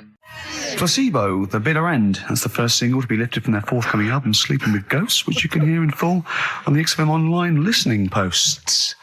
I'm Ricky, you cheeky little devil, Gervais. With me, Steve. All right, ladies, what can I get you to drink? What, you think I'm made of money? I meant half a mile or something, merchant. And Karl, oh, I'm stressed. If it's too hard, I don't want to do it. Pilkington. Indeed. Oh, well, it's nice to be back, Rick. Rick, I heard a rumour that you weren't going to be playing great music today. I'm assuming that's wrong. It is wrong. This is what I mean about the grapevine and just Chinese whispers. I'm not having it. There's some great music coming up. Right. I So- heard that there was going to be some boring chat. Sorry, it's that. Well, I want names. I mean, I don't want to name and names, Rick, addresses. but that's the gossip Well, I heard. It's totally wrong. I heard it was going to be inane, ill thought out, often stupid. No, Carl's not going to talk so much this week. We're going to try and sort of bring it back to real radio. So that's an absolute lie. Yeah, great. Good. All right, Carl, had a good week. Yeah, not bad. Have you? Going on holiday now, aren't you? Well, I will be doing later. Tell you about that later on. What? Can I There's a hook. Can I just check? Because there are rules in place, aren't there? Yeah. There was a big bust up in the week. I'm only allowed to wind him up. I'm not allowed to wind him up socially now. I'm not allowed to. What am I not allowed to do socially? I think squeezing the head socially has been crossed off. Right, okay, and I agreed to that because it got to a head where, Carl was really upset and he was thinking of just giving it all in, weren't you? Yeah. Yeah. Why was that? Because you were just winding me up too much. Yeah. I mean, do you want to bring it all up again? I don't mind. What was I doing? It was just... I mean, I should say now that there was a conversation where we were all sort of really walking on eggshells. It was frosty. It was a conference call, and Carl was on one end. And I'll tell you, I was very much a media. I was very much a UN mediator. What is it that? It was difficult to sort of keep it serious when I'm saying stuff like, I'm sick of you putting a Burger King bag on my head. Do you know what I mean? Yeah. There's a part of me that's like, I can't believe we're doing this. What I like about it is that I'm laughing and going, well, I won't do that anymore. And he's going, you can still do it on air. And like today, I came in, I went to squeeze Eddie, went at 1 o'clock. I love those rules. Yeah. I love those rules. Well, between the hours of 1 and 3 on a Saturday, you can squeeze his head, you can put a Burger King I bag on can't his... wait. It's terrible. Oh, But dear. that all started last week as well, really, because I got in a bit earlier to do an edit for you on some track that had swearing in it, right? Yeah. So getting early, he comes in, first thing he does is go to sort of squeeze me head. And my reaction was, not now, do it later. As if it's all right to do it later. Yeah. So that's kind of what made me think this isn't normal.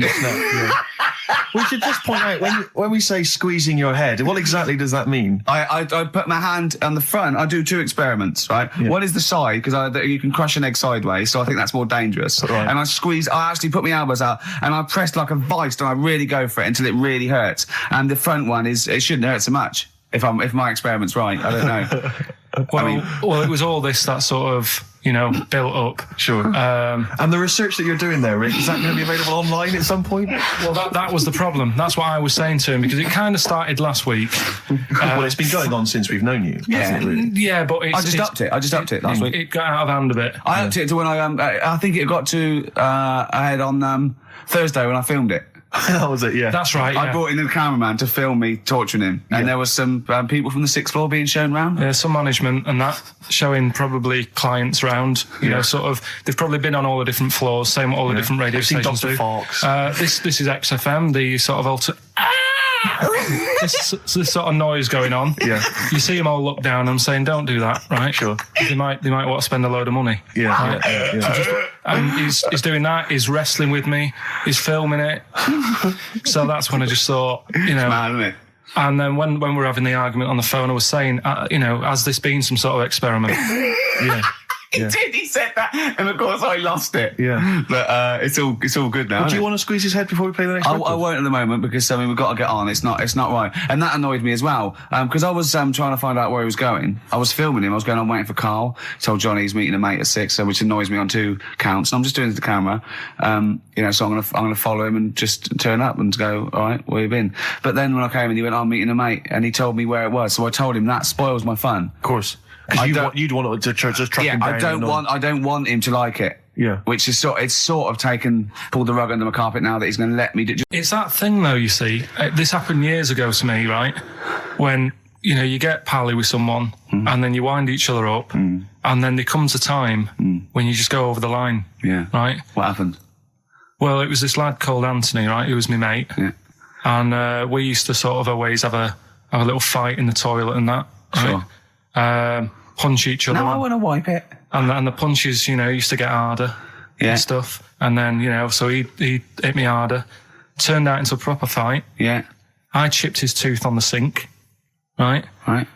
This happened at school, and it was time for assembly, and I thought, oh, and he's in the toilet crying. I thought, oh, go to assembly. There's police in there in the assembly that day telling people about unnecessary violence. And you thought they were there for you? So I'm like, oh no, Anthony's going to come in a minute, like crying with all blood coming from his mouth. I'm going to get arrested. Yeah. Yeah. Did you go running and sleep? And that was an example of. Yeah. I mean, it kind of happened because I went out with a girl who he fancied. How old are we now? About 8 or 9. I think that's out of order, going out with a mate's girl. Yeah, but she didn't like him. He had like big ears and that. He had no chance. You're So why such a should I? dick. No, but do you know what I mean? All right, I haven't got the looks like I used to. Sure, when you were 8. But that's before the stress of, you know, having head squoze and that sort of thing. I have aged a lot. Having your head squoze. I love your own grammar. Yeah. I know, That's the past tense, is it? Squeeze or to have squozed. Oh, he did squoze his head. Yeah. Oh, brilliant. So, you know. What about a bit of Bowie? Bowie? Be my wife. Carl, I'm asking you. I think we can squoze that in. Be my wife, Carl, come on. Some of the educating Ricky I've got for you today is on the similar lines. Right. Oh, you've got to be impressed by that. You've got to be impressed by that. That's pretty good. I mean, I'm interested to see, you know, what they do. What they do with what the crowd developments are. But yeah, no, that's pretty good. Yeah. But I mean, amazing. Yeah. Amazing. Well, just digest that information, because that's not even the most impressive one we found. I think it is. I suppose it's pretty impressive, but the next one's maybe more shocking. Okay, right. But let's play a tune, and Ricky's got another extraordinary fact. Have you actually punched anyone yet? Have you actually? No, I haven't punched. I've punched pads and I've punched the bag and I've sort of sparred and that. I know you're going to get a chance to punch Well, someone. as I suspected, my punching power was all right, but my fitness is. I mean, it felt like I was smoking. Yeah. You know, but there's bits of lung that haven't had oxygen in them for 20 years. Yeah. And it's ridiculous. And also because it's not only is being filmed, but there's other fighters there that are ridiculous. They're like machines, right? And it's that thing. I can go right. I can come out on top, but die now of a heart attack, but never give up. Or I can sit down and go, I'm sorry, I feel ill. And I chose that one, and of course they took the mick. Well, of course. But I mean, soon. As I said, I haven't got the respect yet of the boxing fraternity. But how long have you got then before? 4 weeks. Okay. So and do they think that they can turn you around health wise in that time? No, they're being realistic. No, they're going to they're going to teach me the basics and see how it goes. Right. But I mean, and each round is 4 seconds. Is that right? Yeah, 2 4-second rounds. With a 2-hour break in between each one. Sit down meal. So give the number. I want serious suggestions of my fighting name. Nothing insulting. Something we can actually use. Well, let's give out the email. That's always the easiest. Ricky.Gervais at xfm.co.uk. What's the number, Carl? 08700 800 1234. And it doesn't have to be in the middle. It could be at the beginning, like the Rage. Okay. Ricky the Rage. Ricky the Tits. Sure. Ricky the Man play a record. It was a good day, yeah. Ice Cube talks to me about my life in the pub. Yeah. A couple of emails already coming in. Rush, they're flooding in, Rick, inevitably, as boxing name suggestions for you. This is one from Matt, I think. He's given a couple, actually. Ricky the Pudding Gervais. Ricky Big Mac Gervais. There's a theme here. Ricky Pasty Gervais. The pasty. I quite like the pasty. Here comes great, the pasty. As Carl said, he said the thing is, if you have a really good nickname, it's embarrassing when you lose. Whereas if you just call yourself, it's not so embarrassing when you lose. Carl, this is doing so good for my ego. Do you know what I mean? If you have like Killer Gervais. Yeah, and then you end up like vomiting, choking on your own vomit upside down, hanging out the ring. What happens if you win? Do you have to do something? Whereas there goes the pasty being stretchered off in the first 2 minutes. Yeah. It's not such a problem. There he is, being lightly basted. And chucked down a mine. What do you mean, what do I have to do? Say if you beat Grant, say if that happened. Yeah, right. What happens next? What do you mean, what happens then? What? Do you think, this is a contention fight for the big one? But do they... then we make Ricky 2. No, but, you know, do you know if they're planning on making more money? Because it's for comic relief, isn't it? So what happens on the night? No, it's for a charity of our Comic choice. relief would make sense. Yeah. Well, whatever, right. Yeah, it was last time. I think that was last time. Is it sport relief? It's not sport It was relief. last time, yeah, but I think this is a programme where And how do you make money for charity from this? Do we pay to sort of, for how many punches to the head you're going to take? Or No, I just how think... long you're going to last? I assume the BBC donate money, or someone, or a sponsor or whatever, I don't know, just donate money. Because it's actually a programme, this is more about a programme with a charity angle. So, yeah. So as if you get, like, killed, there's more money and food to go around. Maybe. But no, I mean, the thing is, what's the next step? Because if they go like, right, yeah, well done, you've won, thank you very much. Well, Carl, what do you expect? That it's winner stays on? Yeah. Like in a fair, where I go out there and I let people punch me on Bird and Manning. Yeah. And then my twin gets up. Yeah. It's a programme. He's not going to turn pro. It's like faking it. Yeah, but what's the point if it's not going to go anywhere? Well, sorry, him fighting Grant Bovey in a ring is not entertainment enough. Yeah, what's the matter with you, Carl? That's going to get his face pummeled in. That's Coldplay, The Scientist on XFM 104.9. Right, competition, isn't it? No, it's Educating Ricky Part 2. Oh, is it? Yep. I wasn't even listening. He's doing all the work, I wasn't even listening. Oh, and he spilled some water down that. Right, what's this one again then? Right. What's the teaser headline? Teaser headline is, what's tomato with you? Brilliant. Yeah? Go on. How excited were you when you came up with that? You couldn't wait to come in and tell us, could you? I think it's a good one because you won't forget it now, will you? Okay. I mean, like the worm one. What's so special about the worm? A lot of people think that if you cut a worm in half, 2 worms will grow, but no. What happens is if you cut the head end slightly nearer the tail than the head, the tail will die, but the worm with the head will be okay. So, it's exploded a myth, and it taught me something. Right, so the second one, part 2 of Educating Ricky. What's tomato with you? Yeah. What this one's about is, ages ago... It's scientific. There's never a date. There's never a country, a location. Okay, settle down, children. This is A-level history. Right. Once upon a time. Yeah. When a mental place with swords was a king. Forget his name, but he was a loony. And it was literally ages ago. Yeah. So, good luck in the exam. Yeah. Right. So, like, all right, many years ago. Oh, yeah. Cleared that up. Go on. They thought tomatoes were poisonous. Right? Okay. Because what hold on, are they going to be proved wrong at the end of this story? Well, because I don't want to give away the ending, but is it something to do with are they poisonous tomatoes? No. Oh, you're having a laugh. I don't believe it. Go on. They could have been eating tomatoes all this time. Oh, Steve, what's tomato with you anyway? Okay, so think a minute. Let's just recap quickly. Many years ago, when people thought tomatoes were poisonous. Yeah. Go on, yeah. Well, they didn't know they were poisonous then because they were still eating them. But what was happening? Well, they're not. But they're not poisonous. But hang on a minute. All right, it's not. I'm just going to listen. I'm not even going to talk. Okay, I'm not going to tackle it. So, if you remember, years ago, they didn't have, like, pottery plates. They had lead plates, right? What are you talking? Just let him talk. Sorry, what year is this? Let him talk. Come on. Plates made out of lead, and what they'd end up doing, they'd say, right, do you want a tomato? And they'd go, yeah, all right. And they'd put the tomato on the lead plate and cut it. And because of the acid in the tomato, right, it would sort of make the lead runny, and the lead would go into the tomato, and they'd say, oh, it's lovely this, and they'd be eating it. They'd get food poisoning, lead poisoning, what have you, and they'd be really ill. So they thought tomatoes were poisonous, so they didn't eat them for many years. And when you say they, do you mean the people of Narnia? Yeah, this didn't happen. Where was this happening? Sort of in Britain and that. You put him on the spot there. Oh, I hope there's no uppity pupils at this school when they go, what do you mean, sir? Oh, if you're going to... Oh, I'm fed up with you. Do you understand? No. So the... No, you've got... No, right, okay, first of all, Carl, where'd you get this information from? Where 14 did I get times that? as well? Do you know... You can't remember? I don't know where I got that from. I don't know where I got it from. But why don't you think that makes sense? But what? Someone once got lead poisoning from a tomato? Not just one, loads, and then all of a sudden...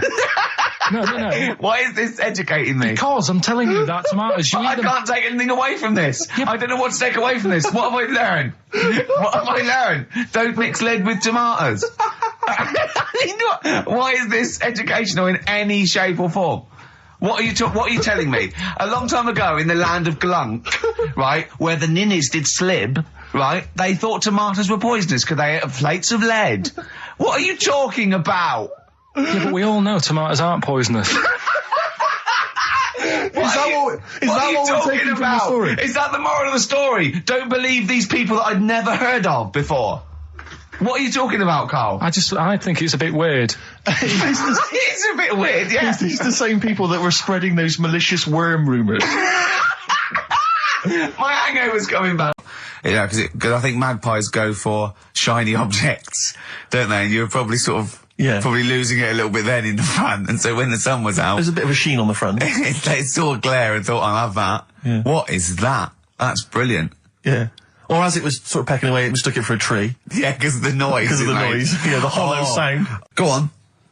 Women wearing trousers and that, right? On the estate that I grew up in. Yeah. On, right? There was a woman about 4 houses down. Right? Rough. She's the one She was, or the estate? She was, right?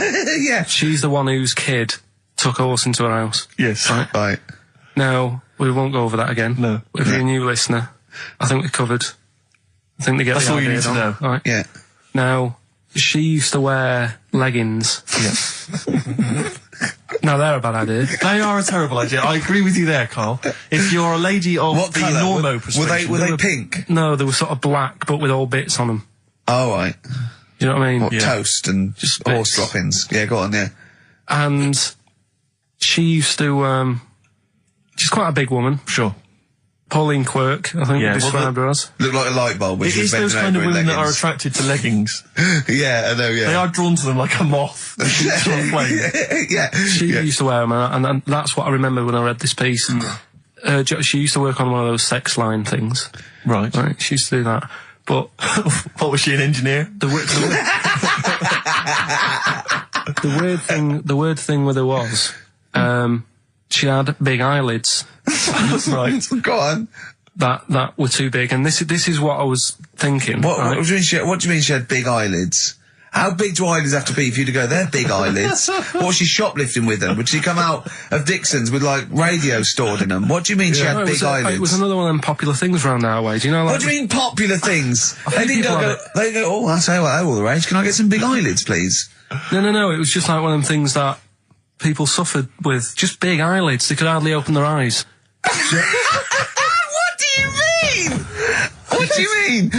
That's one of them popular things around where I grew up. People had big eyelids. They could hardly open their eyes. What does that mean? What sort of freak town were you born in? You had webbed feet people with big heads. You got women with big eyelids. What does big eyelids mean? Are you confusing her with the horse? Yeah. Did she have hooves? Look, what? Just too much skin. It was like the neck of a chicken.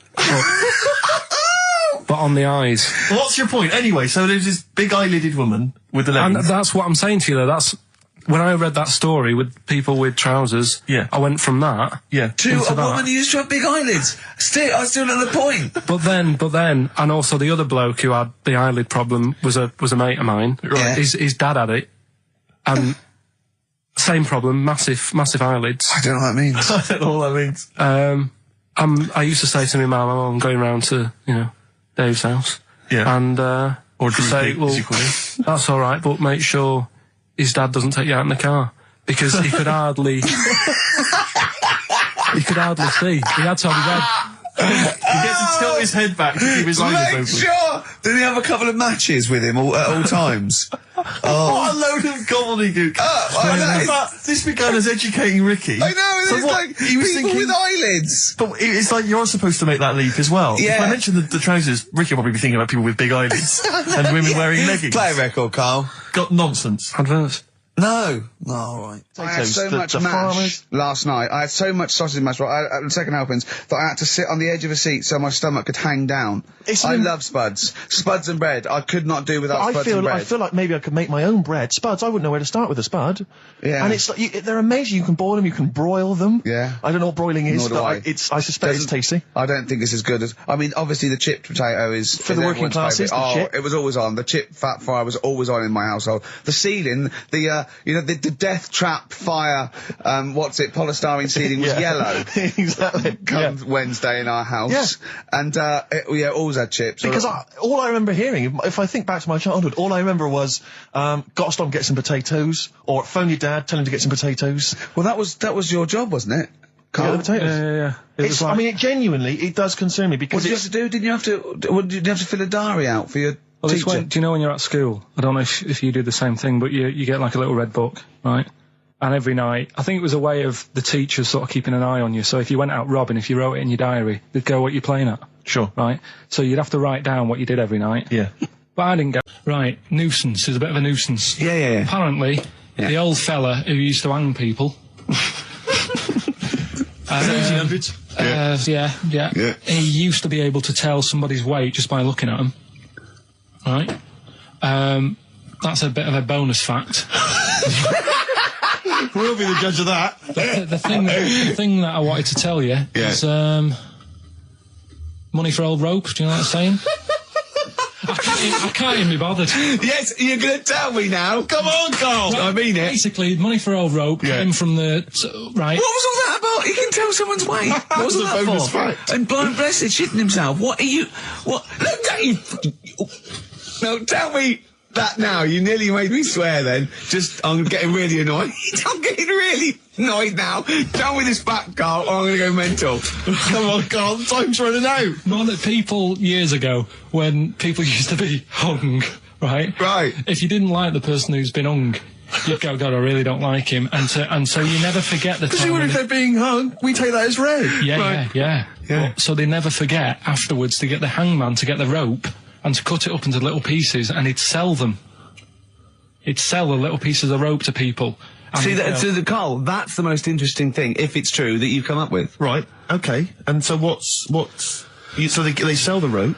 They sell the rope, and it's money for old rope. Money for old rope. Meaning, like, God, it's easy to make money, that all they have to do is cut it up and sell it.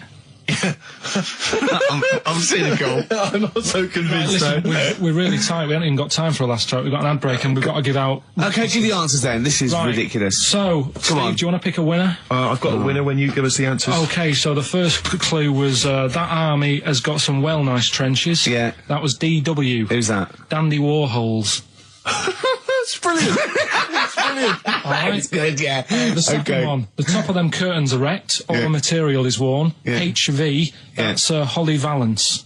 Oh, he got a phone call for a woman saying I haven't heard it, and he was talking to her off air, and she went, What is it? So those curtains went, all right. He said, you know the thing around the top of the curtain is a pelmet, not a valance. And he went, cut her off. Yeah, but my auntie's always making balances on everything. I'll tell you about that next week, right? I'm looking forward to that. Right. Is this the one that farted for 5 minutes? Yeah, the very same. Yeah. Right? So we'll talk about that. I was in Texas, I tripped up, I landed on my knees in a puddle, WH, wet knee Houston, right? Wet knee Houston. Yeah. So, You're a maniac. So, who's a winner? We've got Pete, Catherine and Laura in Newcastle upon Tyne. They're listening online, I assume, and they're on Sky gonna Digital. those great faces. And remember, they got loads of stuff. They got the DVD here. They got Linda Green. They got Stone Roses. They got another compilation and Executive Decision. What did you read about Brian Blessed? Is it actually true, or have you lied with someone else? It was an interview with him in it. And what did he say? Come on, what did he say? He said I climbed Everest and I played of it with me belly. Let's talk about it next week. We've really run out now. Oh, you're a fool. Have you got some educating, Ricky, for me? Got some education. I need some education, Carl. That's I kind of desperately need some education.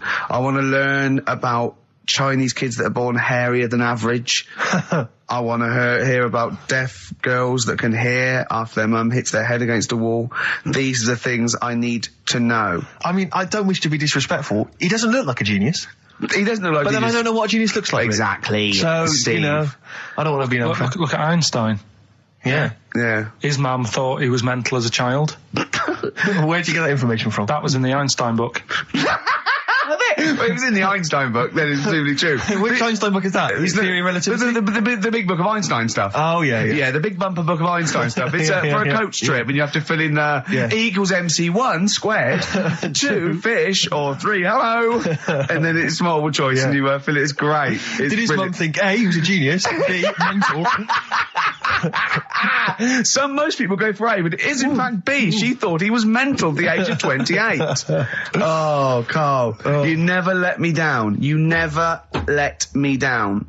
So have you got Educating Ricky for me? We've got Educating Ricky coming up. We've got Rockbusters. We've got Rockbusters. Great as seen and talked about in Heat. In Heat magazine. It's got really tough this week now. We're not messing about anymore. Right. Got some good prizes. Absolutely, yeah, we'll talk about those later. Because, I mean, was it last week that you had the classic? Was it, I can't remember, I'm paraphrasing, Carl, apologies. Something like, I'm here in Texas, I've fallen in a puddle, and my knee has got wet. Yeah. Wet knee Houston. Whitney Houston. Yeah. And also, it was last week when there was a little bit of confusion over the one for Holly Valance. Right? Of course. I don't think it was confusion, I think it was your error. Yeah. No, it wasn't. And it was Holy Valance, and you meant Pelmet. Then Becky, who called up that time and said, if you're getting mistaken with Pelmet, right, she sent me an email in a week saying, I've done a bit of research. Yeah. It was my fault. I've made an error. Yeah. It is a Valance. Okay. And I know about valances, as I told you last week at the very end. My auntie loves them. Yeah. Right? She makes them. She started off just like putting them on top of the sort of window around the curtain. And then she thought, I can do more with this. Yeah. And she had a little coffee table that had magazines underneath. And she said, I'm sick of seeing them magazines when I'm sat down. She sounds like a Pilkington. So... I'm sick of seeing them magazines when I sit down. So she put a valance around the table. She just got valances around everything now. Yeah. Right? Then, next step, she tapes everything. She never actually watches telly. She tapes it all because she gets sick of listening to the adverts and that. Yeah. So she tapes everything. So she's got loads of videotapes and that. And the video used to get on her nerves. When she was watching a film, she'd see the clock changing. And it distracted her from the film. So she put a valance around that. That's genius. Yeah. So, that is or is it mental? Only Mrs. Einstein can tell. I don't know. She's even made her little Jack Russell look like a hovercraft. Yeah. It's great. So everything's got a balance. If you go round and you stand still for too long, the chances are she'll put a balance around your head. Yeah. This is this is Auntie who? Auntie Nora. And this is the one that farted for 5 minutes. Lest our listeners forget. Lest we farted for 5 minutes. Called his mum, saying I'm farting. 2 minutes into the fart. She's at about 2.5 minutes in. Yeah. Carl, you're making noises while I'm talking. Yeah, but you do this all the time trying to wind me up. And I'm not saying Manchester's the best place. And now it's Carl's bit. It's the re-education of Carl. He's like Liza Doolittle. And now he's coming to, or Lawnmower Man, if you've seen that film. More like Lawnmower Man, if you've seen the film. You'll know what I mean. and his homework was to just study quotes, really, on happiness and stuff and general well-being. He's not a big happiness quote fan, are you, Carl? Not really. So what have you done? You've come up with something, haven't you? Right, yeah, I told you, right? Because a lot of these are just things you say every day. They're nothing special. So what I'm doing... Well, you say them every day. Well, the sort of things you come out with and you don't even think about it, do you know what I mean? Yeah. They're on the TV all the time. People on the radio are saying these sort of little quotes. Sure. And what I've done is, remember that programme on Channel 4, Faking It? Yeah. Where they got some, like, posh kid to be on a door and all that. What I've done, I've... Imagine if that was the pitch for the show. Dear Channel 4, you're just going to get a posh kid on a door or something? Yeah, Yours come sincerely, in, Carl. come in. Yeah. TV producer. Yeah, go on. So, what I've done, this little book of quotes, happiness quotes, I've picked 2 that are real. Okay. And I've made one up. Right? And we've got to guess. And you've got to guess. Okay, then, go on. Well, I'll tell you what, Rick, why don't we, when we've heard them, we won't confer. No. You'll write down yours, A, B, or C, and I'll write down mine, and we'll see how it Okay, works. Carl, off you go. Right, and just because I'm looking at this book, it doesn't mean I'm actually reading. No, I know. Don't worry, we're clever. No, we know, we can't see yet. Like, call my bluff. Yeah, go on then. Nothing is worth more than this day. Okay. Yeah. Yeah? All right. Yeah. The way I see it...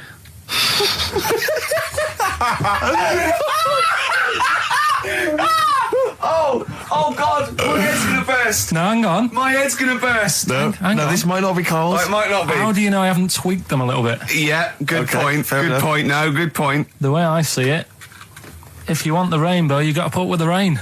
Yeah. Okay. All right? All right, yeah. Okay, hang on. Yeah. Come on. Cat food, Cat food, come on. it stinks a bit. But if you don't put up with the smell, the little kitten will die. Steve, I don't know what to say. I don't know what to say. Imagine this him faking it. Imagine their faces when he says that, and they're going, "Oh my God." Oh. Carl, play a song, mate. We'll have to confer on this one. Well, that's just amazing, Carl. Just read them again. Two were real, one was fake. Go on in. Right. First one. Nothing is worth more than this day. Excellent. Next one. What does that mean? Well, cherish now, cherish your time. Okay. Because you can't get it back, and you know that's the way I saw it. Carpe diem, whatever it is, seize the day and all that. Okay. If you want the rainbow, you've got to put up with the rain. Yeah, of course. Yeah, rough with the smooth. You know, it's not all plain sailing, but you know, rainbow's beautiful, but it comes because of the rain, which you might not like. So make the most of everything, and good. Cat food doesn't smell good, but if you don't put up with it, then the little kitten will die. Right, now, Carl, that is a good effort. Now, that one's yours. I mean, obviously, right? Right, no, but it's a good effort, right? I mean, it slipped seamlessly into the others. Yeah. Don't think it didn't. No, but it's good. I mean, we knew it was that one. But what I will say is, it's good, but what you don't know, maybe subconsciously, is, I mean, it's very similar to the putting up with the rain and the rainbow. But that's good. Why do you think that? Well... What does mine mean? Well, even though it smells bad, it's good for something. Right, so I didn't look at it like that. What did you look at? I kind of thought... Was yours more specifically about cat food, generally? Because, you know, normally it's an analogy. Yeah, or a metaphor for something, you know, much bigger. Well, no, the way I mean, Dolly Parton, who I think did the rainbow rain thing, she wasn't specifically concerned about weather conditions. No. It was a sort of general idea. It's all about life. Yeah. Well, that's what I've done. Go on. I've used an everyday thing. Yeah.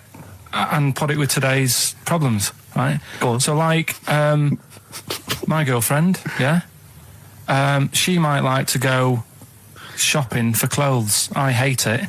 Right. But because I love her, I put up with it. Ah, that's nice. Yeah? Yeah. So, you love that little kitten. You can't stand the smell of the stuff you got to feed it. But because you love it, you go, well, you know, I'll put up with this just for a few minutes, and then I can, like, squeeze its head later and give it a little... Sorry? Squeeze its little head. No, yeah, well, that's just the thing that I do with cats. Put it in a bag and drown it in a lake. I can feed it and then I can throw it against the wall. So you didn't see it like that, did you? No, that's very good. So it's about love, is it? It's about putting up with the bad things for something you love. Yeah. Well, that's nice. But Carl, you seem now to be convinced and rather smug that you've tricked us and that you've fooled us and that we didn't understand it. Well, I say that's your fault, not ours. No, it's not, though. I mean, look, that man in Forrest Gump, he was a bit of a nutter. And he came up with the life as a box of chocolates thing. Yeah. Now, if that was in this book, you say, oh, yeah, brilliant, good bit of work. But if he was sat here doing the show with you, you'd be taking the mickey out of him. Sometimes I feel he is. No, but Carl, I could. In fact, if people are out there, we're too lazy. Could you write down everything Carl's ever said? Because I think we could publish that. Yeah. He said one today. He saw my salamander. It's not you. I get hassled a lot by the homeless. Don't we all? Don't we all? You should go home to sleep. Yeah. I'm here, mate. But no, I do treat him a lot. You treat him. I love that. You had a good day? Yeah. You've been good? Yeah. There you go. That's 50p. Suzanne does the Save the Children thing. You were talking about, charities hassling you all the time. She does that.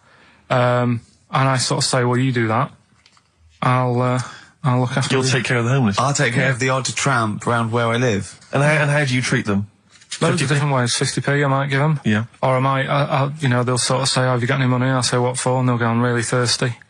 So I'll go, well, hang on a minute. And I nip in and get them a little Diet Coke. Sure, a Diet Coke? Yeah, they want to watch their weight. Yeah. They're going full fat. Oh, what an insult. Yeah, exactly. To a man like me. Yeah. I'd rather treat them than... Because a lot of people spend money on, problems abroad and stuff. Right. Oh, I just think, Yeah, famine I'm just saying. Oh, God. Like what? What do you mean? Like famine relief? Well, you do get sick of it, don't you? You know what I mean? It's that... You get sick of it. No, I'm just saying. Wait. Go on. I'm just... I know, just let whatever you do now, Steve, don't interrupt, because I'm scared, but I just think it's worth it. There's so many issues. There's freedom of speech, there's we're not responsible, there's he'll get away with it because he's a buffoon, and it is entertaining. Exactly. So, go on. All I'm saying is you're saying, who do I give me money to? Is it little, sick kids or whatever, or is it old people or whatever? HMV. That's where he gives his money to. Particularly, they get a lot of it, yeah. And for me, I just get sick of, problems abroad. It's like, what do you do? What do you do with famine and that? What are you meant to do? How can you solve it? It's gone on for years. Yeah. And it just keeps going. We keep giving them money. They keep spending it. And you're not getting any return for your cash. Well, it's just how many times, they've got to learn. What do you mean they've got to learn? What, you're going to teach them a lesson? What do you mean they've got to learn? What do you mean? Well, what are they doing with it? Yeah, they must have like better interest accounts or something where, look after, put the money in the right things. Sorry, do you think that Bob Geldof sort of writes them a cheque? He goes over and he's in the helicopter and there's millions of them, and they go, it's Geldof from Boomtown Rats. Brilliant. If there's one man that can help us. Yeah, I hope he doesn't sing. He's not going to sing. He's got some money for us. And he comes down and he goes, do you want a cheque or do you take Switch? They go, we don't take Switch. He goes, there's a cheque. They get things doing like... that again, though, isn't he, as well? I mean, he used to work here, Bob. He's a lovely fella and that. But, yeah, he's a lovely man. But how many times can you save the world? He's over there again helping out, and it's like, well, what do you do? Are you saying don't bother because it keeps happening? Not well, I'm not saying that. You know what I mean? I'm not daft. So that's what you're thinking. And Carl, you are daft. Yeah, exactly. I don't know what the answer is. Do you know what I mean? So you're just saying wash your hands of the whole affair, leave them to it? Yeah. Sure. Are you really just saying it's nature, it's tough luck, just don't interfere? Like a wildlife programme. Is that what you're saying? Don't interfere. You're saying it's not my concern? This has got a bit heavy. Can we do Cheeky Freak of the Week? Let's play a record.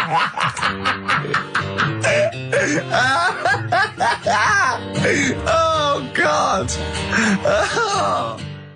My Hey Hey Out of the Blue from the album Rust Never Sleeps by Neil Young. Such a brilliant song. Oh, he's a great musician. He's amazing. Yeah. He's incredible. I think we're playing Neil Young track a week. Okay. From now until Christmas. Brilliant, okay. Alright? Excellent. On XFM 104.9, I'm Ricky Gervais with Steve Merchant and Karl Pilkington. We were talking about the homeless. I saw a homeless guy in the week as I was walking down Finchley Road, and he was peering in the window of one of the Dixons or something like that, just checking out the details on one of those cable TV packages. And I thought, one step at a time. I mean, firstly, I don't know, start eating your dinner off a plate. Yeah. And then work your way up to, a house, a home, a widescreen TV, a roof, digital television.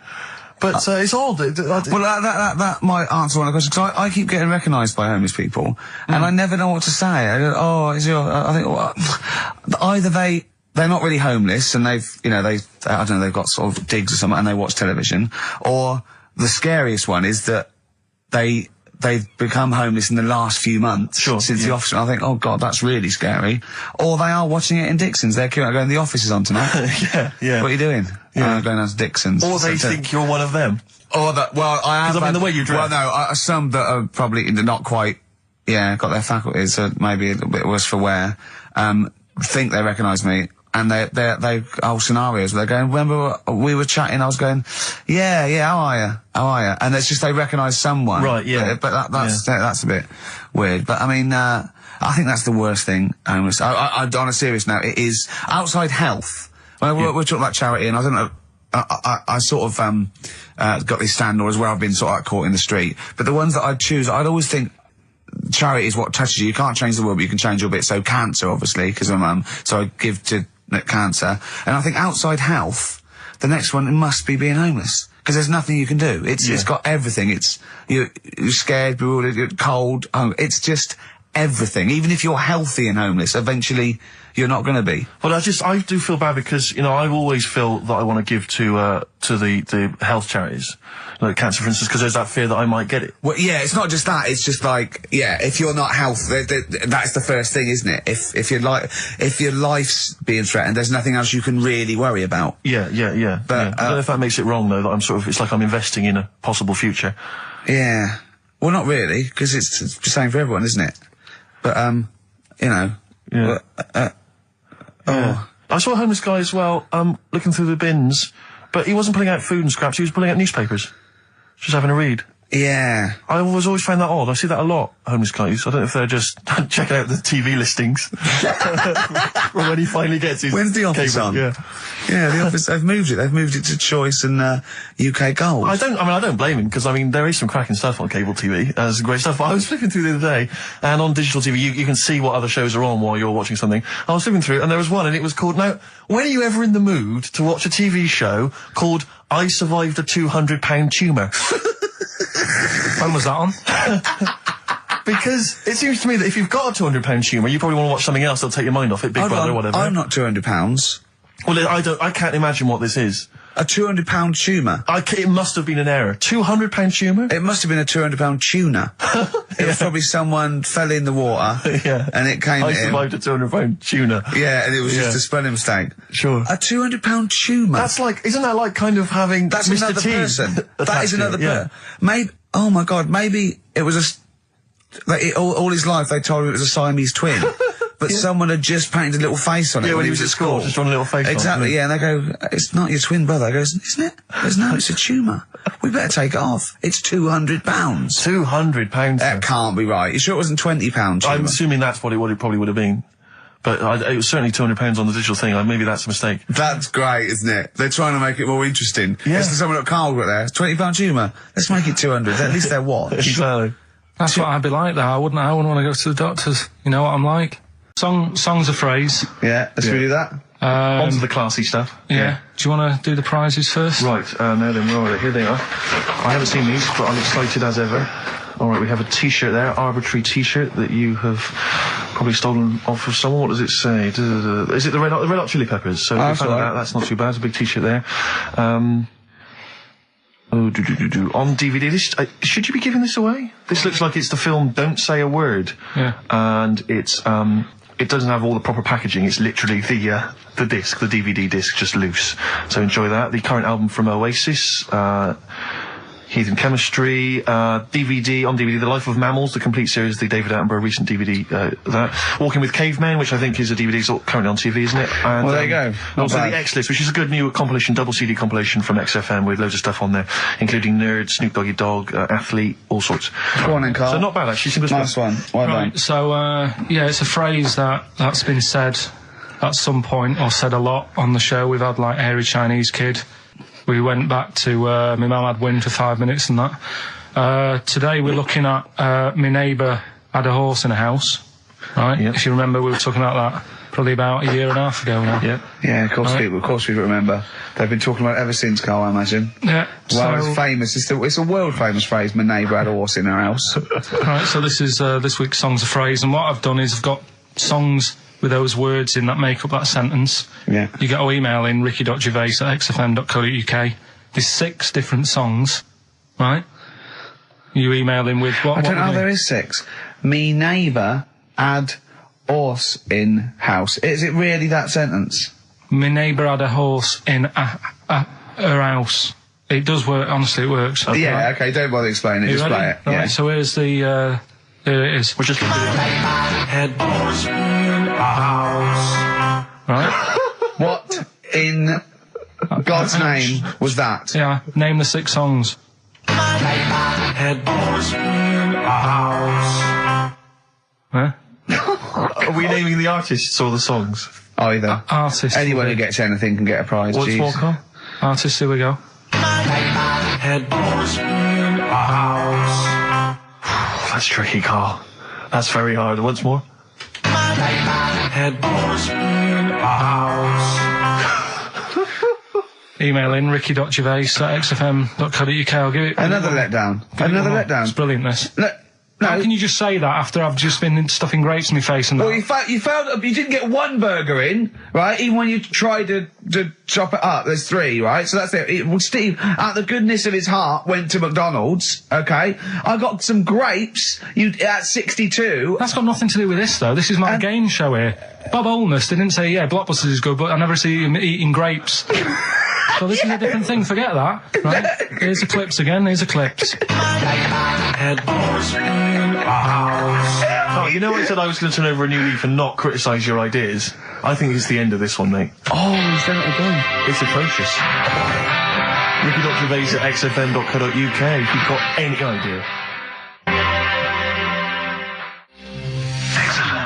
Dandy Warhols. We used to be friends. That is Carl's favourite record of the year. Yeah. Yeah, new He music. better new music. gets one play a year, and he chose that. That's what he chose. It's all right, but I mean, that favourite track, innit? He played that. That was Carl's choice. Just something new. On XFM 104.9. Don't worry, we've got some really good stuff coming up later with me and Steve. If you're from the 70s, you might like it. You see that he's getting too cocky, isn't he? It's arrogant. He's sort of like I mean, we've tried giving him something in his life. He's got, you know what I mean? He comes in and tells us this sob story of just like a trail of failures, and we've said, Carl, come under our wing, right?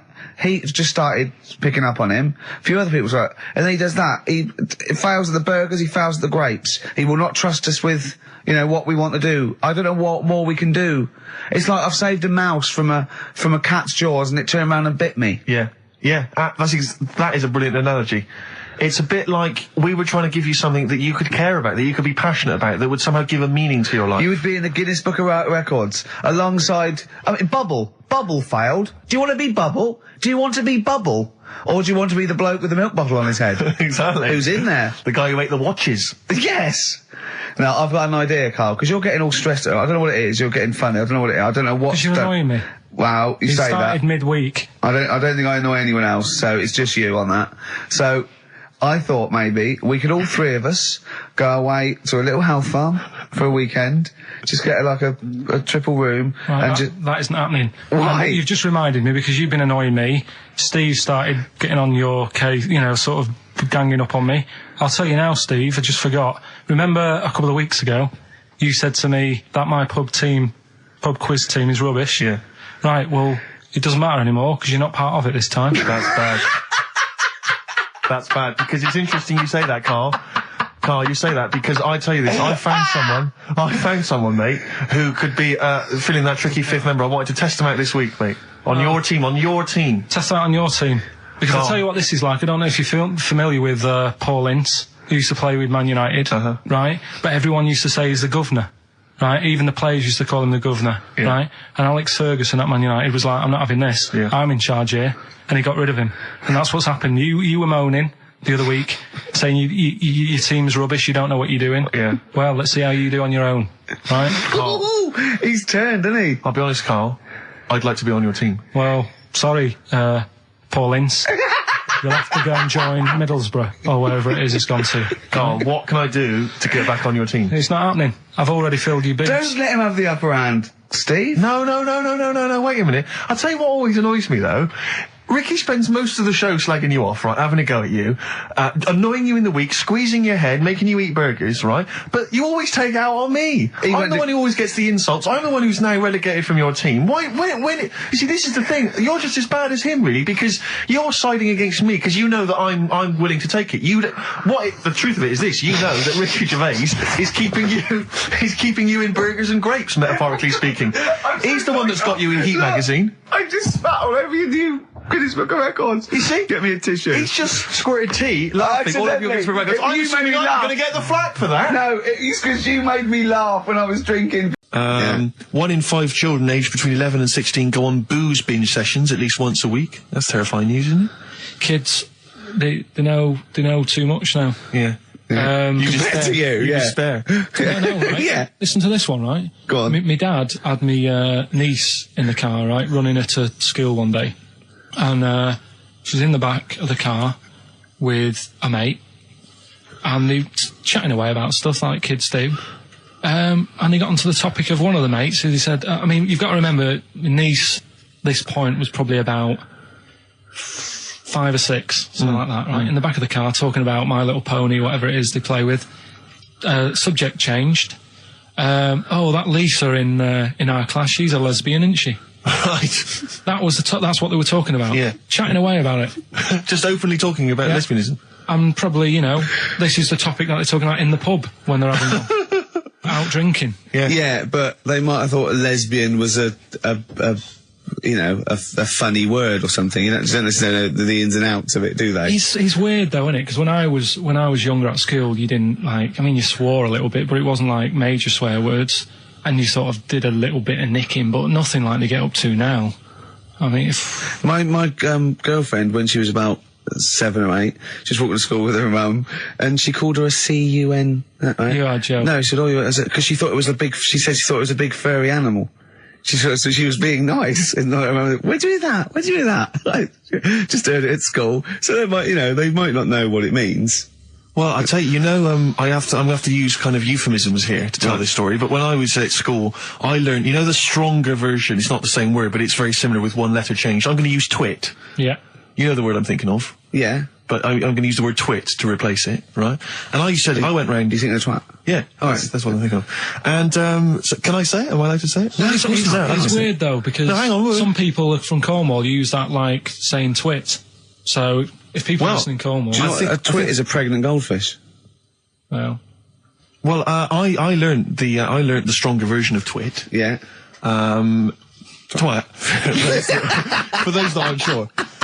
I learned this in school when I was like 10 or whatever, and I didn't know what it meant. I thought it was just a stronger version of twit. Yeah. I thought it was just if you were really annoyed with someone because they were a real twit. Because I is worse than I. Exactly, apparently. So, Carl would be a twit. And so I started using this at home because I didn't realise what it meant. I started using this at home. Oh, you twit, you're a twit. And saying it to my dad, you're a twit, but not saying twit. Yeah. And my dad didn't know what it meant either.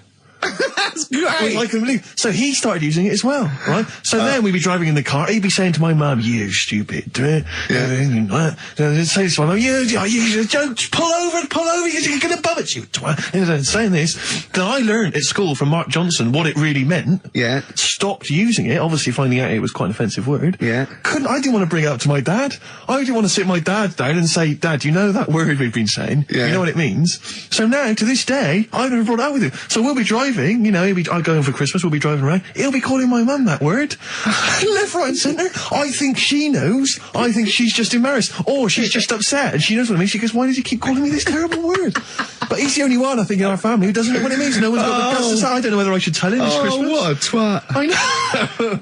Found a story about a bloke who, I don't know, he was messing about with a chainsaw and he's I don't know, that's not the chainsaw. He was juggling a midget and whilst taking his alligator for a walk, and go on. And his arm come off, right? Come off? What do you mean his arm come off? The chainsaw took it off. Yeah, so okay. It's like, oh. Again, Anyway, it's the way it going, happened. oh no. Oh. so there's a picture of him on an exercise bike, sort of just with a little stump sort of balancing, but he's getting on with his life, he's happy and everything's fine, he's not complaining, it's his own fault, he's got no one to blame, right? So anyway, he goes to the doctors, and the doctor said, I can do something there. So he goes, well, it's all right, you know, I'm getting by all right, don't worry about it. And he goes, no, we've got an arm in, right? We can attach that, a real arm, from someone who's, I think they'd passed away or lost an arm or something. And they lost an arm and didn't want it back. yeah. I'll have it. Are you using that? Yeah. No, because I know someone. Because I know a bloke, actually. Yeah. Well, can't you just put this one back on? Wow, it's first come, first serve, really. I was just building a bionic man. We've replaced one arm with a robot's arm, so we got a spare one. So the doctor's going, let me put it on. He's like, well, all right then. So Ungrateful bastard. So he does the operation. Everything's fine. He's loving it. He's happy again because he said he can brush his teeth. Right. Okay. If this is going to be He's something loving like, it again because now he can brush his teeth. right, if this is going to be, and it was a leg. Or No. it was a chimp's arm, Or it was the arm of a killer. It was two left arms, right? I'm going to kill you. Oh, let's leave it then. What is it? What's the answer? No, it's not that. I'm just What messing. is? Okay, Right. So he says, go on and do it. So he sews it on, and like I say, he's happy. He's brushing his teeth. He can have a pint in the pub. He's lifting a pint with it. All his mates are happy for him. It goes on for about 2 years. Everything's fine. Then it all starts going flaky. Oh, I knew it would. Was it made of chocolate? All right. So it all goes all like gammy, and then for some The arm reason starts going gammy. it goes gammy, and it gets longer. Of course it does. So there's a picture of him, right, stood in the magazine. He's stood there with his arms by his side. One arm's normal. The other one is like past his knees. He can pull his socks up without bending over. So It's is this going to really- be they gave him the arm of an 8-year-old child who would have been the tallest man in the world?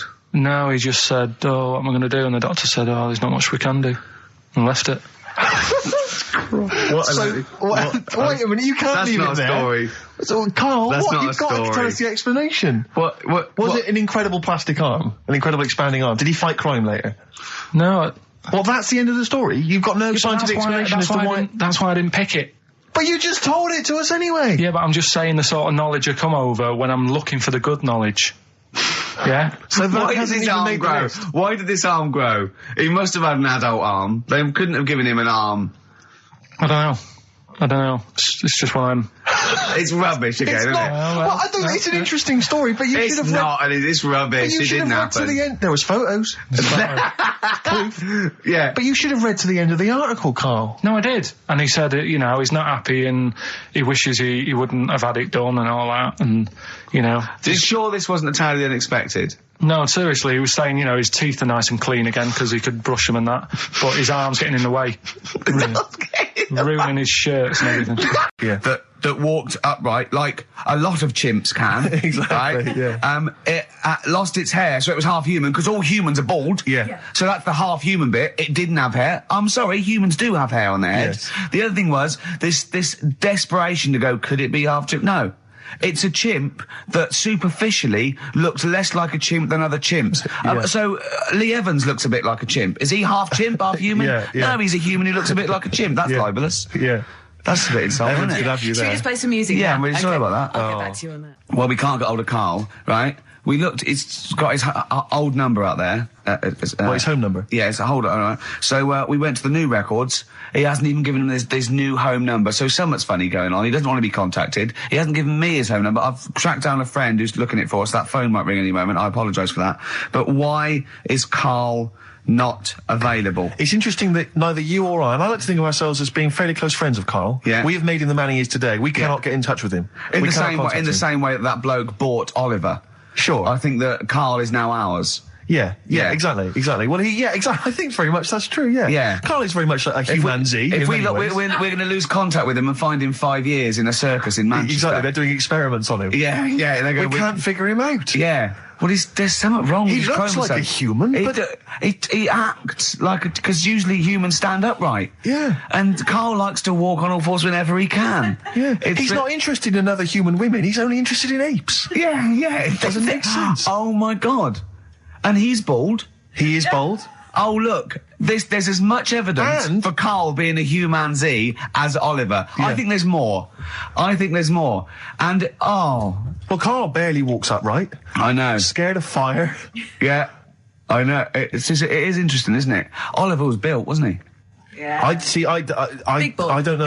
Why were you looking, Rick? I'm interested that you I couldn't. What your eyes were kind of uncontrollably drawn Steve, they were towards just his. there. No, I didn't say anything. I was just looking at his face. No, sorry, Rick, but if there's something you want to get off your chest. Yeah, and that was the human part of it then, was it? Being built like that? Because it's humans, but... Yeah. Although Karl's is very tiny and hidden behind. And he's got... I've noticed something else as well. He's got a big red arse. That's true. Hasn't he? Yeah. Yeah, it's all beginning to slot into place. And I've seen him climb up a cabinet and eat a banana as well. Just over lunchtime. And peel it with his toes. It's all coming together. Yeah. Right, we're going to track him down because he's malingering. He's definitely malingering. Yeah. I'll tell you what, he's at home now in the garden swinging on his tyre. He's not ill. I think more truthfully, someone said to me that I said Karl might be ill. They said, right, are you not going to do the radio show then? Well, that's what annoys me. I mean, that's the biggest problem is that, let's be honest, we haven't got anything without Karl. All we've got is the hook. People are staying listening because eventually they think we might get through to him at home. Yeah. And there'll be fun on this show to be had. If we don't get in touch with Karl, I think we may as well just shoot off and leave Claire to do the show. I've got some great music. Is that not a... Well, it's a small... Well, you could leave the music with me. I could just play There's not many reasons That is true, isn't it? to be here. Okay, well, play some great music now, play Steve. a great tune. Okay, wedding present, Steve. Yeah, I'll explain what it is afterwards. Just play it. It's a joy. There's a monkey theme. There is a monkey There is a monkey connection. Call in if you know the answer. Another classic there from Oasis, Supersonic on XFM 104.9. Ricky Gervais, Steve Merchant, Claire Sturgis standing in for Karl. But where is Karl? Where is Karl? So we've failed to get in touch with him at home. Well, look, he doesn't want to be contacted. He's turned up every phone off. He hasn't given the XFM his new home phone number. He doesn't want to be contacted. I can't believe he's not listening, to be honest. So you think he's listening now? Yeah, he listened in Manchester. If he's not listening, he's out and about. I mean, has anyone spotted Karl? What's your message to him, Rick, if he's listening? Call up. Anything else more sort of... Call up or you're fired. Okay. Any bad language you want to use? Obviously, you can't really swear. I can't really say it. What sort of words? I mean, the F word, would you say? I'd say the F word. I'd call him a twat. Would you use the P word? I'm thinking of prick. Prick, yeah. Definitely use that. Not on air, but Sure. I'd call him a What about stupid tits? little prick. Would you just say you're a tit? Yeah. Okay. Yeah. Okay. All right. You stupid little bag of tits, I'd say to him. I mean, privately. What about the MF word? Because that's pretty intense. That's pretty hardcore. Do you think that this is not appropriate now? Do you think that would be too extreme? I'm worried if I use that and he was genuinely ill, Sure. I'd feel a bit of a C word. Cock, sure. Yeah. A cock. Yeah. Because I wasn't thinking of that. I mean a male bird. Sure, because we've got in trouble with that before. Meaning penis, and we don't mean that. Yeah, we definitely don't mean penis. But if anyone out there, sorry about that. It was a discussion about bad language. We weren't actually using it. But if any of you out there do see the little twat, get him to call XFM immediately. Yeah, and likewise, if you're listening, Karl, you cheeky MF, well, you sexy MF, as Prince once said. Yeah. Then give us a ring, because we'd love to talk to you. We just want to find out how you Just call are. in. We know you're listening. Little Amy Man, Red Vines. Brilliant. Lovely track. On XFM 104.9, Ricky Gervais, Steve Merchant, Claire Sturgis, in for Karl Pilkington. He hasn't called. He may be really ill. I'm feeling a bit guilty. How ill is he, though? I mean, do you know what I mean? How ill have you got to be to not be able to make a phone call? Honestly, Juan on XFM 104.9. Right, I just called Karl again. I've been calling him all the time, trying to get through to him, right? He's changed his message, so he is listening, and I've got proof. So can you just call the number, Claire? Yeah. Right, call this number. Now listen to this. This is really annoying. We should tell you now that this is not an amusing sketch or setup. No. What's happening there, Claire? Not quite happening for you? No, it's all right. We'll try that again. Try that again, Claire. Yeah. I'm livid now. I'm genuinely annoyed, because you'll see, when you hear the message, you'll realise why. Right. Okay, right. Let's try again. I don't know who he thinks he is now. I'm beginning to wonder if his minor celebrity is going to his head. All this nice write-up in Heat magazine. Yeah. It's changed him. Richard Anderson, incidentally, has emailed in. Go on. Dickers Anderson. It's not happening, is it, there? Is it? Why not? Because I'm a bit stupid. Why can't... I can't work it out, can I? Can't figure it out. How would you call someone normally? Well, normally I just pick up the phone and dial it. Sure. No, I And don't then mean... get- I mean... But it's like I have a problem getting it through the desk. I tell you what, can I play an ad break and practice? I'll pretend this didn't happen and then come back in a to weird you. way, it's like having Carl. It's like having Carl. Play the ads. I'll get back to you. Bit of Snoop. Never... And when did a bit of Snoop ever hurt anyone, Steve? Absolutely. Never, I don't think. Okay. Carl's away. He pulled the wool over Claire's eyes. There's a few people out there that believed he was ill. I knew he wasn't. In fact, at one point I thought, maybe he is ill. His message on his answer machine has changed in the last 5 minutes, and listen to it, and this is evidence that he's not ill, right? Okay, here we Don't go like then. Yeah. If you don't read out, Anderson, Richard Anderson, I should just say, has got in touch. Okay. Here we go. Hold on. There we go. Oh, Claire. No, I can do it. Just tell All me right. Anderson. This is ludicrous, yeah. Sorry I'm not in today, but not well on that. No more Rockbusters. I think that's what's affected me. It's got me down a bit. So he's joking. Yeah. The doctor said I'll be back swinging on my tyre in no time. So See you later. he was listening. He's clearly listening. So he was listening because we said about swinging on We'll the see a side. message. At any time. Right. Carl, call me. In fact, I'll tell you what, we play a little game. Carl would appreciate this. Call me, Carl, or I'm going to give out your number. What's the first 5 or 6 digits, Claire? Well, it's 07968. 07968. Okay. Phone now, Carl. Start calling now. Right, give the next number, Claire. You said Give the next number. 1. Make One. note of this, because Okay. if you want to call Carl yourself... 07968, and the first number to be given out is 1. He's not ill. How do you feel now, Claire? Because he's made a fool of you, because you believed him. I actually He's felt made a really monkey out of sorry you. for him last night. But now, passed out, I feel a little bit let down. Right, okay, so we give a number out every 5 minutes until Carl calls, because we know he's listening now. He's taking the piss. He's not ill, obviously, you can hear that. That was as long as a link, so he could have been here. He could definitely call. Are we leaving this message? Is this a message we're still leaving on his phone? Yeah. We're still leaving it. Good, yeah. Good, yeah. Why don't we leave the rest of the show on his phone? As a message? Leave it up. He's got to listen through it all so he can delete it. Yeah, exactly. And the other thing, of course, is that he's not going to get paid for this. No. So he's thrown away 80 quid. That's 80 pounds. Now, in Manchester, that's a week's wages. So Easily. he's obviously been spoilt. For all his mank charm, he's down here, he's living the life of He riding. thinks 80 quid's nothing. He thinks 80 quid's nothing Up there, already. you could be buying you could buy yourself your own horse. Yeah. You could probably get yourself a deposit on a flat. I'd have thought so. Up I'd there, have thought so, easily. yeah. And so, or sun lamps because it's always dark. Yeah. He could go mental up there. Now, Dog piece of string. So what's the first few digits we've given out? 07968. Yeah, That's and the then code. and I've then got 1. Okay, we give out a Another number of Carl's phone number digits. So take that down because we love calling him. Should we have a little bit of feed or Let something? me just tell you what Dick has said. Yeah. He said, Richard Anderson, he also said, P.S. the show's still rubbish without Carl. Still rubbish without Carl. Now, is that a compliment? It's still rubbish without Carl. Well, do you want a bit now, or what? What No, I wanted you to tell Steve about your holiday because you told me in the week. Go on. Steve, I mean, bad idea. I had a feeling anyway about going away with like Suzanne's mum and dad, because I've never been into sort of family holidays anyway, right? Even when you see it, whenever I've been on holiday and you see like families on planes and that, and they're all having a laugh and a joke, loving it, and then on the plane going back, you can see that they've gone off into groups, and like, you know, the dad isn't talking to the daughter and all that business. So I thought, asking for trouble, but you know, I do everything once. Do you know what I mean? Boxing, dancing, going on holiday with parents and that. Yeah. Give it a go, see how it goes, right? So not your A levels, but fair enough. It started off. It started off bad, didn't it? Because last week I told you that our dad called us up and said, I want to take some tea bags with us to Madeira. Yeah. What's the best way of packing them? Yeah. right? So I knew there was going to be problems like that, because the thing with Suzanne's family, right? They like having a routine. They know what they're doing every day. They know what they're having for tea every day. It's the same thing every week and stuff like that. Yeah. So I thought this is going to be interesting, this, because they can't do what they normally do. Sure. I love it. I love you treating it like an experiment. Yeah. Right. Just watching them all the time. So the first problem was they'd never flown before. So I was winding them up a bit. Saying, it's murder.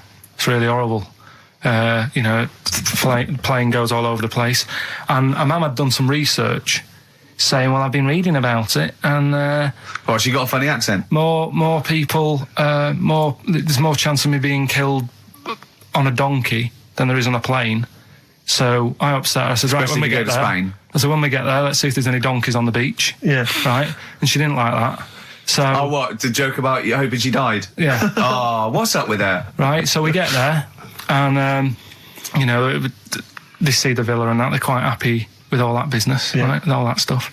And then as time went on, I was getting a bit sort of fed up with them being around us all the time, because I think you should have your own time when you go on holiday with the family. You should say, right, you go off and do your thing, we'll do our thing, and we'll meet up later and talk about what we've been doing and stuff. Anyway, so it gets to like the Thursday. We've been away since Monday, right? And I said, right, we're going out tonight. So our mum says, yeah, we'll come with you. I said, no, it's just us. We're having a bit of time on our own, right? Is it true you said to her, you told me this, you said to her, you started to annoy me, I want some time on my own? Well, I told her at the start, I said, it's going to be interesting, this, because people annoy me when they're around me a lot. Sure. So I wasn't nasty to her, I just was saying people, not her. All right. Yeah. Do you know what I mean? I'm just saying, you're going to get on my nerves. So, you hailed a donkey for her. So, no, but seriously, right, with the flying, do you know those stockings that you can get because of deep vein thrombosis? Sure. She had them on in the cab. Brilliant. And it's only a 2-hour flight as well, so that was annoying me. Right, so anyway, it gets to this, the Thursday night when I'm going out with Suzanne, and our mum's like sat on the sun lounger outside, so where are we going tonight? I said, no, like I said, it's just us. We're going out having a bit of time to ourselves. So I could see as the day was getting on, she was realising that she's got a night in with like her husband, right? Her face started to like look miserable. Sure. I thought, I'm loving this. So I said, right, I'm going in to go and have a shower, go and get ready for the tonight. It's going to be great. And winding them up, wind them up because they can't come, because he said they can't. Right, so I go upstairs, have a shower and that. I come down, and a man's smiling. Oh, hang on. So I'm thinking, hang on a minute, what's gone on here? So I went to Suzanne, I said, why is your mum smiling? She's not coming. She said, no, but my dad said he'll take her out now. So in a way, she was happy because she got her own way, which annoyed me. That annoyed you, sure, because you wanted to... Like, you don't even want her husband taking her out?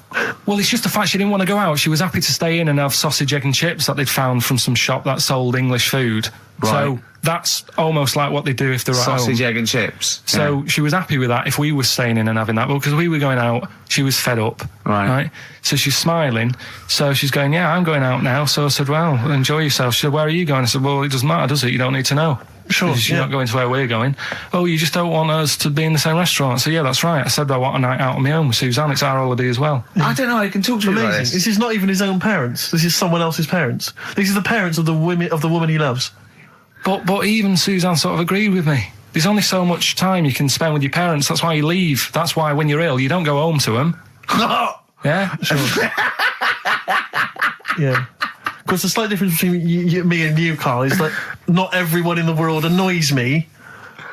Well, not everyone does. Just I can see what I felt a bit guilty that week when he said I was annoying him, but I realise it's not my fault now. No, everyone annoys him. Yeah.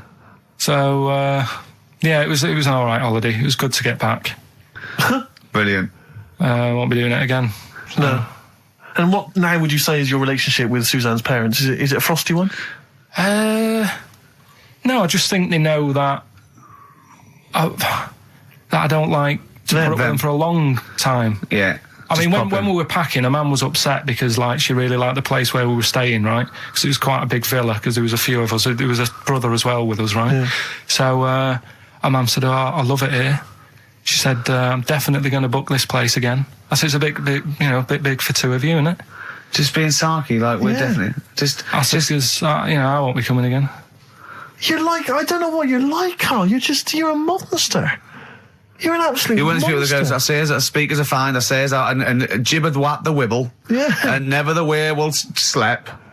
You're like a middle-aged man. You're like an old man. You're like an old man and you're what, 30? I'm just imagining you scraping along in clogs and a flat cap going, oh, that tree's got to come down. Yeah. Puncturing a kid's ball if he kicks it into your garden by mistake. Yeah. Refusing to give it back.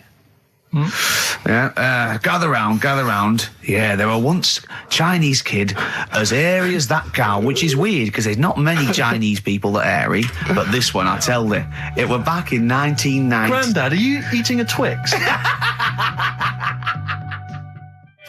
Well, that's you too, with or without you. Steve reckons, in ancient Greece, right, it was better to shag a bloke than a woman.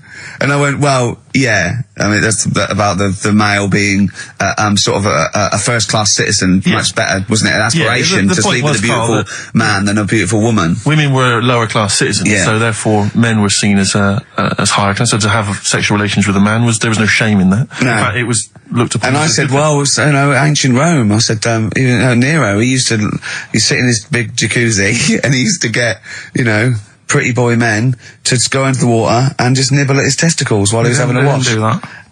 He did. No. Yeah. And he's not a gay fella. No. I mean, I don't know about Nero, but I mean, it wasn't a case of a big delineation between what was heterosexual and what was gay. It was just, whatever you... So what did this fella do then? This one who's having his... Well, he was pretty much top boy, Nero, for a while. He was in charge. And, you did what you're told. If Caesar or... But why were people going round there? Why didn't they go, oh... No, they weren't dropping in. It wasn't like the door was opening. I was just going to see what Nero's doing. It's not like when I pop in here to see you. Normally what would happen is he'd say, come back to my place, I got a book for you. Yeah. You'd pop in. But he'd come out in his pants. Elton John would be on. You'd have probably been like a delivery boy or a stable boy or something, and you'd have popped round there and you'd have gone, there, right, Nero, there's the tablets of stone you wanted. And they go, Pilkington, why you are here? Pop under, I don't know why he's French. What is that? I don't know why he's French. Just pop under the water and nibble at my testicles and you'd have done it. Because he was Nero. I wouldn't. He would have. There's no way I would have done. Yeah, well, you would have. What have I done? I've dropped a pizza off. You pop round to Nero's place with the pizza. Right, I'd say I've done my job. Right? Yeah. That's not the sort of tip I wanted. No, he'd have said, get the little baldy chap to nibble at my testicles, and you'd have done the water. I wouldn't have done it. Well, you had me head on the wall. Right. I wouldn't have done it. Can I just say this, Steve? Not only would you be nibbling his testicles, you'd have been going mad. You'd have been noshing him just for extra. You'd have been doing everything he wanted. You'd have been going, he'd have gone, I didn't ask you to do that. You'd have been going mental. They'd have been chewing, slurping, smacking, poking. You'd have chopped, you'd have gnawed his packet off. You think you're eating Walker's crisps. There'd be bubbles, there'd be flood. Oh, it'd be horrible. Yeah, why should you do it? And then someone else gets a nice new watch and there's world peace. Exactly. You're walking round, it's nice and peaceful, you know what time it is. He's swanning round, he's got a lovely new watch and there's no threat of him being bombed. Exactly. I'm quite happy the way I am, really. I don't really want Are that you much. really? But you're on a 4. You're on a happy scale of 4. Yeah, you're on a 4. Surely you want to get to 10. Surely the point of life is to be on 10. Yeah, but what's a 10? Do you know what I mean? No. What's a 10? Contentment, absolute contentment, joy in your heart, inwardly and outwardly. Not walking around with a little round mank head with your mouth open going, what's the point of that? I've done it once. Is that why you've still got all the condoms? Because I've done it once. What's the point of that? Alright, we're going to get over some air gel. Come on. 10. Just one thing that would make you happy. That would cheer you up if you were feeling low. Tuesdays off as well? I'll have the MD just, resign straight away, shall I? I honestly don't know what would make me happy just like that. Because I am happy. I know you say I'm fed up and that. Do you know what? Do you know what? He said he wouldn't want to be too rich. He said, because if I was too rich, then Suzanne would say, let's go around the world. He said he wants to be rich enough, so they're happy in that. But like I said to you, though, the reason I did this was to get that kitchen, right? Now, brilliant. As we speak now, right, Builder's in the flat. He's been annoying me. Of course he has. Of course he has. What's he been doing? When he turned up on Monday, right? Yeah. Wanders in, and the first thing he says to me is, said, the pub across the road, is it any good?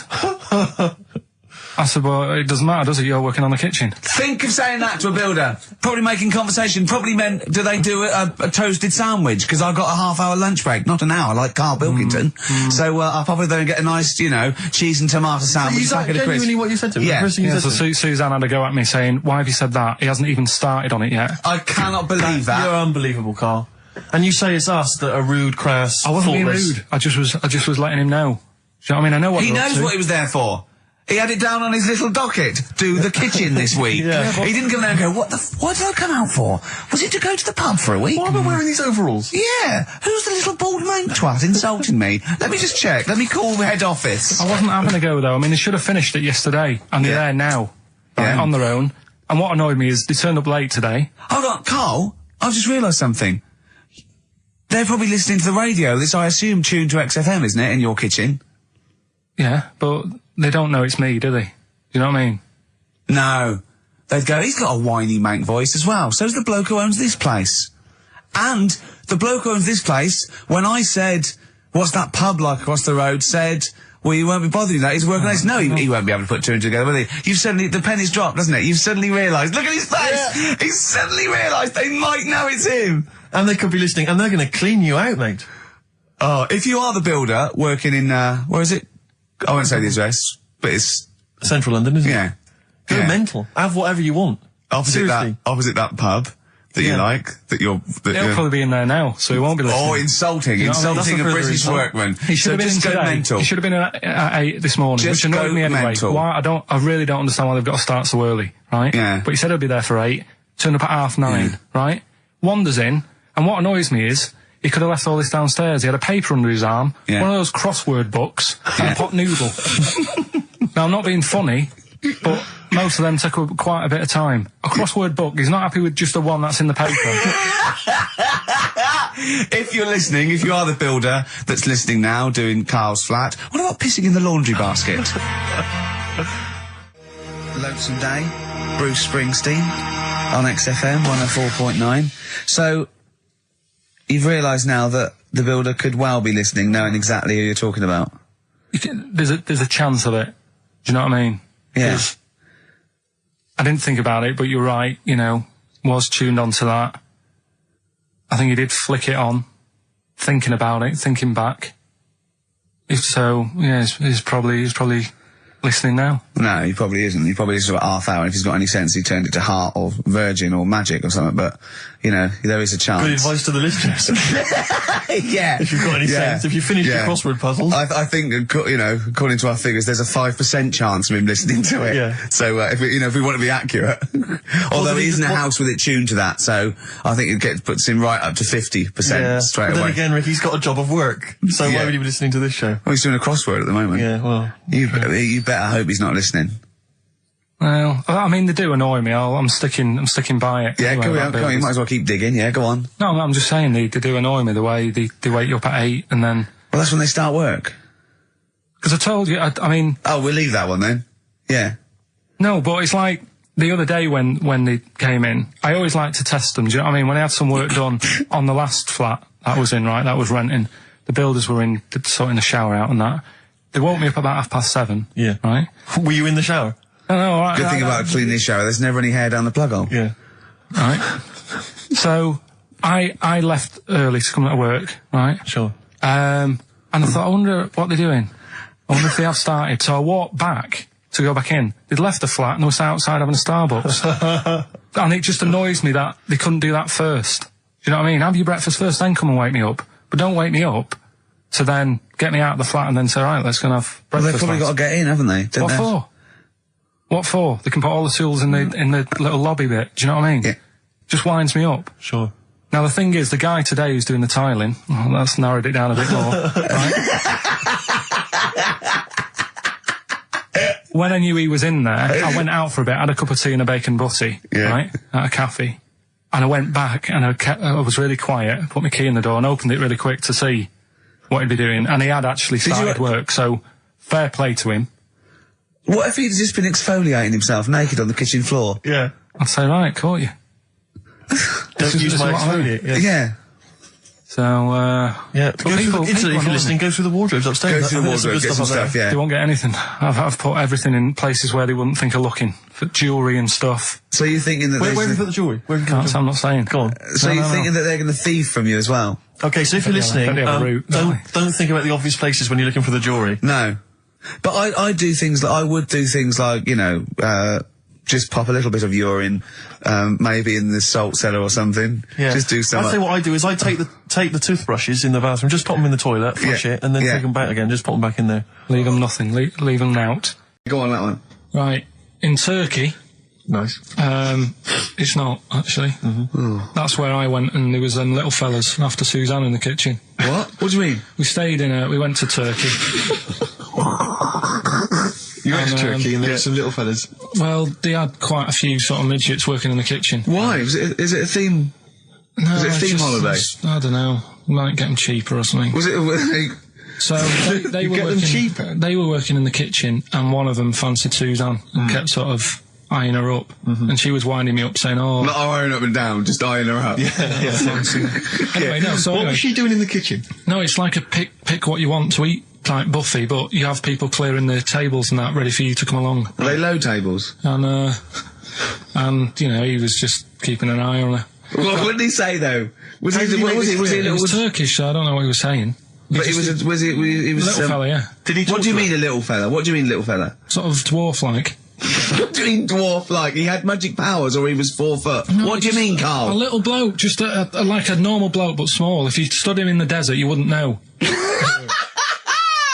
But he'd be hot at first. Right, Carl. You should watch out for the monkeys. Yeah, underground. Those underground monkeys are dangerous. You can't just say there was a little midget fella who was eyeing up my girlfriend and then leave it. What do you mean? What was happening? This is a story to us. This is much more interesting to us than, and she was deaf, right, and she hit her head. That's much more interesting. I don't understand how it manifested itself. Did he come over and say something? No, do you know when it's like girls know, don't they, when someone fancies them?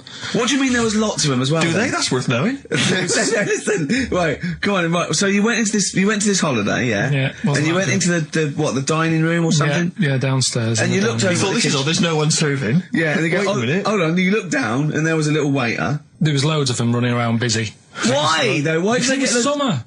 What do you mean? Because it was summer. They had more of them. They come out in summer. What do you mean they had more? What do you mean? Because it's busy, isn't it? Well, no, but they hibernate in the winter. Why were they all midgets? I don't know. Maybe it doesn't heat stunt your growth or something. No. Well, they just happened to. Maybe it was a thing that they did for tourists or something. I don't know. I just got on with my meal. It was a holiday. Do you know what I mean? God. Right, so some midget serving. I'm not going to ask any questions. Right. Okay. Yeah. So they're all little fellas running around, and this one always was like, you know, oh, do you want a new serviette? You know what I mean? Going out of his way to sort of for turning on the charm. Yeah, he was going out of his way. The others weren't. Right. I think what was happening is he'd been working with Santa all the winter. Yeah. This is like a little summer break. This one was your waiter, and so he was being polite to you. Maybe. But what did Suzanne say then? Well, she was using it to wind me up. What was she saying? Just like, you know, look he may be small, but he's built like a... Yeah, he's all man. So... Were you jealous of a midget then? You were jealous of him? It is a bit annoying, isn't it? Why? It wouldn't bother me as much now, because I've been with her for ages. Right. But at the time, that might have been one of our first holidays, and it's like... You don't want to what's going on? I paid for this holiday. Yeah. and then you get off with a midget? Yeah. Oh. So anyway. But it doesn't matter, because you got chatted by a bearded lady. So. Yeah. Tell you what, no, that's got nothing to do with that. What were you going to say? I was going to say the hotel was half board, and maybe... Oh, right. I thought you were going to say it's just one of her shortcomings. So listen, right? Play a record. Right. Badly drawn boy, born again. Right, just get this educating Ricky out of the way. So, Turkey, yeah. So what is this again? This is educating Ricky. Is the tip included? Right. Apparently, a fellow was on holiday in Turkey. He's just having a normal holiday. Weather's good. You know, he's having a good time. And Waiters are all normal height. Yeah. He's having his meal. He hears a load of screaming going on in the kitchen. No. Has his girlfriend wandered in there? And they do, with a stepladder. Yeah. the circumcised people in the kitchen, and apparently... What are you talking about? Whoa. Slow down. We were sidetracked there for a minute. What are you talking about? Well, I'm excited about two things at once here. One, they circumcised people in the kitchen. Two, I guessed it was someone losing the end of their knob. He did, yeah. I started thinking like Karl Pilkington. Extraordinary. That is amazing. Apparently it was going on. It wasn't just a one-off either. Well, when I say a one-off, I mean they did it more than once. Yeah. Right? And there was... it was there for a week, and apparently the first night it was quiet, and then the rest of the week, every day, it'd be like having his breakfast, or even his lunch, or even his tea. Yeah. Right? He'd be doing it all day. Oh. You'd be hearing Lunch screams. and breakfast, fair enough, really. Yeah, circumcision at tea time. Don't do that. And apparently it's a tradition over there. You can't even make a complaint about it. It's like, well, you should have found out before you come over. See, it. I can't believe this is So true. I'm a little bit lost. He was in a restaurant, in a hotel, and there were people having circumcisions in the kitchen. Yeah. Is that right? I'm even worried that we're bordering on the racist here, suggesting that is tradition, that Turkish people cut the end of their cocks off in the kitchen. Yeah. At meal times. I think you're wrong, Karl. This sounds ludicrous, Karl. No, I don't think it happens everywhere. Right. I think this Just in this hotel. certain places. Certain hotels. Certain hotels. What, is it like 2-star? Yeah. Why did he go to the Foreskin Inn? It was his own fault, wasn't it? So that's... Sorry, that's it, is it? Have they closed? Wait. That's the story. You educated me, right? Once a fella saw some Turkish people cutting the tip of their knob off in the kitchen. Thanks very much. Right. Right. It's just, like the last flat that I lived in, I always had a good view across the road, and I could see, it was the hairy... There was the hairy Chinese kid. Not hairy Chinese kid, he was just a Chinese kid, actually. Yeah. Running Because about. that's rare, isn't it? Hairy Chinese kids are very rare, isn't it? Yeah. There's only one official sighting, isn't there? In one of those shit little magazines that you buy. Yeah, he was running around in his underpants. Sorry, you just swore ironically. I mean, I imagine if there's any newspapers listening, you did that because you're sort of jokey and... Yeah, go on. Let's not swear. And there was Go the on. old woman who didn't move. She was just sat there reading a book all the Who time. we think possibly died and no one came round for weeks, yeah. And now I've moved, right? And it was quiet for a bit. I always look at what view I'm getting, right? Looked across and it was just sort of empty, sort of flats ready for people to move in and that, right? Anyway, people are in there now, right? And they've put all the furniture in, but I haven't put any curtains up. Oh. Right. So anyway, I'm sort of washing up, just having a look out the window. Yeah. Right. Girl sort of wandering about, knickers on. Right. With no knickers on? You mean No naked? knickers. Well, she had a bra on. Right, okay. But, She's no probably knickers. looking for a knicker. So I thought, and I don't know how long I was looking. No. Right. But anyway, she looks across. Oh, God. I think she spotted me. Yeah. I think, oh, God. I felt really bad. Yeah. I said to Suzanne... Sorry, is this some sort of Peeping Tom confession while the Telegraph are listening? I've no idea. Well, it's not... That's the thing, though. Peepington. If I was peeping, she was peeping as well, because she was looking over. Works both ways, doesn't it? Yeah, but yeah, all she could see of you was your bald head. Yeah. No, but And your this hands is it. moving as you were washing up. And some white-looking substance frothing up. Particularly stubborn stain on this glass. Yeah. Oh, God.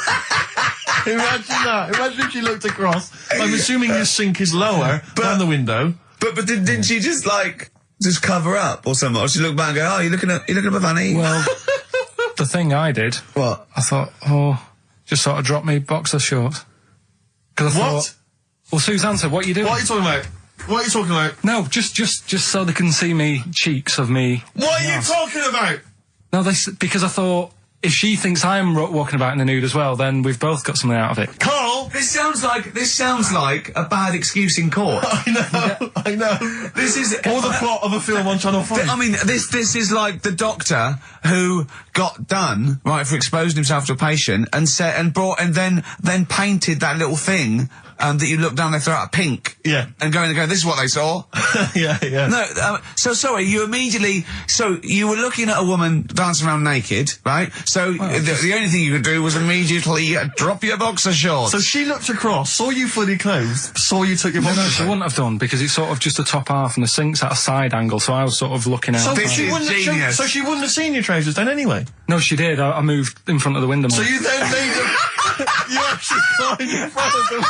Oh, this is amazing! So you climbed in front of the window to show off No, your it wasn't your naked obvious. lower half. Suzanne said, "What are you doing?" I bet she did.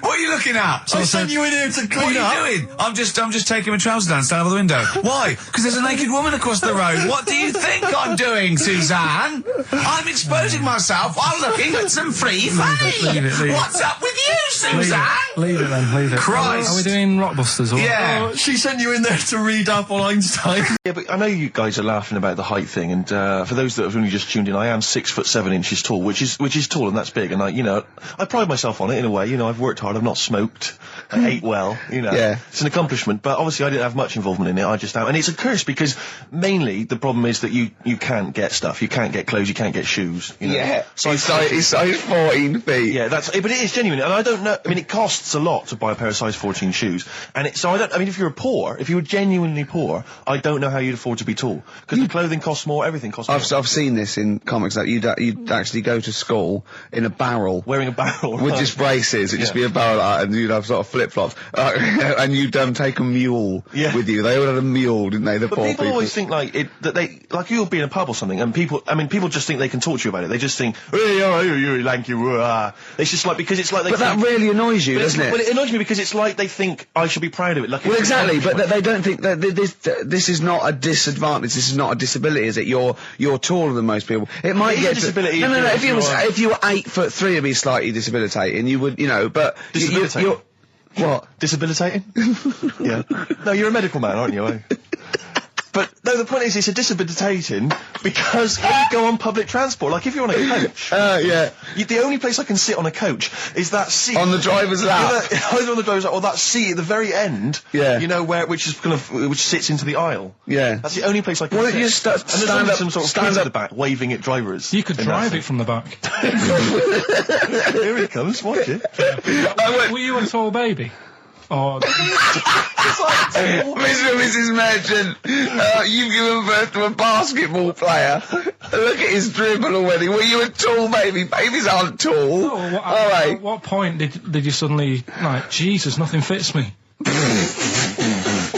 Well, it didn't happen overnight, Carl. Let's do a little graph. How tall were you at 5? Oh, I don't know. 3 foot. 3 foot. How tall were you at 12? 6 foot. 6. What are you really? I don't know, do I? How do I remember? I don't remember this. Well, when did teachers start calling you freak boy and Really, lanky? They didn't. It wasn't Didn't they? so much. It was no. You went to a funny school. I went bowling with him once, so I'd never been bowling before, and he'd been once before, and he went, let's go to this bowl. We went to a bowling alley, right? And you have to wear these special shoes. Now, they're sort of like pointed things anyway, and they're multicoloured, sort of red and green. They look pretty weird. And the woman said to me, oh, what size? I said, oh, 8. She went, yeah. So what size are you? He went, 14. She went, 14. He went, you probably haven't got them. She goes, yeah, I think we have got one pair. And she put them on the table, and it was like Krusty the Clown. And I just started laughing. They looked so long, and he had to run round this bowling alley in these freaky clown shoes. But they don't look freaky clown like when I'm wearing them, because the rest of me is in proportion to it. It looks like a little wall bracket. One of the worst things that happened to me was when I was when I was about 16 or something, we went to, there's a fire alarm going off. There's a fire alarm going off. And the fire light's going off. Yeah. Should we not just maybe play a record and go and check that out? Wrap it up if you want. No, not wrap it up. Play a record, I'm gonna go. No, it's gone off, Rick, it's gone off. Oh! Well, we might have burnt down! Yeah, I think we'd know about it. The flames licking around our ankles would be a clue. God. I'm gonna go and investigate. You shouldn't ignore a fire alarm, did you? Blimey. We're entertaining the nation. Oh, look at him, he's scared of fire! What do you mean? That's great. When my dad was when he was a taxi driver, yeah, you used to have to sort of do your bit for the local area. Oh God! By taking the Forest Gump people to Blackpool. Yeah. Is that what they're called now? The Forrest Gump people? Is that what the organisations that support them ask for them to be referred to? A minibus with Life is a Box of Chocolates.com. Well, Forrest Gump types. It must be. So you work with these people. It was the people with learning difficulties. And they used to get 5. Coming home must have been a busman's holiday. So he got 5 of them in the cab. Yeah. And he had to go to Blackpool, and 4 of them were really good, you know, behaving themselves, didn't mess about, weren't fighting and stuff. But there was one who was just causing loads of trouble, and he couldn't control him. Oh, and what you've got to be able to do with people like that, you don't want them to get stressed out, because it's not good for them. It stresses them out, and you could end up with a bit. Thanks, Dr. Karl. You could end up with a bit of a riot on your hands. So he thought, I'll nip this one in the bud right now. And he pulled up just on the outskirts of Blackpool, and he took the one out that was causing problems and put it in a wheelie bin. Oh, no. Oh, I'm sorry. I apologise. He did what? Oh, he did it for the good of the others. He put it in a wheelie bin. He was having a good time. He thought it was one of the rides. Can you stop saying it? He had another problem similar to it, where he had a little minibus, and it was his job to take a load of old women to the bingo hall, and it was miles away. And he took him there. There was no problem. About 10 old women in a minibus. One of them was causing trouble, so he pulled over. No, right. So he took him there. Everything's fine. He dropped him off. They had a lovely night. Yeah. Right. They had a lovely night. Won a bit of cash. Coming back, it's a bit of a late night, and they all started moaning at him, going, "I want to be dropped off here. Take me there. I want to be dropped off first. I've got to get up early. Blah blah. You know, my husband's expecting me. I'm already late. Take me here first. Take me there." And he just pulled up in the middle of nowhere, said, "Get out." And he made them get out, and they all called for taxis. They charged that company who was meant to be taking them home in the minibus, and he got the sack. My mate, Anthony, his mum called up my mum and said, I've got to meet up with you. I've got to have a word with you. And she said, what about? She said, I don't want to talk about it over the phone. So she goes, oh, right. Well, yeah, come round tonight then. So anyway, my mum sees me. She don't want to be in an awkward position and, like, be a bit embarrassed and what have you. So she sees me and she goes, right, Anthony's mum's coming round. What have you been doing? Yeah. So I go, oh, God. I said, I've been nicking stuff. So she goes, like, what? So, not big stuff. I've had a few calculators and Mars bars and stuff. How many? I'll just work it out. Hold on. Works out at 7.2 per day. So, how many calculators do you need? So it was when that phase. You failed maths, didn't you? Everyone wanted a calculator. It was like a trendy thing, wasn't it? Right. Oh, yeah. In Manchester a couple of years ago, yeah. So anyway, so I told her all this and I confessed to, like, computers will make it there one day. I confessed to There's magic in the back of battery. Go on. Confessed to nicking all this stuff. She comes round. She only wanted to borrow some money. Brilliant. She said, oh, I don't like asking. I was a bit embarrassed to ask you over the phone, but can I borrow 20 quid? Oh, that's fantastic. And there's me. That's great. And it's similar sort of thing to yours. And did you? And he went, hold on, let's just work out the interest on that. I think 10%. She'll owe you £4.40. Oh, so your mum was a loan shark. yeah. And did she mention? She went, I just with that other, because what I'm saying is presumably you got your mate in trouble. No. Right, you didn't. No. She went, no worries. I'll just go and get my purse. It's on the dressing table. Exactly. Yeah. Karl. A German man. Just thought I'd let you know this, Karl. Sure. Ricky. A German man has been arrested because he taught his dog to give the Nazi salute, and then he made it do it in front of 2 policemen. I think it's an offence in Germany now. That's a fascist with too much time on their hands. No, but is it? It's illegal for a dog to do it as well. I think so. I bet he thought he'd found a loophole. Yeah. I mean, he's been dying to do it, but he thought, well, I'm not allowed to do it. It's illegal for a human to do it. Yeah. Thought he got around it. No. For a while, it just kept doing the Basil Fawlty funny walk. And he was going, no, you're undermining it. Don't do the legs as well. But the reason I mentioned it is because he's German. And what were you telling me earlier about? Karl was whittering on about the Germans earlier. He was saying something about the accent.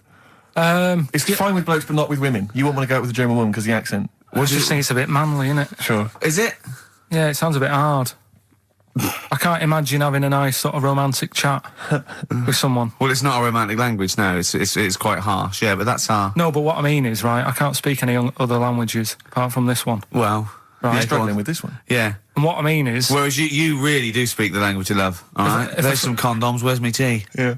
What I'm saying is, if a French woman was talking to me, I'd say, I don't know what you're talking about, love, but it sounds good. Whereas a German woman, I'd go, oof. And she might be saying really nice stuff. Yeah. That's what I mean. Yeah. But then we got talking because, do you know, like, me brother... Sort of a prejudice, really, isn't it? In a sense. What do you mean? In a sense, it's racist, but anyway, on you go. Yeah, go on. It's not really, is it? No. But, yeah, my brother was in the army. We've talked about it, haven't we? And how he got kicked out for going for a packet of fags in a tank and that, right? But he was... when he was in the army, he was based in Germany for a bit. And he used to be one for sort of, you know, picking up the ladies and that. He always had... you know, new girlfriends and stuff. Yeah. He's a Pilkington. Used to get through loads of them. Yeah. Well, I didn't. I wasn't that bad. But well, no, because you had things like you trouble with your marrow and that. No, you might die. I'm not interested. Yeah, but no matter what he did, do you know what I mean? When he was a bus driver, he was one of them who always had a woman still at the front with him and sort of, you know, having a chat and stuff. Sure. And he sort of got kicked out of that and stuff. But when he was bus driver, did he own the bus or did he just take it to get a packet of fags? So. He's in Germany. He's in Germany, and the army people say to him, now, we know what you like, Pilkington, right? Das Pilker. Don't be meeting up with any German women. Fraulines. Leave the Fraulines alone. Not allowed to go out with German women, because apparently they get you and then they beat you up and that. What, the German women? Yeah. Why? Go on. Don't know, they just said because they don't like English army people and that. Why? See, the English is your first language, isn't it? Are you speaking German now? I can't tell. They don't get out with the German, go beat you up and that, don't like English army, man. What is that? What worries me, Rick, is we've got the face, the body language and things to try and interpret this gobbledygook. The listeners, they just got the words. It must be, I know, yeah. It must be just ridiculous for a listener. Right, just do the competition. What was that anecdote about? Don't go out with German women, they'll beat you up. I'm just saying, if you're in the army, if you're about to join the army and you think, it'll be great, I'm going to meet loads of women over in Germany, it's not going to happen. Wise words there, wise words. So this station in public service. Excellent, okay. Okay. Why is he called Rain Man? Is that going to be the question? Yeah, I know the answer, Carl, don't worry. Don't look at me like that. I do. Oh, well done, yeah, you watched the film, yeah, you should. Right, so it's you, Carl, in the film Rain Man. Yeah, it's the bit when Tom Cruise is in the doctors with the ill man. All right, there we go. You ready? Well, I'm not a psychiatrist, but I do know that his brain doesn't work like other people. Wait, I am sat here. Don't go talking about me like I'm some sort of div kid. Got a good brain. Works well. It stores all sorts of information and stuff, doesn't it, Tom?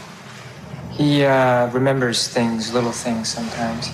Well, don't say like that, little things, as if it's stuff that isn't important. Are you good with numbers? The doctor's asking you a question. Yeah, I know, I'm just thinking. Good with numbers. It depends. Not that good at maths, but I remember facts that have got numbers in them. Like I know that 1 person in 2 billion will live to be 116 or over. Right? Weird thing is a lot of them are Chinese, so, you know, sort of makes you wonder if they're lying.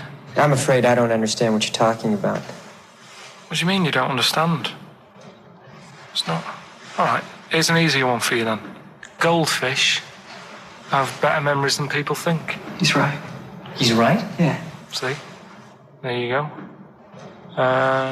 Goldfish related. Oldest goldfish in the world was 41. No. Yeah. Funny thing is there, if it was a goldfish with a dodgy memory, it could have been older. Could have been, you know, pushing 45. So. That's amazing. I mean, that is amazing. He should work for NASA or something like that. Well, don't go that far. You know, they're the sort of things that I like reading about. You know, I've got that big book there. It's full of sort Did you read all this? Yeah, don't... You read all these stories that are in this book. Don't bother touching it. Maybe you better put it back. Give it back. Go. Okay, no, Ray, take it easy. I'm not gonna... I won't touch anything else, Ray. Come on. It's okay, Ray. It's okay. Come on. Can I ask you something else, Raymond? No. Well, you've annoyed me now. You've kept coming here saying I'm daft and that and messing with my book. Just go, will you? Excuse me. Were they messing with your big book of freaky facts? Yeah, that's out of order. Good. Right. So what's the question? Why is he called Rain Man? Yeah? Yeah.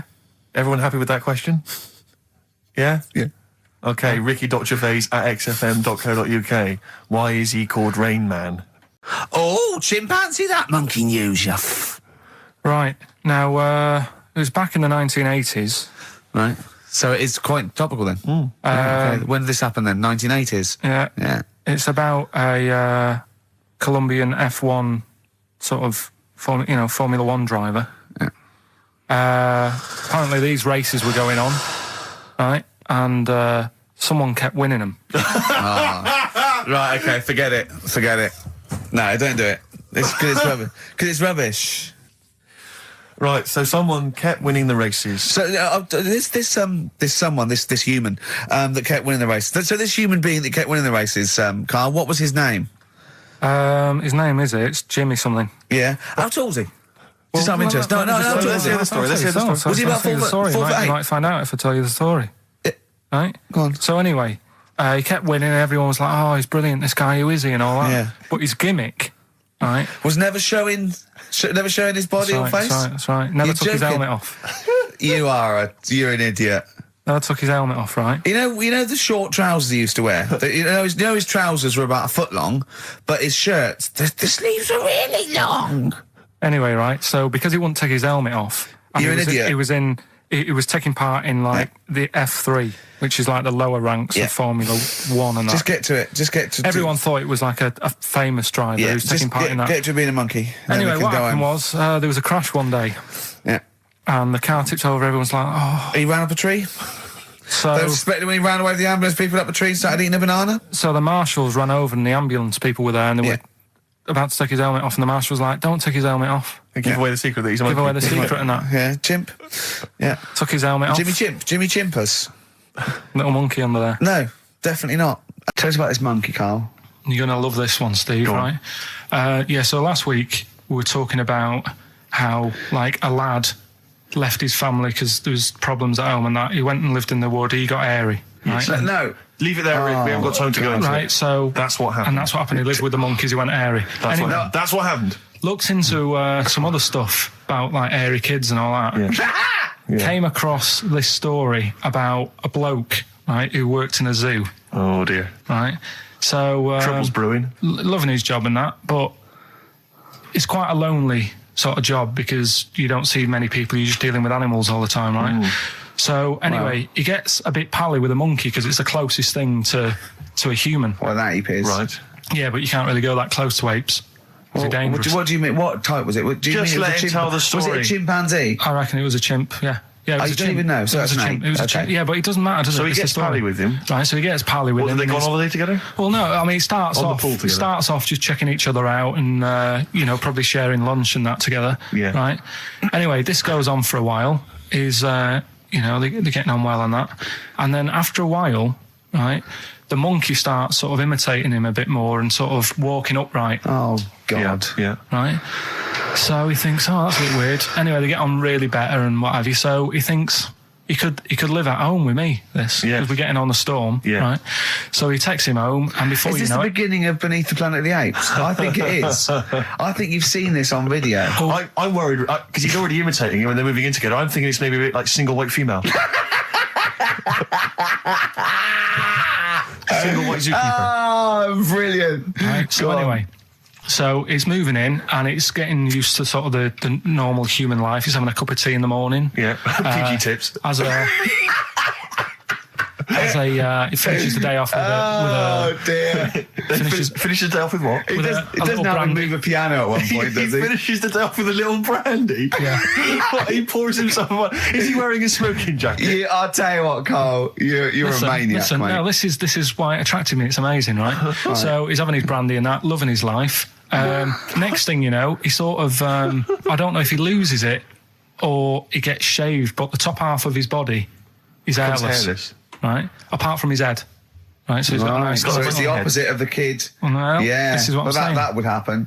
Right. Well, hang on, but so you don't know if You you don't even shaved know. or if it's How dyed? did it say? Then the hairless. What? I'll bring it in for you, the story, and then you can see if I've gone wrong. Keep going. Anyway, so this is going on, and he's having a great life. Then the zookeeper starts getting a bit annoyed because he's having a better life than the zookeeper. The zookeeper's in the zoo. This is such So the zookeeper's still got to do a day's work. The monkey's at home, he's partying, Well, he's it got gets his to other a point when he chipmates says round. there's no point you coming in to the zoo because the whole reason of you being there was because you're being kept there. Right. And he didn't want to bring the memories back, so he said, you stay at home. So you're talking such. Just let him finish. God, I don't know if I can sit here and listen to this drivel. I'm fascinated. It's nearly over anyway, right? It sounds extraordinary, Carl. So he's walking up, right? He's having a tea in the morning, finishing the day off with brandy. Gets a bit out of hand, only tries it on with the zookeeper's wife.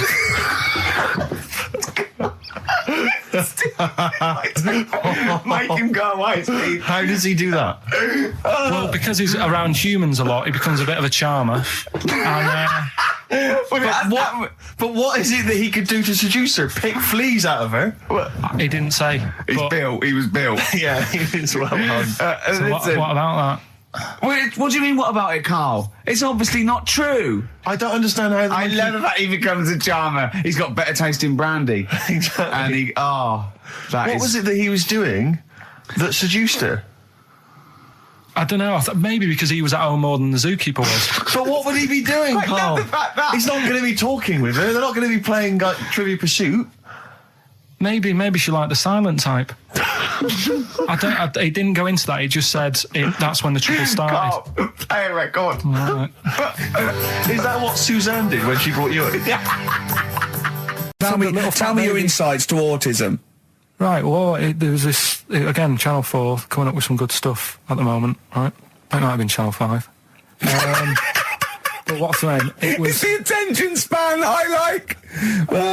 These people who, they've got like this autism thing going on. Yeah. And they sort of take in a lot of information. They get sort of they get so into it that they know everything about that subject and what have you, right? And there was this lad who, he knew everything, right, about EastEnders. Right. He sort of, the cameraman was saying to him, so, you know, why EastEnders and that? And he said, I don't know, I just like it. And he said, I remember when I first watched it was a Thursday, it was 5 to 8, Pauline Fowler walked in, she had a pink jumper on, she said, all right, love. And he remembers everything from that moment on. Yeah. Right, and everything, which is great, but then the way the programme was making out, it was almost like they were saying it's a disability. Right. When in a way, it's more like a superpower. Sure. Like Rain Man. But if you can take It's Rain Man. No, I'm he not. has special autistic powers. Oh God! We must send for Rain Man. I don't know what to do. So I don't know what to do. So he would be a great contestant mastermind, sort of autistic mastermind. He'd be Well, what I'm dynamite. saying is, don't be watching EastEnders though. Sort of, why didn't they give him an encyclopedia and say, get into that? Sure. That'll be useful. Yeah. Keep him away from EastEnders. Wasting his time there. But I don't think it is a disability. No. Yeah, there are other things, and they're not. It's also autism is a matter of degrees. From what I know, and I'm sorry to have to do this, but I feel that I have to at least be the voice of reason, as ill-educated as I am on the subject. But I think there's degrees of autism. I think some are higher performance than others. There's other issues with it. It's not they're just got good memories. They don't go around doing tricks for people because they can remember stuff. There are other issues with it. Do you know what I mean? Right, well, I mean, they seemed a bit... But you watched the programme. What did you learn? That he knows when Pauline Fowler came in. Yeah, I mean, there was other bits where they couldn't control their emotions and stuff. Oh, that other little bit, yeah. But the main bit of it was he can soak up information and stuff, and I'm just saying it didn't seem really bad. Do you know what I mean? There's disabilities where people say that's a bad disability. It's like how people say about... This is brilliant. This is just like this is amazing to be in a room with this man. It's incredible. You just wind him up and listen to what comes out. And I'm going to sit back now. I'm not going to defend you or explain anything. Just go on and tell me about the other disabilities that are worse. No, what I mean is how people can sometimes easily get mixed up. How people are scared of like a cyclop. When at the end of the day, he's got a disability. A bloke with Who's scared of a cyclop? No, it's apart just from like Jason and his Argonauts. Where's this cyclop that you're scared of? No, I'm just saying in history and in books and that. No, not in history. History happened. Yeah. What are you thinking of? You're mixing history with Greek mythology and Roman mythology and every other type of mythology. What do you mean? There wasn't really a giant cyclop that went round picking up ships and throwing them around. That's not history, Carl. Do you think Batman's history? No, but it was ages ago, wasn't it, when we were sort of forming... No, I'm not saying it didn't happen ages ago. I'm saying it didn't happen. Well, it might have done. What's so ridiculous about a fellow with one eye? In the middle of his head, and he's big and scary and lives in a cave. Why is he scary? Because what if he had 8 eyes? I'd be scared of him. At the end of the day, he's got a disability. We'll talk about it in a bit. So we'll move on to this next one, right, which is brilliant. Dead short story. So, right, old woman, about 70 years old.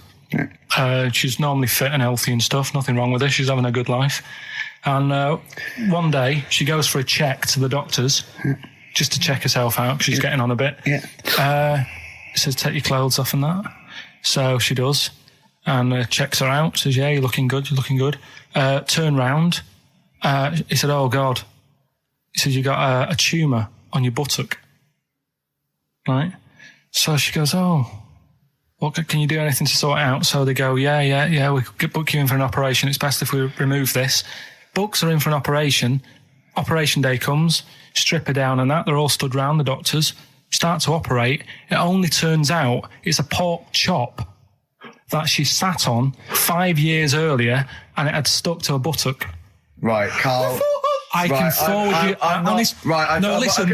serious. Right, okay, Carl, I'm telling you now, I'm leaving. I'm never doing this show again. No, I'm serious, honestly. You're talking... I've never had such... What do you mean? You couldn't believe it? No, when I read it, I said, I've got to tell Ricky that. This woman had a pork chop stuck to her arse for 5 years, you mental case. Of course she didn't.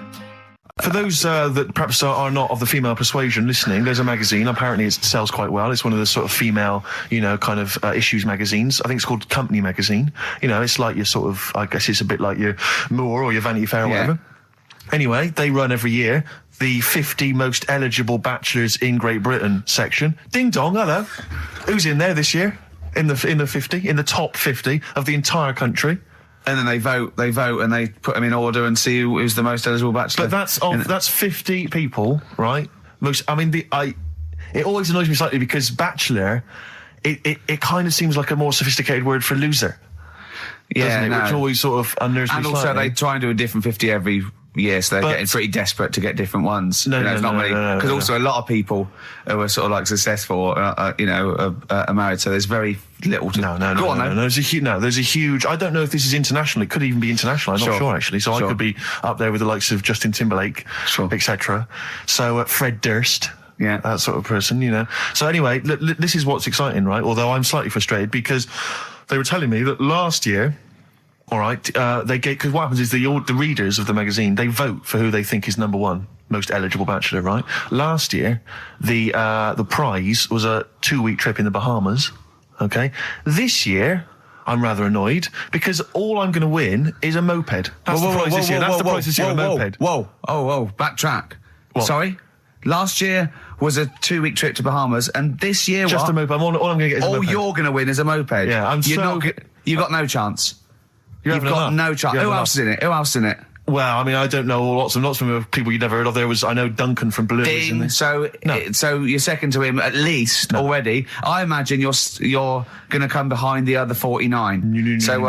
Because there'll be people voting for me. They get to vote for me. Yeah, Steve. You see, this happened years ago to me, right? When you get pally with someone, and then you wind each other up, and then there comes a time when you just go over the line. Yeah. Right? What happened? Well, it was this lad called Anthony, right, who was my mate. Yeah. And we used to sort of always have a little fight in the toilet and that. Sure. Right? Punch each other. No, I want to wipe it. And the punches, used to get harder and stuff. And then, so he hit me harder. Turned out into a proper fight. Yeah. I chipped his tooth on the sink. Right. This happened at school, and it was time for assembly, and I thought, and he's in the toilet crying. I thought, go to assembly. There's police in there in the assembly that day telling people about unnecessary violence. And you thought they were there for you? So I'm like, oh no. Anthony's going to come in a minute, like crying with all blood coming from his mouth. I'm going to get arrested. Yeah. Did you go and sleep? That was an example of... Yeah. I mean, it kind of happened because I went out with a girl who he fancied. How old are we now? About 8 or 9. I think that's out of order, going out with a mate's girl. Yeah, but she didn't like him. He had, like, big ears and that.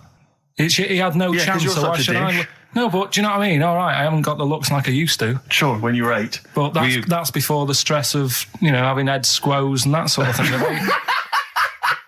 I have aged a lot since. Having your head squoze? Yeah, didn't they also write something about me, bald round head? Yes, perfectly round little bald man head, they said, so... Because you need to know that when you listen to the radio and that. Really matters what my hair's doing. Your hair, have you given it a little polish? Because you look like a cue ball at the moment, and you've had a shave in it. I've never seen such a round head. It actually looks like a plate with ears. Yeah, well, for those that have never seen Karl, I actually, if you remember, I think he looks a little bit like Mr. Spoon from Button Moon. He does! If you've never seen that show, and also he looks like, when they say they find with a little 4-foot human and it's actually 500,000 years old and they give it a name and it's the first, Australopithecus into, right? He looks like one of them as well. Perfectly round little. He's the missing link. He looks half human, half monkey. Because he's got a slight slouch as well. So yeah, it's like those pictures where you see it going from an ape to a man. He's one of those in the middle. Yeah, and of course his monkey hands, his hairy little wrist to those skinny little things that he can get oranges out of holes with. And it's unbelievable. Why are you so all shaved and polished and everything? Got a wedding. What? Got to go to a wedding today, so thought I'd, clean myself up a bit. Yeah. Shouldn't you be wearing a suit or something? No, I'll go home and put something on. Oh, okay. But, Suzanne said, make an effort. I sort of had a shave and that, and then I came out of the bathroom, she said, oh, your head looks a bit sort of eggish. She's right. Finally, White Van Man, what do you make of the fact that Sainsbury's are bringing in square tins?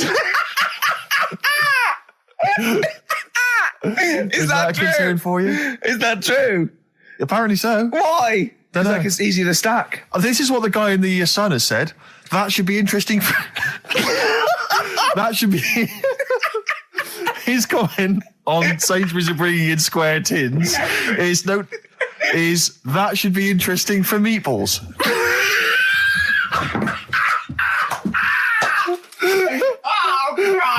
Ricky's just collapsed on the floor. Let's just play a song, Karl. I don't think even you can top that.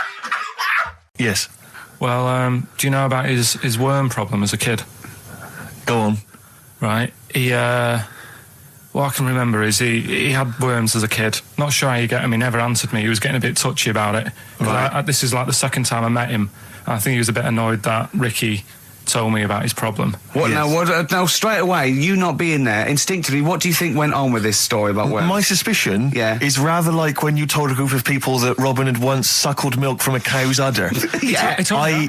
Did you mention that as well? Yeah. Yeah. My suspicion is that, like the cow story, the worm story is not true. But why would he get so sort of uppity about it? Well, imagine if that wasn't the first time he'd done it. Imagine if he did that every single time he was with somebody for the first time and Robin was just met them. He will tell that story to anyone. But they do say there's no smoke without fire. Robin. I also told him that the way Robin cured these worms was because the doctor told his mother, right, to hold a piece of ham or cheese near Robin's anus so the worms would come out for the food, and he believed it. I'll tell you why, though. I said to Robin used to sit on Spam to try and get the worms out, and he believed it. But Steve, right, do you remember that story about 3 or 4 years ago where there was some bloke in the army? He went away to somewhere, Vietnam or whatever. He was messing about in the woods. Messing about in the woods? Shouldn't he have been fighting? Whatever. Yeah. Right, and he walked through some lake, and I think he'd cut his toe or something on something, and some worm of some sort crawled in the gash. Yeah. And it was in his body, and the doctor said, we've got to get this out of your body. So what they did was, they said, right, the thinnest part or something of your body that things can crawl through is on the top of your head. So they wrapped where the skull is. So they wrapped some bacon. No, they didn't. They did. That's right. So he's gone in via the toe. So what we do is, I'll tell you what, that worm's probably heading straight for the head. We'll put a bit of bacon on it. The thinnest part of the body is the skull. Of course it's not the thinnest part of the body. It's where your brain case is, isn't it? It's the skull. There was a reason for it. And it was like they stuck some bacon on his head. And as ever, the vital piece of information, i.e. the reason, Karl seems to have forgotten. Because the worm was in his body, and they said everyone likes the smell of bacon. Including worms. Even a Vietnamese lake worm. They love bacon. Remember last week when I said about the little fella with the bone with no brain, and you were proved wrong? No. We were saying it wasn't a little fella. We were saying it was a stillborn child. It wasn't a little fella. You're changing it now. You weren't having any of it last week. Right, hang on a minute. I'm getting confused. There was a Vietnamese snake that went inside of a soldier. A little, like, maggot or some sort that you have to get out of your body because it causes problems. Yes, and so in order to get it out of the body, they strapped bacon to his head. Yeah. That is great. This doctor. And did that work? I think so. They had a picture of him smiling.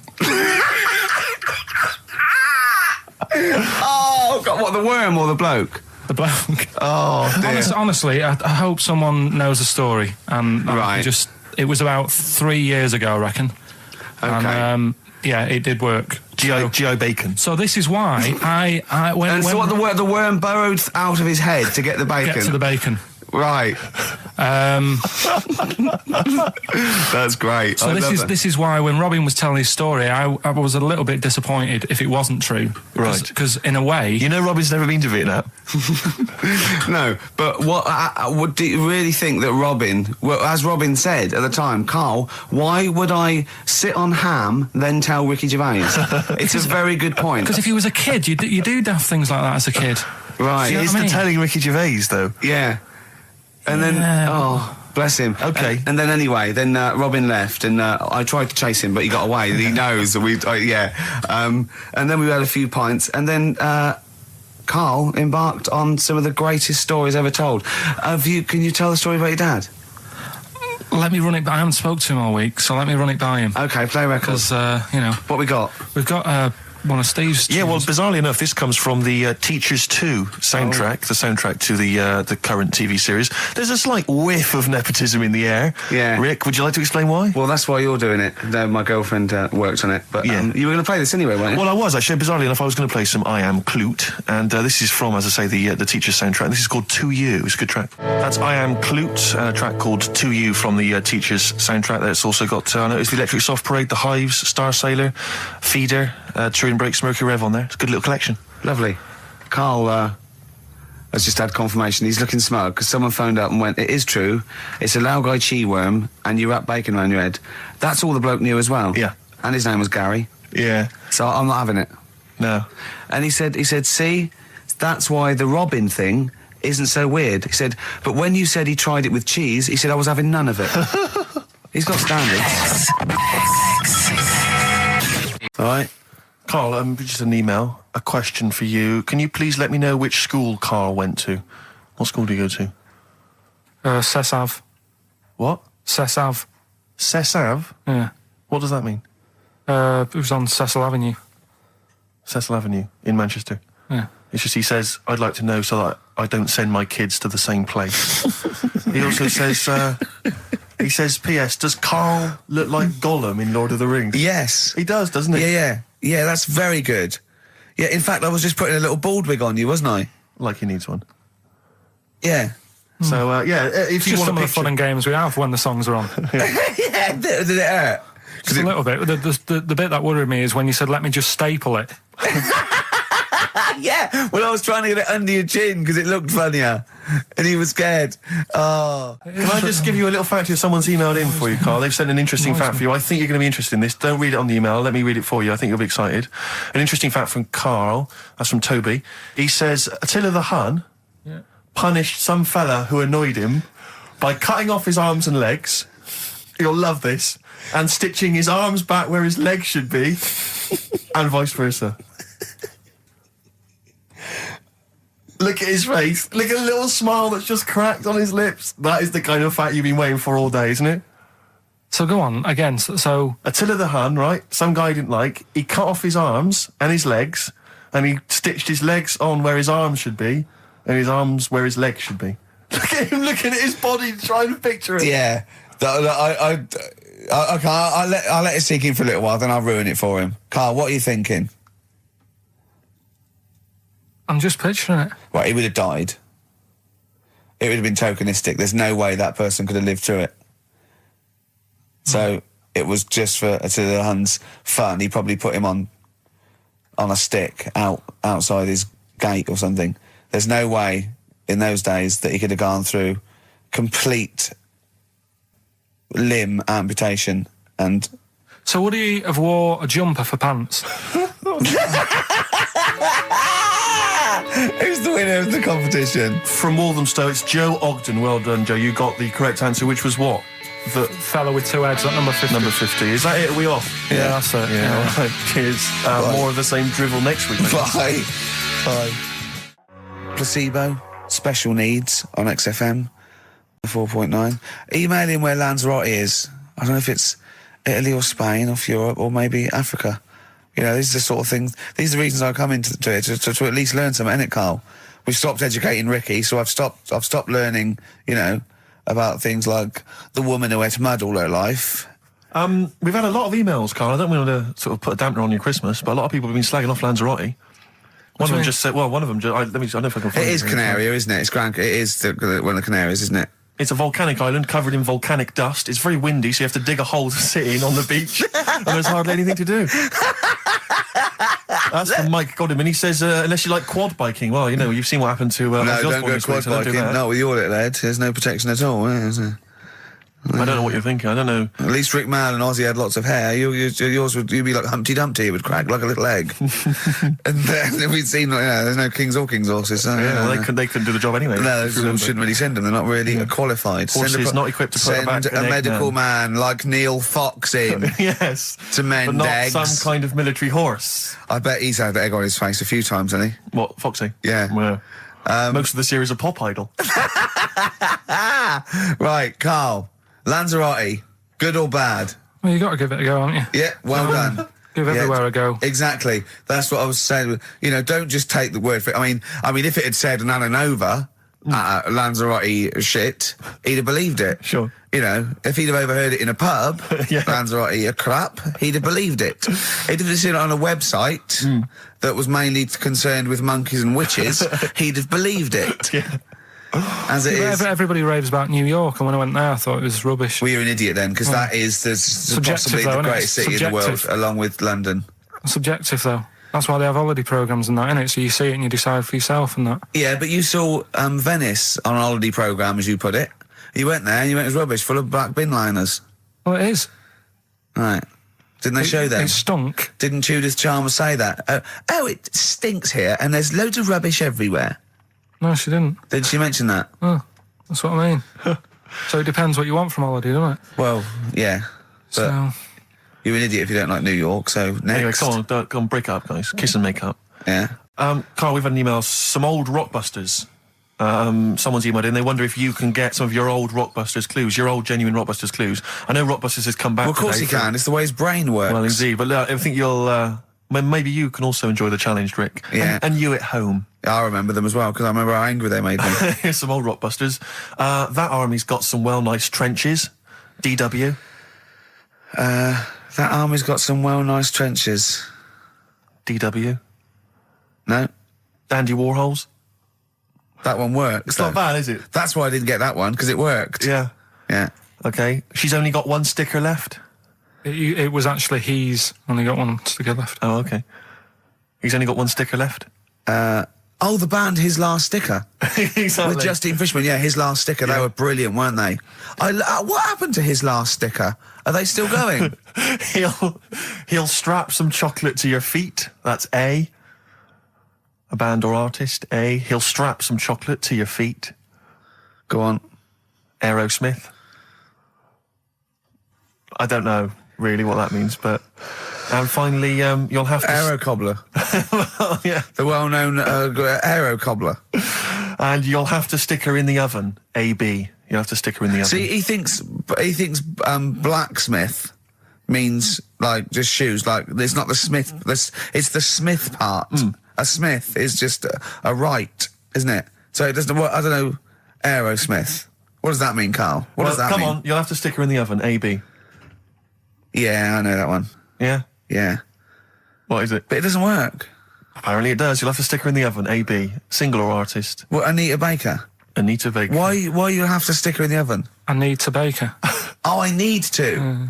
But why didn't you say, like, you'll have to, get his hair cut and put a nice white, chef's hat on? That's Anita Baker. See, that works. That works, Carl. I need to bake her. Doesn't work. It is shite. Okay, well, listen. Before you judge, listen to today's Rockbusters. Okay. They're here with us now. Here's Karl Pilkington. Yeah, He's got back just for Christmas. Brilliant. I've only got 2 really. What? Because I was trying to work one out before, right, in my little room. Yeah. I was looking at different band names, thinking, what can I do? Yeah. Couldn't concentrate because Ricky was in there trying to spray deodorant all over the place. Right? Well, you should have done them yesterday. You should have shut me out. Right. So there's just 2. Brilliant. Well, Okay. I've kind of got an idea for the third one. fine, I'll all right. have a go. Yeah. Right, so anyway, the first one... Should we play a record and come back to this? We'll do it quickly, we'll do it quickly. No, play a record. This is then. rubbish. Yeah. Rubbish. Libertines. Useless. Give me the gifts. Let me have a look what prizes you've got. Libertines, Don't Look Back Into the Sun on XFM. Well, the general public are getting involved with Carl's holiday, and, I mean, this has been a damning report on Lanzarote. There's not been a positive word written about Lanzarote so far. Wow. It's volcanic, there's no natural water supply. Apparently there's no natural water supply. It's You all have to sit in a imported. hole. What do you think of this, Carl? What do you think of the people that want you to know that you're going to a rubbish place when you can't change it? What do you think of that? Rubbish show, will it? What do you mean? All right. What do you mean it'll be right? Because I'm going to go there thinking, oh, there's no water and that, and there will be water. No, they didn't say there's no water.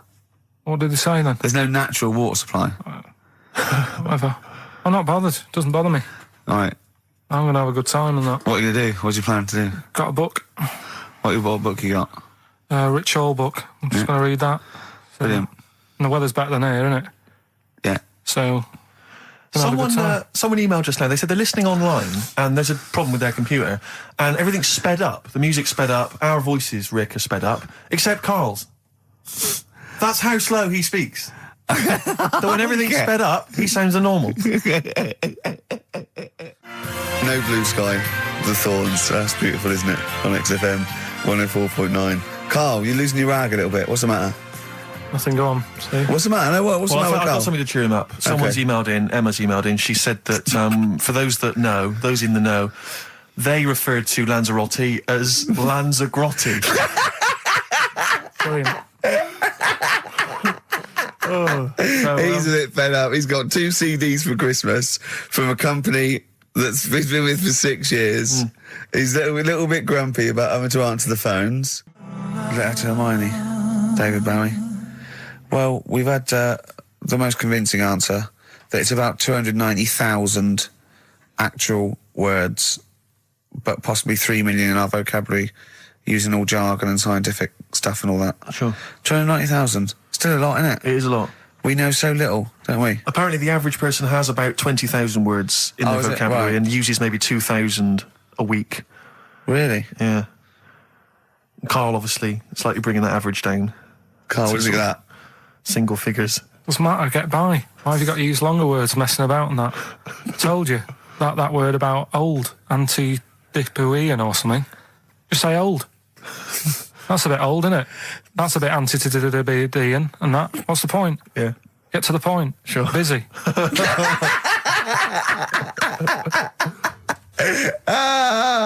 Right, okay. Are you in a film this week, Carl? We're doing that now? Yeah, go on. Get it over with. Hang on a minute then. Get it over with. Let's get this show over with. We can go home. You can go off to Lanzarote and sit on some ash. Some charcoal. He's not happy about that. That's annoyed him. The listeners have all ganged up on him. Yeah. XFM giving him 2 CDs. We've had more calls for his resignation this week than ever before. What do you think of that, Carl? What do you mean? There's another reason. Do you know what I mean, though? Because he's grumpy. He's not just giving it. He goes, well, I can't help it, can I? I don't want it. You're being paid well to do a job. People have tuned in to be entertained, to have good songs. Me and Steve are working here. I'm pressing the buttons. I'm paid to press the buttons. That's what I'm doing. Has every CD started on time? Then Yeah. why would they give you Monday off if you just paid to press the buttons? Don't get every other Monday off, do I? So have you stopped doing that now, have you? Well, yeah. Why? Because there's work to do in that. I'm not moaning about it. Let's get on with it. Blair on XFM 104.9. I forget the name of that track, but it's good. Good song. Thanks very much. Oh, good song. Yeah. Oh, right. I just thought you were complimenting giving his opinion. Right, go on. The what? Are we still on the air? Yeah. What are we doing? Merry Christmas. We got someone on the line. Oh, right. He's here. Who's that? Ricky. Yeah, go on. It's Jonathan. How are you? Good. It's only TV's Jonathan Ross. Ross, turn your radio down, you idiot. I'm here. I like to. I haven't got the radio on. What are you talking about? We can hear the feedback. Well, I haven't got it. It's not my fault. It's your incompetent radio station. And also, didn't you hear we said don't call in? We don't want to speak to the listeners. I'm not a listener. I'm a visitor to your shores. I'm special. You know that full well. I know you're special. Right. Yeah, exactly. What have you got a name for the band? Yeah, you ready? Yeah. Blump. B-L-U-M-P. I tell you for what, you can't have a normal word. If it's the monolith band of all time, if it's the big, you can't have a regular word. It doesn't make sense. How can you have a regular word? All these ideas you've come up with are rubbish. You need a word which only stands for that one thing. No one's heard it before. No one will use it again. Blump. I can't help but feel that that's a more appropriate name for maybe one of Ricky's bands. I love seeing that picture of him in that band. You see it everywhere these days. He was like a girl. He was like a little girl in a suit. It's like a girl, a little dyke at a wedding. What was that? That's got to be the kettle calling the pot black, surely. I've always got nothing but 100% heterosexual. We're not sure about. There's not anything wrong with it. I know that, but look at you. I actually had to get that in. There's not anything wrong with it. I'm Jonathan Ross. Oh dear. I was thinking the other day, right?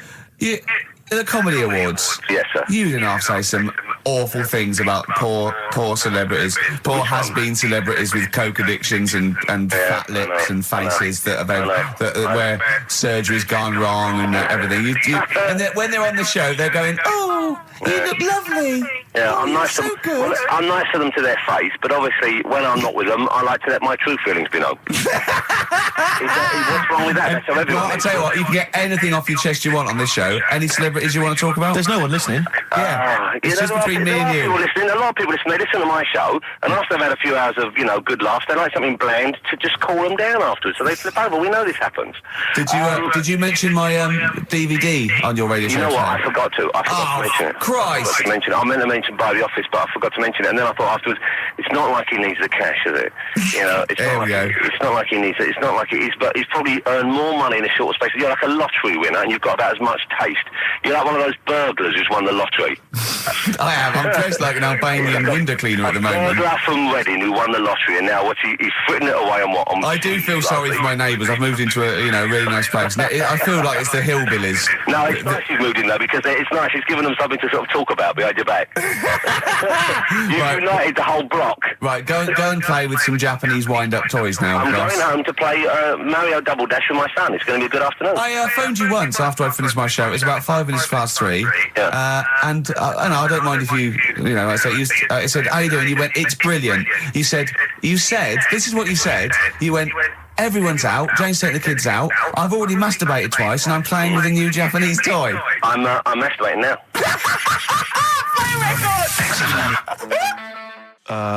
Kings of Leon, Wasted Time on XFM 104.9. Sorry, I was sidetracked there by just some of the band names. And now listen, I want to put in 2 of my own. I want to win that pile of tat out there, right? I've got 2 names here, okay? We should just remind people in case they've just tuned in.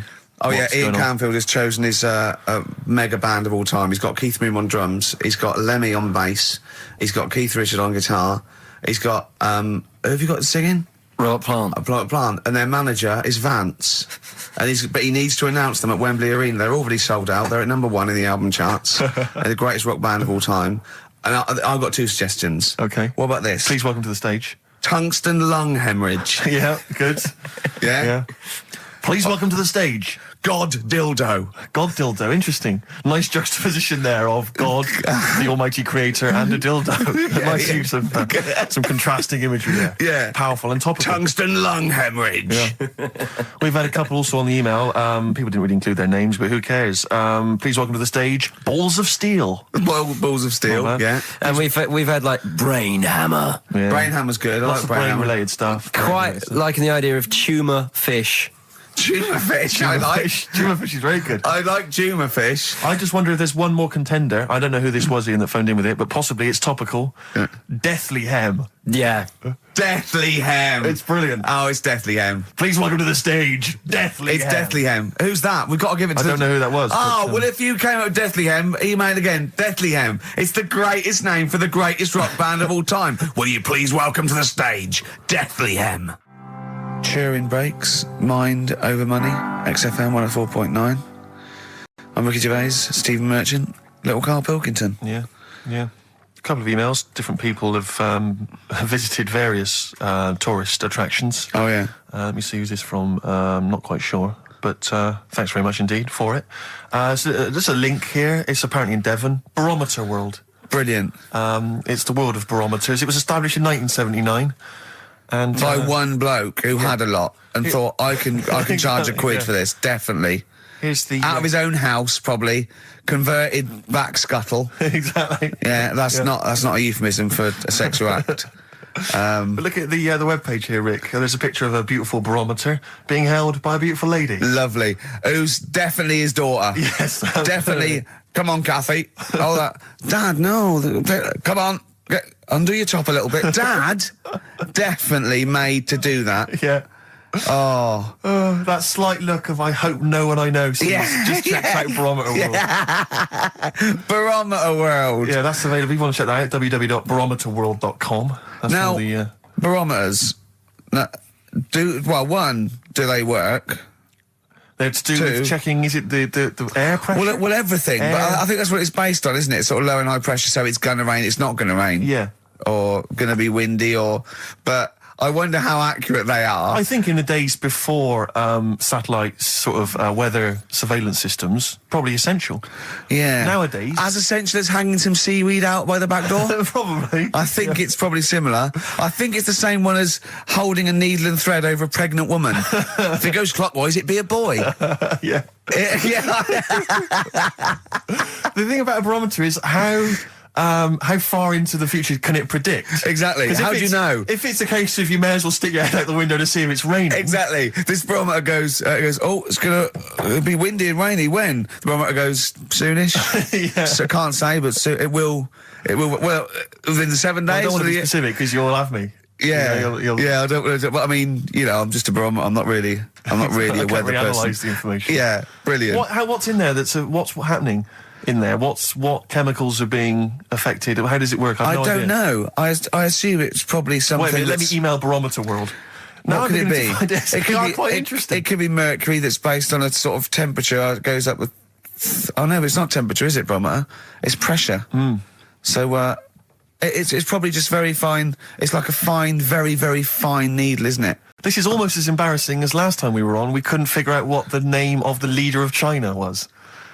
Was it the King of China? The Prince of China? Oh, this is where we were trying to imagine what it'd be like if all the Chinese people at once jumped up and down and made a big tidal wave. But if you do know what the name of the leader of China is, we don't mean the name of the particular person in charge, but if it's a king of China, the emperor of China, the chancellor of China, the prime minister of China, didn't it? No, that was Japan. Yeah, this is it. I don't know what's the big guy in charge. Is he still the chairman? I know Chairman Mao was important. I think he was just the chairman. I think he just governed all the big meetings. Yeah, I don't know. He just kept the minutes. Head Chinaman? Head Chinaman. The major Chinaman. The top Chinaman. Number one Chinaman. Do you know what? We're going to be honest here. We know so little about China. It's true. We know so little about China. Yeah. It's embarrassing. But if you've got any interesting facts about China, then email in ricky.gervais@xfm.co.uk. Also, I imagine the email address to use if you're going to take part in this week's Rockbusters. I did read an interesting fact. I'm doing a show called Politics, and I was researching, and there's a thing about, you went sweatshops. Yeah, no. Sweatshops, like Nike. There's these facts, right? And, these people get, like, you know, a few cents an hour, and the CEO, I forget his name, for a Chinese woman to earn his 5.2 billion, she'd have to work 8 hours a day, 7 days a week for 10,000 years. But Steve, they don't. They don't. They don't. They obviously don't want to. Exactly. They don't want to. They don't want to. Lazy, Rick. A lot of emails, obviously, about the Chinese. People as fascinated as we are. I don't want to discuss it, you know, interminably, Rick, because there's so much to say, and we've said most of it in the past. Yeah. Get a couple of emails. In fact, I think, Carl, you told us this information. Remind me of it again. If all the Chinese people in the world were in a line and that, because there's loads of them, you'd never get to the end of it. Right. No, it's not that. It's no. If all the Chinese people formed a line and started walking out of China, you'd never get to the end of it. That's what I just said. No, it's because though. They'd be having babies. You know what I mean? Still, it'd be adding to it all the time, wouldn't you? But would they be walking and shagging and having babies as they're walking out? Yeah, that is. I'd love to see someone organise that. Maybe the Record Breakers team. I tell you what, I'd love to see Ross McWhirter or Norris, who is it? Who's the one that's alive? I forget Norris, I think. Norris, right? I'd love to see him to coordinate that. Yeah. 1.2 billion little Chinese fellas. Boy, girl, boy, girl, boy, girl. Yeah. And where are they walking out of China? Which exit are they taking? They're taking the... Through Tibet? Or? I think it's the Gate 9 Slip Road, the M43, right. to St. Petersburg, right? And they go, and walking and shagging. Yeah, exactly. Yeah. Because some presumably are dying as they're leaving. No, but they live to 120. That's true. So they claim. So, well, we know Carl's theory on that. Do you want to just tell new listeners your theory about when all these Chinese people get the records for oldest people in the world? Come on, what's your theory, Carl? Leave it. Carl, just that they're probably lying. Why? That's all. Because a lot of them don't age that well. Some of them do. A lot of them don't, and they always look older than they are. I read the other day, right? Do you know the one who was the oldest woman in the world, right? Chinese woman, right? The way she did it, it was... She didn't die. That was her secret. Yeah. What she did, she got up every day and didn't die. No, she was like awake and that, and then she'd have 2 days just sleeping. Right. So she wasn't really that old. What do you mean? Well, she'd only sort of lived half of her life in a way. Well, we so all live 2/3 of our life, don't we? No, but she was like awake and that, and then she'd go, I'll go out of bed, and then that'd be it for 2 days. Carl, you're a second-time buyer, aren't you? Yeah. Bought one in Manchester. Lost $7,000 on that one.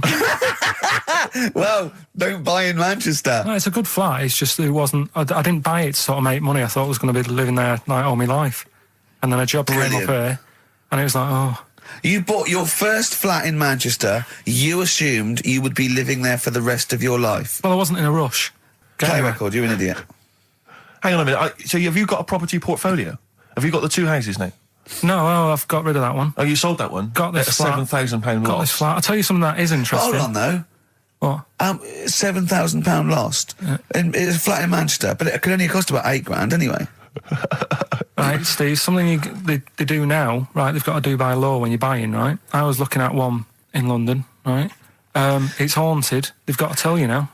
Right, don't talk shit. I'm telling you now. Play a record. I'm telling you now. Yeah. There's no such thing as ghosts. That is ridiculous if that appears on a legal document. Right, if there's anyone who sells flats and that, does that for a living. Yeah. Right, email in, because I'm telling you now, that is a fact. She sort of dropped it in. I said, oh, nice feel here. And she said, yeah, well, that'll be the ghost. Just dropped it in, that's all they've got to do. And then I was like, what? And they went, oh, yeah. That's what I've got to do, is it? So that's the legal thing. Did you drop it in? So in court you go, did you drop it in? Yeah, I dropped it in. Play a record, you're an idiot. What you got for us, I just thought we ought to maybe go through some of the emails. I mean, I don't want to query the calibre of some of the emails we get sent on this show, but here's a typical one, Rick. Go on. There's no name, it's just from Glicko, that's his email address. It's just a question to you, Rick. Did I see you walking around Marylebone High Street last Sunday? Yes. Okay. Well, I don't know. Well, I mean- I was in Marylebone High Street last Sunday, yeah. Yeah, but did you see Glicko? I didn't see Glicks. Okay. I didn't see the Glickster. But, All right, this is one from M. Ricky, what do you think of Richard Bacon's show? I can't decide if he's better than you. nor can I. Any thoughts? Nor can I. I can't help her out on that one. Sure. That's a really personal thing. She's got to dig deep. She's got to look at both of us. She's got to find out what she likes. Yeah. And then whether I provide more of that than Baker's. Yeah. I mean, you know, Baker Foyle's brilliant. Yeah. I'm not going to put myself up against him, so I can't help you. Next, Steve, next. Well, there's a lot of emails last week which were saying how much they enjoyed the Christmas specials. Thank you very much for that. That's very flattering of you. There was also a couple. There was one that it was a guy. I'm sorry that I think I might have deleted it, but I should have sent a reply because there was a guy from Canada saying if there any chance you're around in March, whether you could pop in and have a surprise birthday dinner for his wife. Oh, God, why don't you keep that? I know. Well, I can't bloody go now, can I, you idiot? Okay. So, I really apologise for that. Yeah. There's also, this is interesting, this is more for Karl, really. It seems unlikely. Is it from a doctor saying you're an idiot? We've got plenty of those. I tend to delete them. Okay, all right, yeah. Look at his face. No, it just says, don't like to complain, but I won the film competition about 5 or 6 weeks ago, and I haven't received my prizes. Oh dear, that's all Karl has to do on the show. We provide the chat, the records, the light entertainment. I mean, the glamour. Strokes of comedy genius. All Karl has to do is send out the prizes and say there was a monkey that was a bank robber at 5 to 3. Yeah. What's your excuse, Karl? Do you remember her winning? I've got all. Well, you're calling her a liar? Well, I am, because I don't remember ever seeing. Right, he's calling her a liar. So, Joanne Ogden, you're claiming, is just making this up. She sent this in on a whim, trying to fool us and get some cheap tat. Wow. I don't believe that. I don't believe anyone would lie to try and get knowing me, knowing you on VHS. I really don't. Well, I'll look in the records because we keep all the details, so... Do you know what I mean? Right. Well, one of you's in the wrong, and do you know what? Knowing you, Karl, I don't think it's Joanne. No. Has anyone else ever emailed in saying they haven't got the bag of crap? No, they haven't. Well, one mistake's one too far, because that's one person. So, you might send out 30, but that one person, that's the first time they've won a competition. They want the history of Wind, narrated by Donald McIntyre on VHS. Yes. And, Stephen King's It on Betamax. Yeah. No, they sometimes they want the best of Primal Scream on a cassette. Exactly. So, You've got to make sure you're sending these prizes out. Yeah. Did a bit more research this week. Okay. Found a good story out about a monkey. Right. Which I'll told Ricky a little bit about it. Tell me, come on, tell it now. No, I reckon we should keep this. It sounds exciting stuff. That's got him, right? Tell us about this monkey, Karl. You're going to love this one, Steve, right? So last week we were talking about how, a lad left his family because there was problems at home and that. He went and lived in the wood. He got airy. Right? Yes. No, leave it there, Rick. We haven't got time to go into it. So that's what happened. And that's what happened. He lived with the monkeys. He went airy. That's what happened. Looked into some other stuff about airy kids and all that. Yeah. Came across this story about a bloke, right, who worked in a zoo. Oh dear. Right. So trouble's brewing. Loving his job and that, but it's quite a lonely sort of job because you don't see many people. You're just dealing with animals all the time, right? So anyway, he gets a bit pally with a monkey because it's the closest thing to a human. Well, that ape is. Right. Yeah, but you can't really go that close to apes. Well, they're dangerous. What do you mean? What type was it? Do you Just mean let him tell the story. Was it a chimpanzee? I reckon it was a chimp, yeah. Yeah, I don't even know. So that's an ape. It was a chimp. Yeah, but it doesn't matter, does it? So he gets pally with him. Right, so he gets pally with him. Did they go on holiday together? Well, no, I mean, it starts On the off pool together. just checking each other out and, probably sharing lunch and that together. Yeah. Right? Anyway, this goes on for a while. They're getting on well on that. And then after a while, right, the monkey starts sort of imitating him a bit more and sort of walking upright. Oh, God. Yeah. Right? So he thinks, that's a bit weird. Anyway, they get on really better and what have you. So he thinks he could live at home with me, because we're getting on a storm, right? So he takes him home, and before is this the beginning of Beneath the Planet of the Apes? I think it is. I think you've seen this on video. I'm worried, because he's already imitating him and they're moving in together. I'm thinking it's maybe a bit like Single White Female. Single White Zookeeper. Oh, brilliant. Right, so anyway... So it's moving in, and it's getting used to sort of the normal human life. He's having a cup of tea in the morning. Yeah. Pinky tips. As a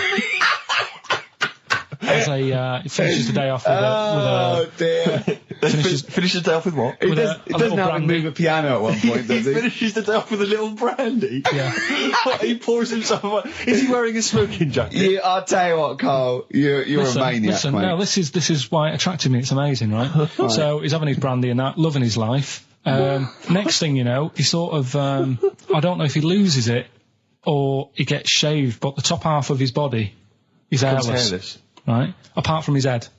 Right, so he's got a nice... So it's the opposite of the kid. Oh, no, yeah. This is what I'm saying. That would happen.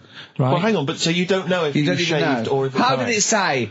Then the hairless... What? I'll bring it in for you, the story, and then you can see if I've gone wrong. Keep going. So anyway, so this is going on, and he's having a great life. Then the zookeeper starts getting a bit annoyed because he's having a better life than the zookeeper. The zookeeper's in the zoo. This is such So the zookeeper's still got to do a day's work. The monkey's at home, he's partying. Well, it gets to a point when he says there's no point you coming in to the zoo because the whole reason of you being there was because you're being kept there. Right. And he didn't want to bring the memories back, so he said, you stay at home. So you're talking such... Just let him finish. God, I don't know if I can sit here and listen to this drivel. I'm fascinated. It's nearly over anyway, right? It sounds extraordinary, Carl. So he's walking up, right? He's having a tea in the morning, finishing the day off with brandy. Gets a bit out of hand, only tries it on with the zookeeper's wife.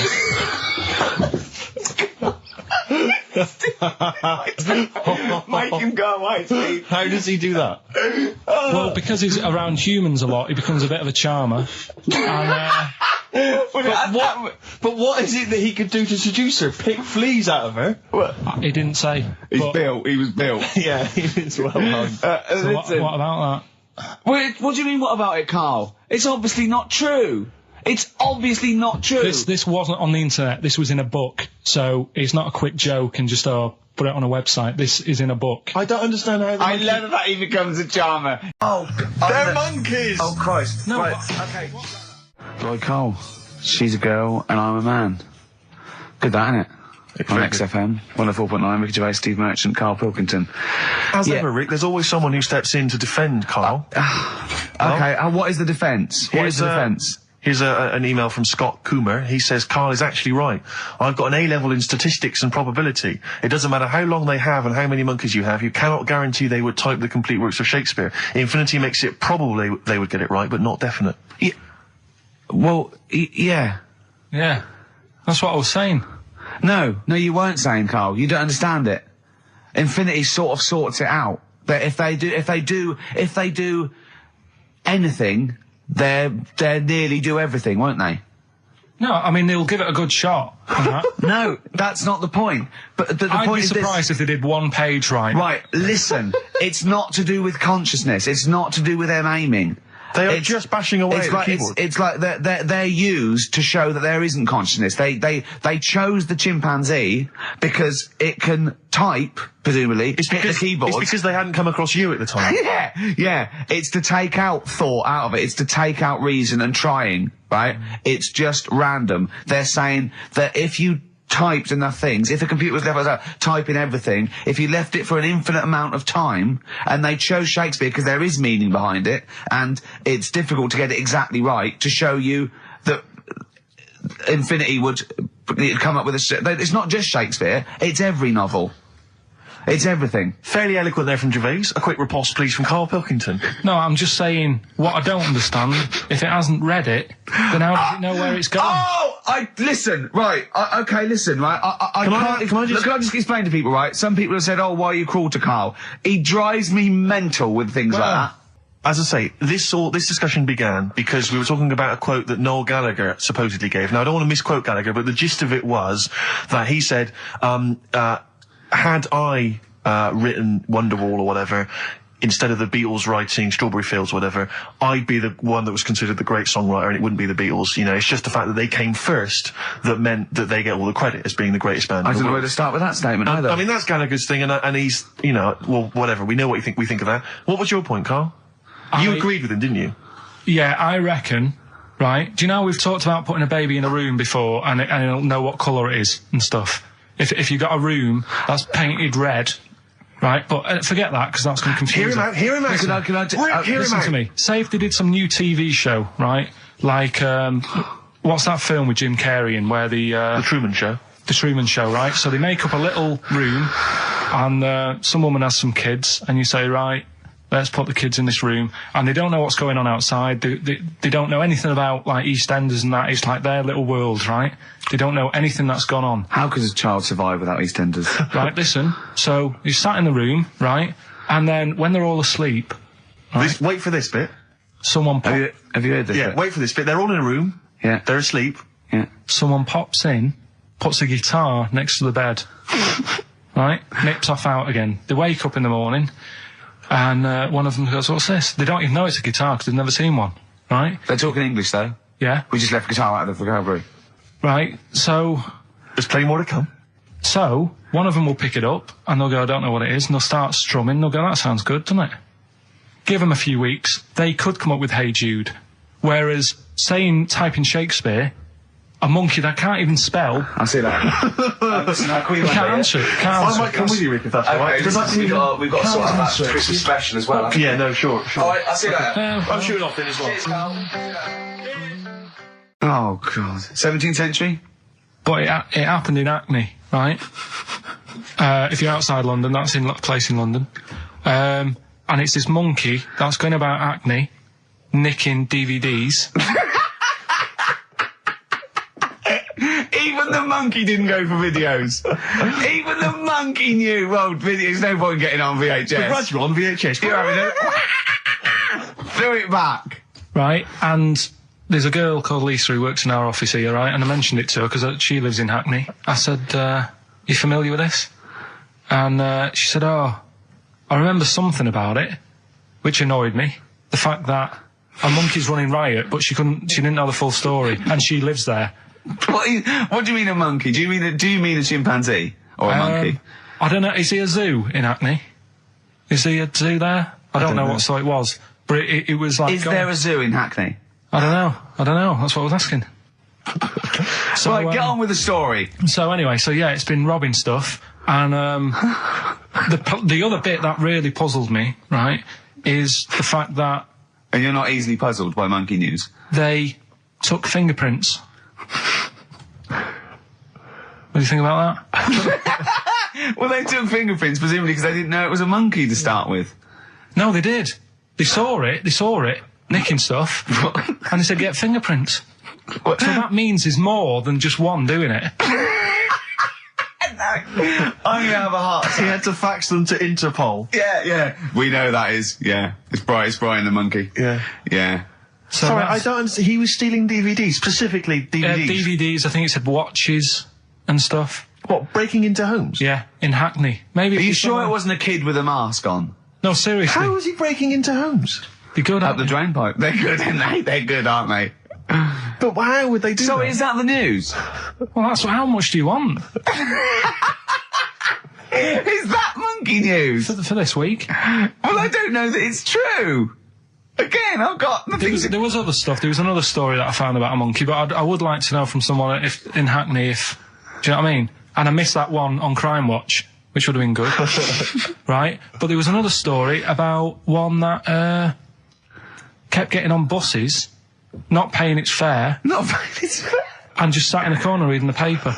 Reading the paper, Carl! You're an idiot. Well, that wasn't in London. You're an idiot. That was in America. It wouldn't read the paper. Why would it read the paper? Because its way of sort of going, oh, well, if I'm reading something, maybe the inspector...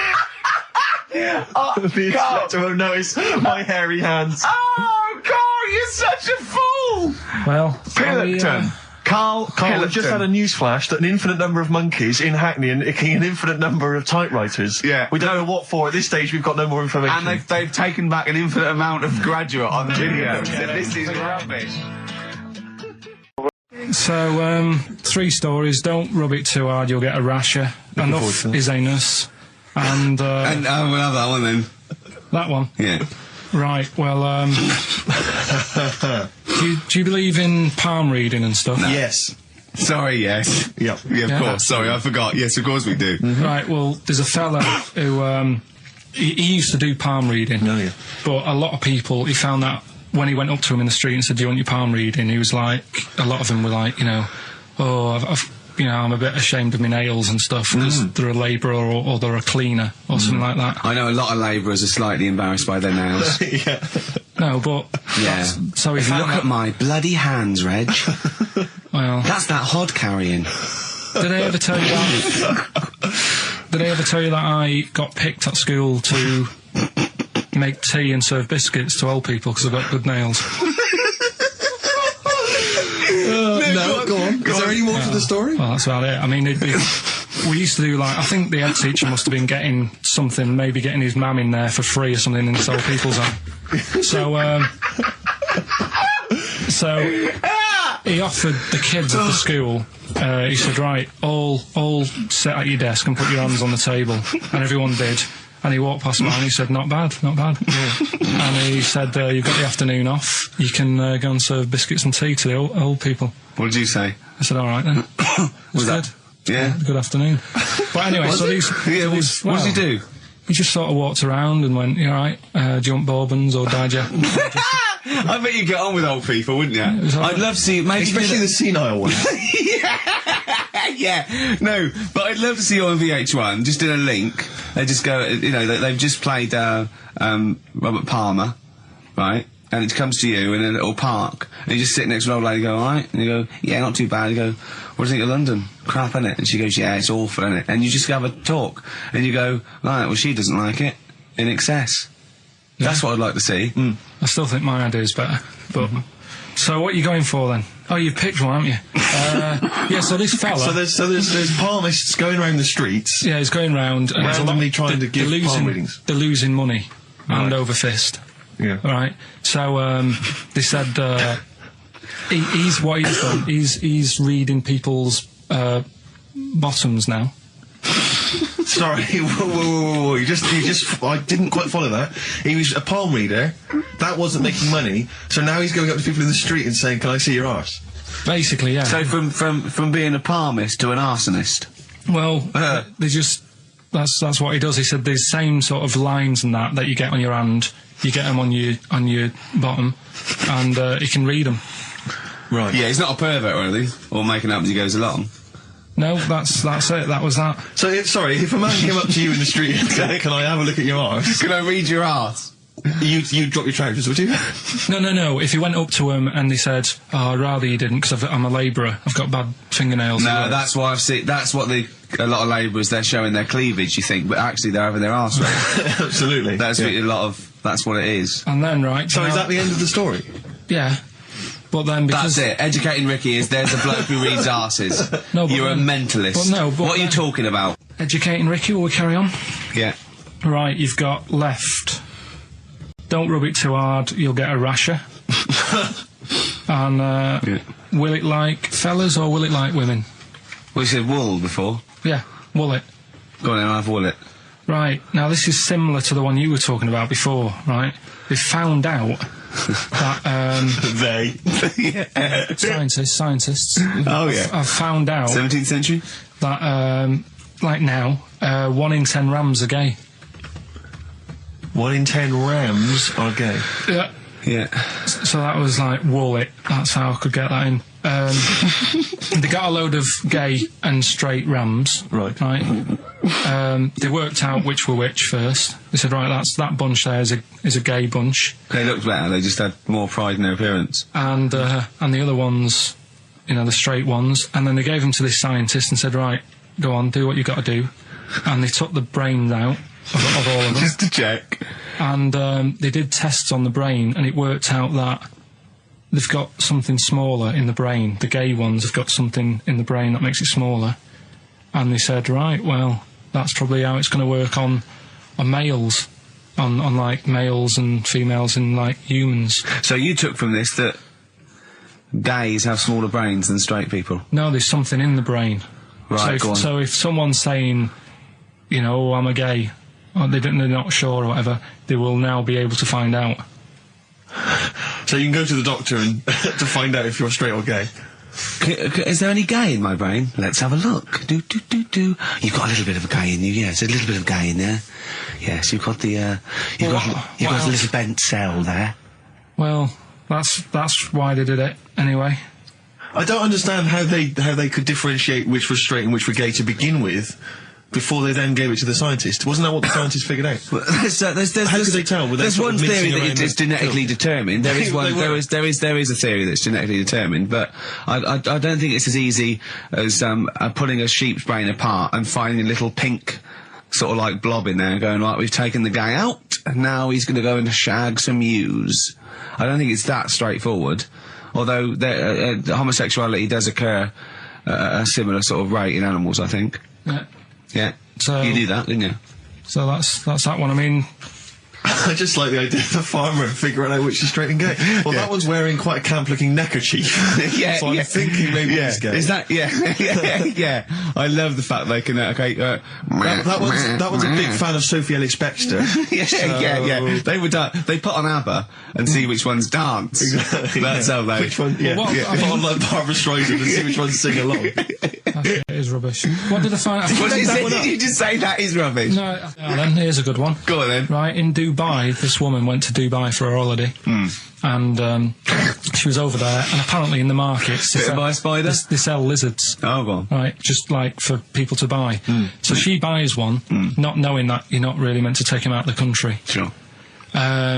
Puts it in a bag. Yeah. As you do. What have you? And then she gets to the airport when she's going home. She's thinking, I can't really leave it in my bag. Yeah. So she puts it on her head. On her head? Wears it as a hat. She wore the lizard as a hat? Yeah. People on the plane were just like, yeah, everything's fine. You know, they're doing the cross checks and that. Yeah. Have you got your seatbelt on? Yeah. There's a woman there with a lizard hat. Everything's going well. She gets off the plane at Manchester Airport. Lizard sticks its tongue out. Yeah. The air hostess says, what are you doing with that? She goes, I've had it. Lizard said, I just found her in Dubai.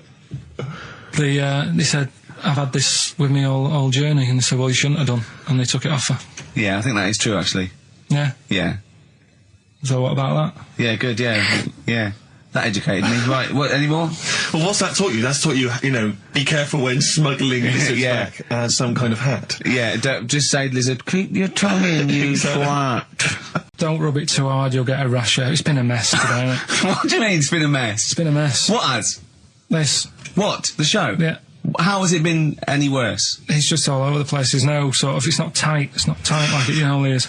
And she'll be going away with this, thinking that's what the show would be like. She listens to the show, she knows it's a shambles every week. Go on. Well, don't rub it too hard, you'll get a rasher. Yeah. Do you know the saying, ham it up? Yeah, go on, yeah. Right, well, do you know what it means? Well, it means to overact. Right. Well, years ago, with actors in musicals and stuff, the actors used to look pretty ill on the stage because they didn't have proper makeup and that. Right. Right. So what they used to do to make themselves look rub their face in pigs. Well, they got bacon, rubbed it on the face, and it made the face a bit sticky because of all the the pig fat and bit of lard and stuff like that. And then they'd go and get some bricks. Bricks. Yeah. House bricks. Rub them together, make some sort of red dust from the brick, and then put the dust on the face. And the fat and the lard and that would make the dust stick to the face. And they'd look well under the lights. And that's where they'd smell great as well. Yeah, well... lovely, everyone likes the smell of bacon. No, but... So that's the old ham it up, that's where that comes from. If it's true, I've no reason to think that it's not.